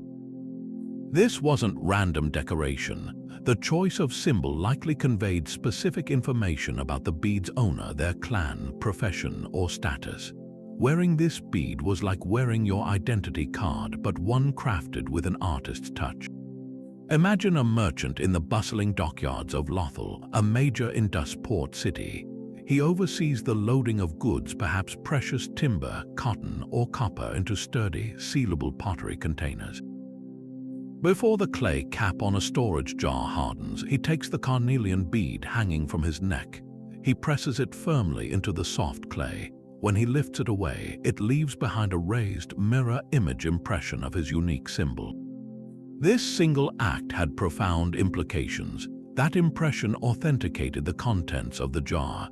It declared who was responsible for the goods, where they were destined, or perhaps guaranteed their quality and quantity. If the jar was tampered with during transit, the broken seal would be immediately evident. This system created a chain of trust and accountability that was essential for the long-distance trade networks the Indus Valley was famous for. The bead, therefore, was the engine of commerce. It allowed a society without a known central, kingly authority to conduct complex economic transactions based on personal or institutional credibility. This dual purpose reveals a society that deeply valued both aesthetics and pragmatism. The Harappans didn't see a contradiction between creating an object of great beauty and giving it a vital, everyday function. In fact, they seem to have believed that the two reinforced each other. The time and skill invested in creating a beautiful seal may have enhanced its perceived authority. A finely crafted, visually striking impression would command more respect than a crude one.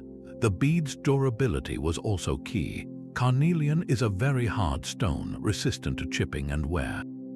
A seal that was used daily to mark clay would need to withstand significant abrasion.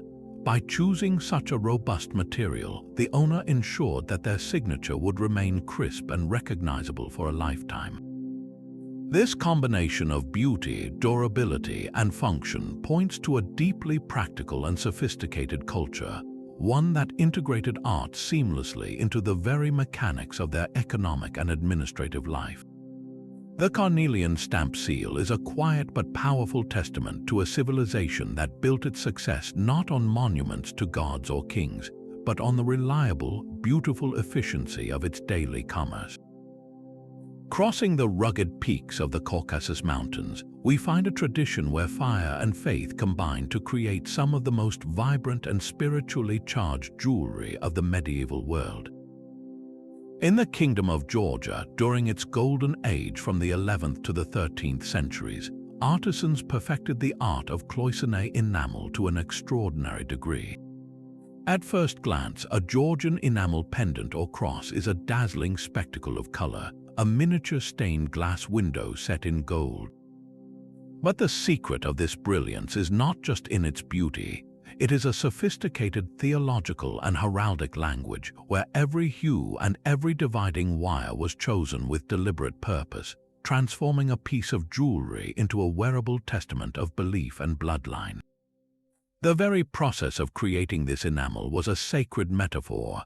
Artisans would first construct a design on a gold base using impossibly thin gold wires, painstakingly bent to form tiny cells or cloisons. These wires were not just functional barriers, they were the outlines of the sacred image, the skeleton of the icon. Into these miniature compartments, the craftsman would carefully place a paste of powdered glass colored by metallic oxides. Then the piece would be subjected to the transformative power of fire. In the kiln, the glass powder would melt, flowing to fill each cell before cooling into a hard, lustrous, and permanent solid. This alchemical process transforming dull powder into a luminous, glassy surface was seen as a mirror of divine creation itself, bringing perfect, enduring order out of chaotic raw materials through the application of sacred fire. The resulting object was more than an image. It was a piece of solidified light, a fragment of heaven made tangible. This symbolism is crystal clear in the specific color palette they employed. The colors were not chosen for mere aesthetic harmony. Each was a word in a visual vocabulary of faith. The most dominant and revered color was a deep, celestial blue, achieved using cobalt. This was the color of the heavens, representing divine truth, eternity, and the realm of God. A vibrant green from copper oxide symbolized the vitality of creation, the resurrection, and the hope of eternal life. White enamel, often used for the faces of saints or angels, represented purity and holiness, but it is the use of red that reveals the depth of this code. A bright vermilion red might symbolize the blood of Christ and the martyrdom of saints, a reminder of sacrifice and redemption. However, a darker, more purple-toned red could be reserved specifically for the robes of Jesus Christ or God the Father, indicating imperial divinity and supreme authority. To the initiated, merely looking at the color of a figure's robe in an enamel icon could reveal their specific identity and role within the celestial hierarchy.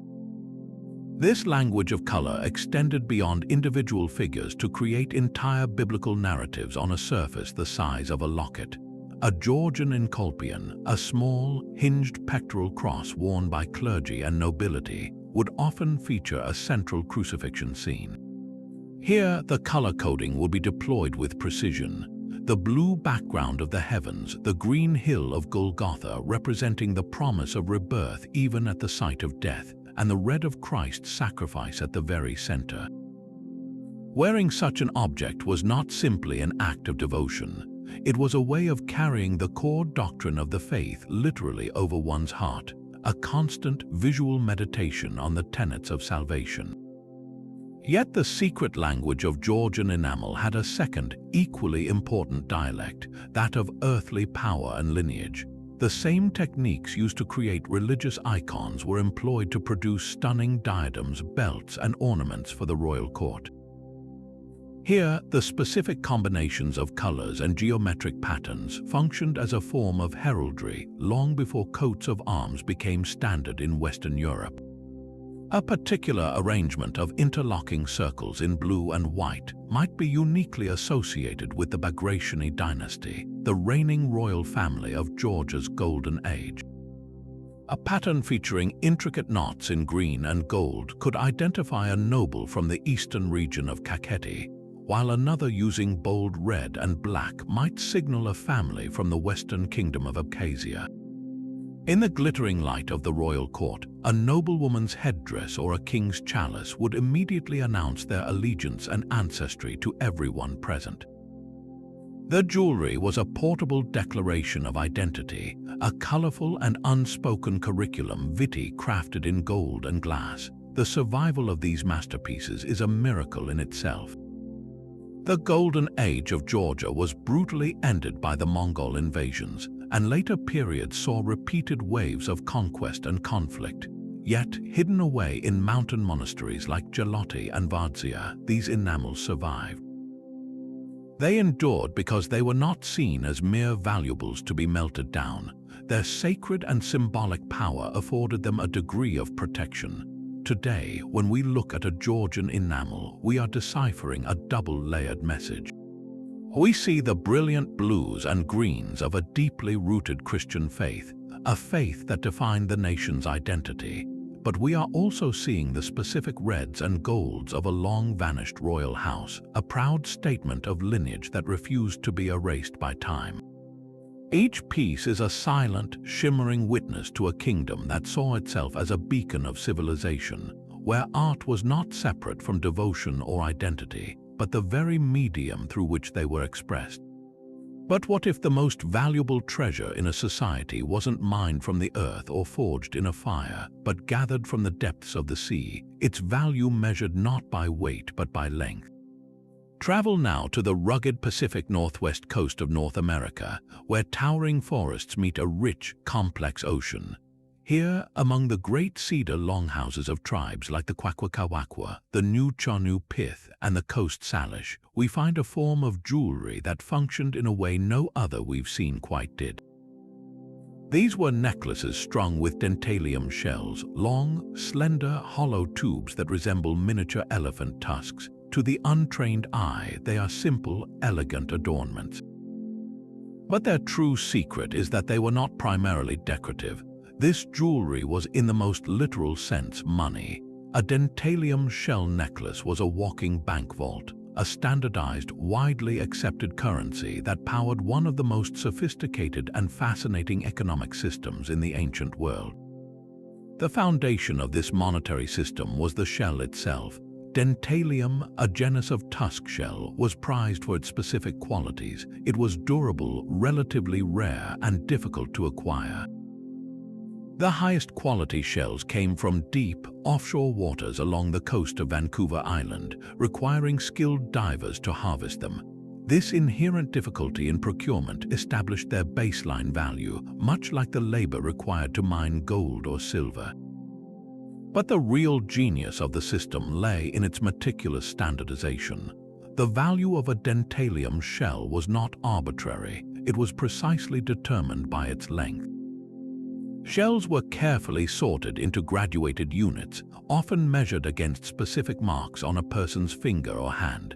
The longest, most perfectly formed shells were the most valuable, equivalent to high-denomination banknotes, while shorter shells served as smaller change. This created a reliable, predictable currency that could be used across a vast network of different tribes and language groups.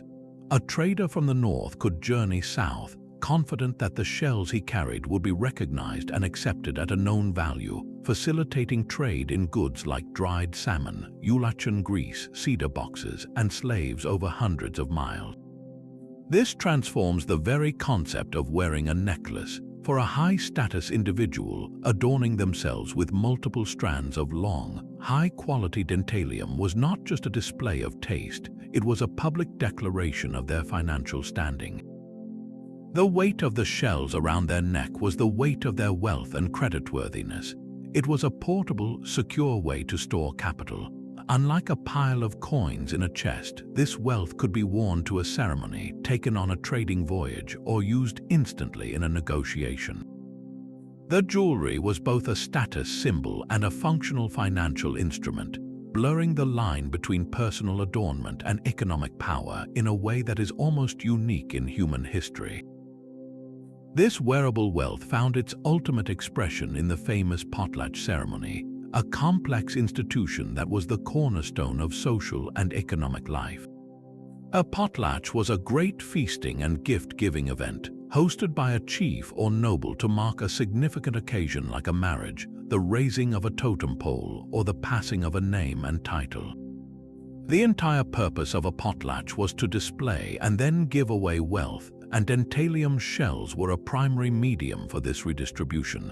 The host would literally heap piles of dentalium strands, along with blankets, carved chests, and other valuables to be distributed to the guests. This was not simple generosity, it was a calculated economic and political act. By giving away vast quantities of wealth, the host demonstrated their power, generosity, and the strength of their lineage. In return, they did not receive immediate material payback. Instead, they gained immense social capital and prestige. The recipients were now indebted to the host, obligated to reciprocate with interest at a future potlatch of their own. In this system, the dentalium shells were not consumed or hoarded. They were constantly in circulation, flowing through the community in a cycle of ceremonial gift-giving that cemented alliances, resolved disputes, and affirmed social hierarchies. The necklace you wore today might be given away tomorrow, only to return to you in an even greater quantity years later.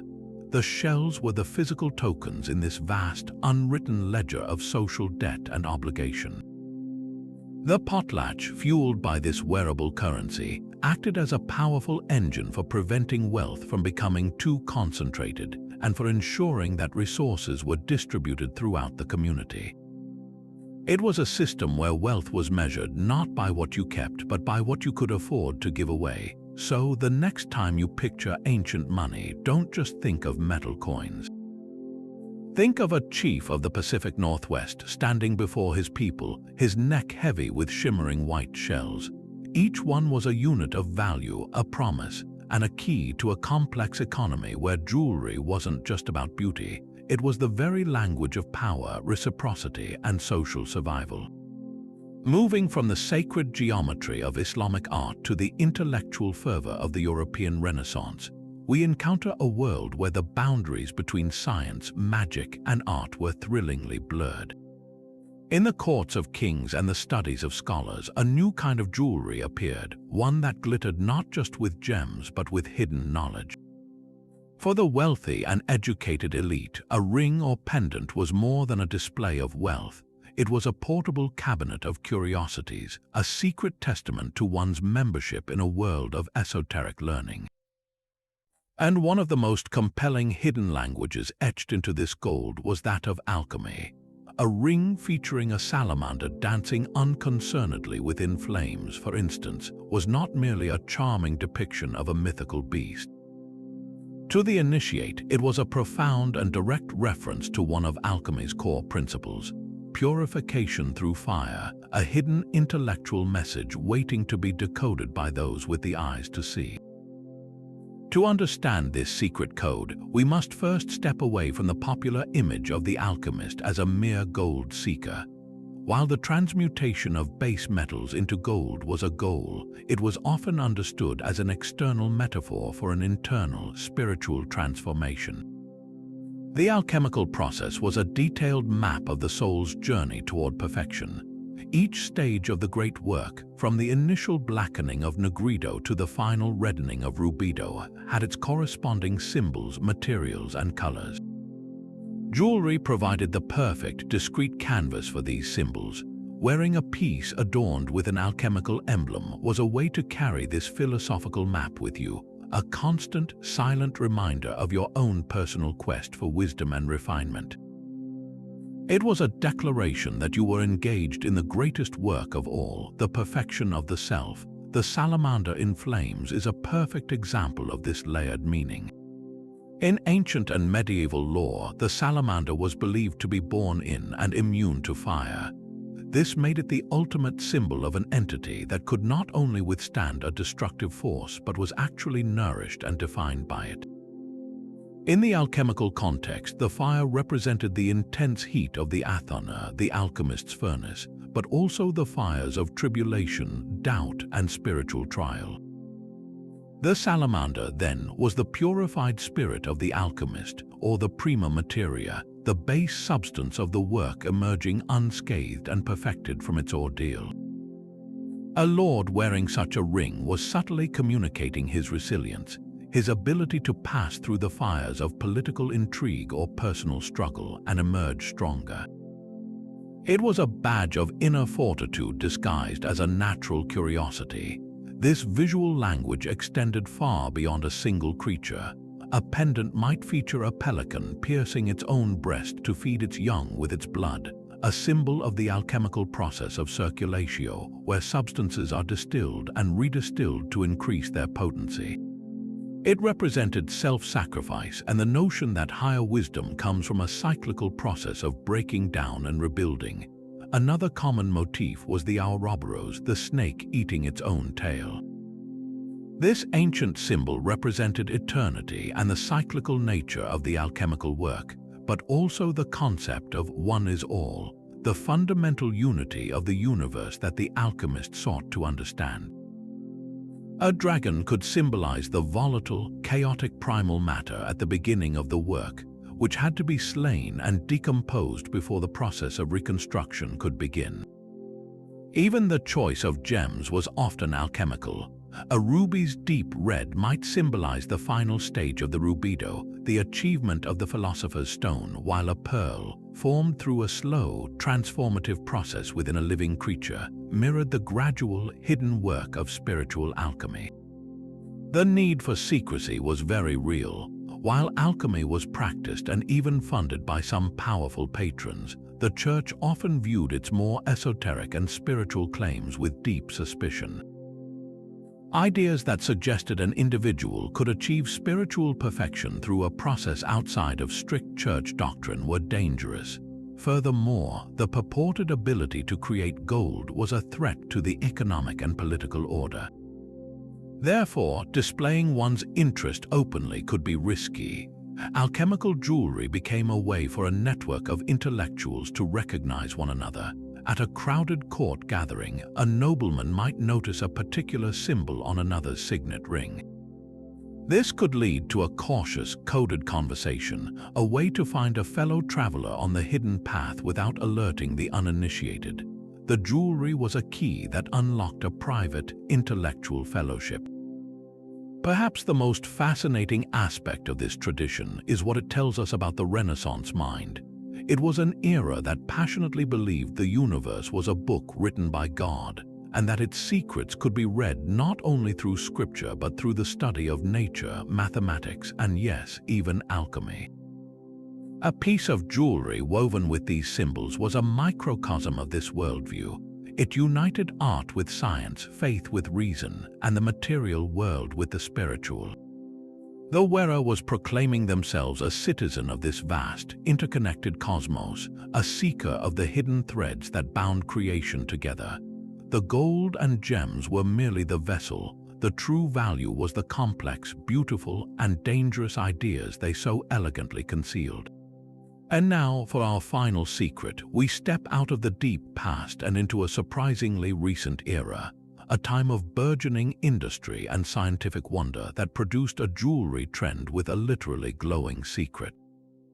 In the late 19th and early 20th centuries, a particular type of glassware began to appear on dressing tables and in jewelry boxes across Europe and America. It had a distinctive, oily yellow-green color in normal light, often molded into elegant Art Nouveau patterns for beads, pendants, and hair combs. This was uranium glass, sometimes called Vaseline glass, and to the fashionable women who wore it, it was simply a beautiful, modern novelty.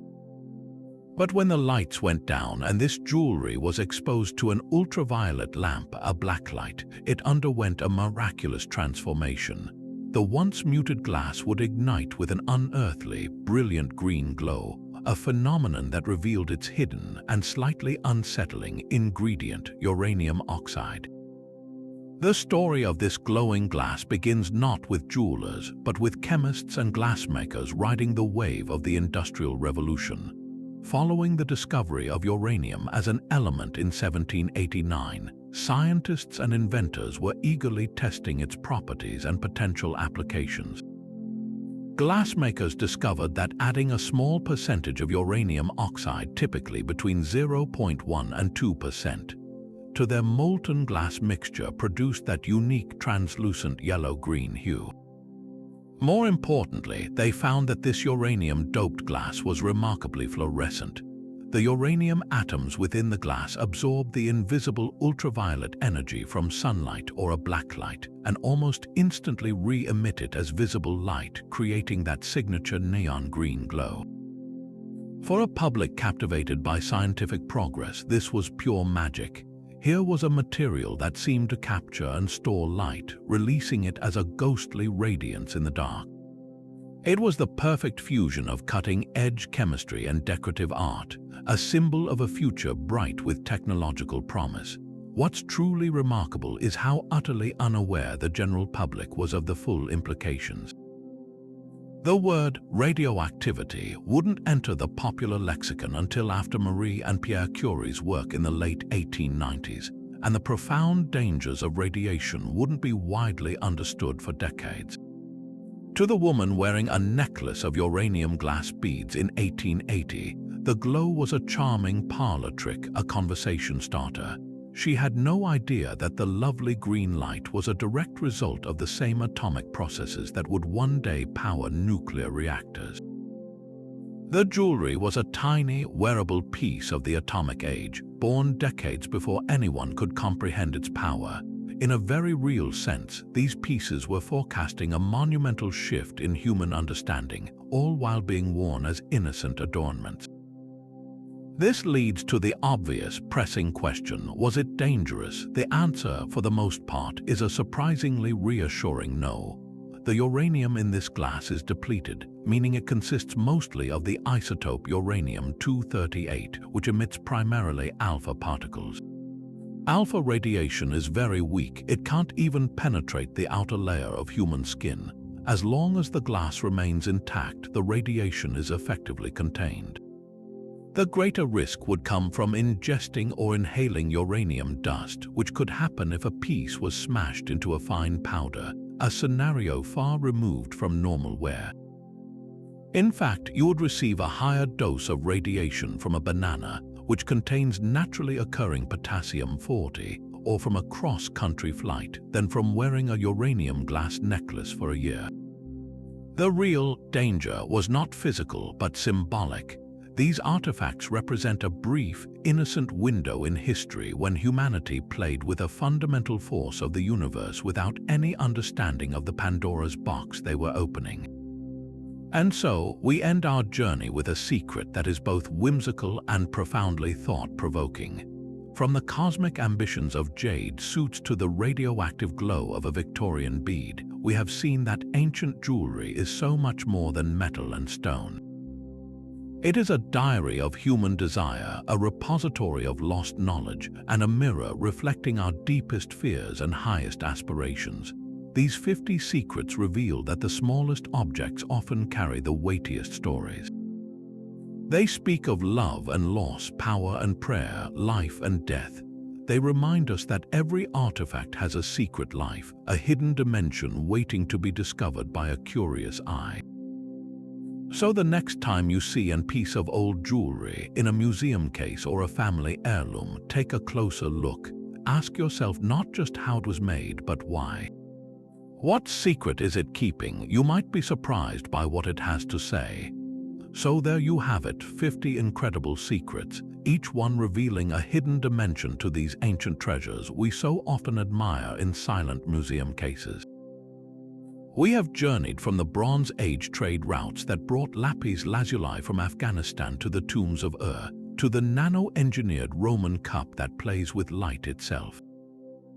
We have seen jewelry act as propaganda for pharaohs, as cryptographic ID for Mesopotamian merchants, and as spiritual armor for Viking warriors. We have uncovered how a single amber bead can preserve a prehistoric ecosystem, and how a golden torque could be sacrificed to appease the gods. This has been more than a list of facts. It has been a journey into the very heart of what it meant to be human across millennia. What this incredible journey proves is that ancient jewelry is a historical source unlike any other. While a crumbling wall or a broken pot tells us about how people lived, jewelry tells us how they thought. It reveals the invisible things, the beliefs that gave their world meaning, the personal anxieties they carried close to their skin, and the sophisticated technologies they mastered long before our modern era claimed such innovation. A sword speaks of conflict, but a signet ring speaks of law and identity. A cooking pot speaks of sustenance, but a jade burial suit speaks of a profound yearning for eternity. These small, personal objects give us a direct line to the hopes, fears, and brilliant minds of our ancestors in a way that grand monuments often cannot. They are intimate, portable, and layered with intention. Therefore, the next time you find yourself standing before a museum case, gazing at an ancient necklace or a time-worn ring, I encourage you to lean in a little closer. Don't just see the glitter of gold or the shimmer of a gem. Look past the surface beauty and ask the deeper questions. Whose hand carved this? What did they believe it could do? What secret message does its design encode? That seemingly simple object is not merely an ornament. It is a time capsule, a locked diary, a piece of advanced technology, and a silent witness to a world long gone. It is almost certainly hiding a story, and with a little curiosity, that story is waiting to be told. Now, the treasure hunt doesn't have to end here. The world of historical mystery is vast, and I would love to continue this exploration with you. Down in the comments, tell me which of these 50 secrets captivated you the most. Was it the cunning of the Roman poison ring, the cosmic ambition of the Egyptian pectoral, or the sheer improbability of the Vikings' recycled glass? Or perhaps you have a suggestion for another enigmatic artifact or a lost civilization whose secrets we should uncover in a future video. Your curiosity is the key that unlocks the next chapter. Thank you for joining me on this incredible journey through the hidden history of the ancient world, written not in words but in gold, stone, and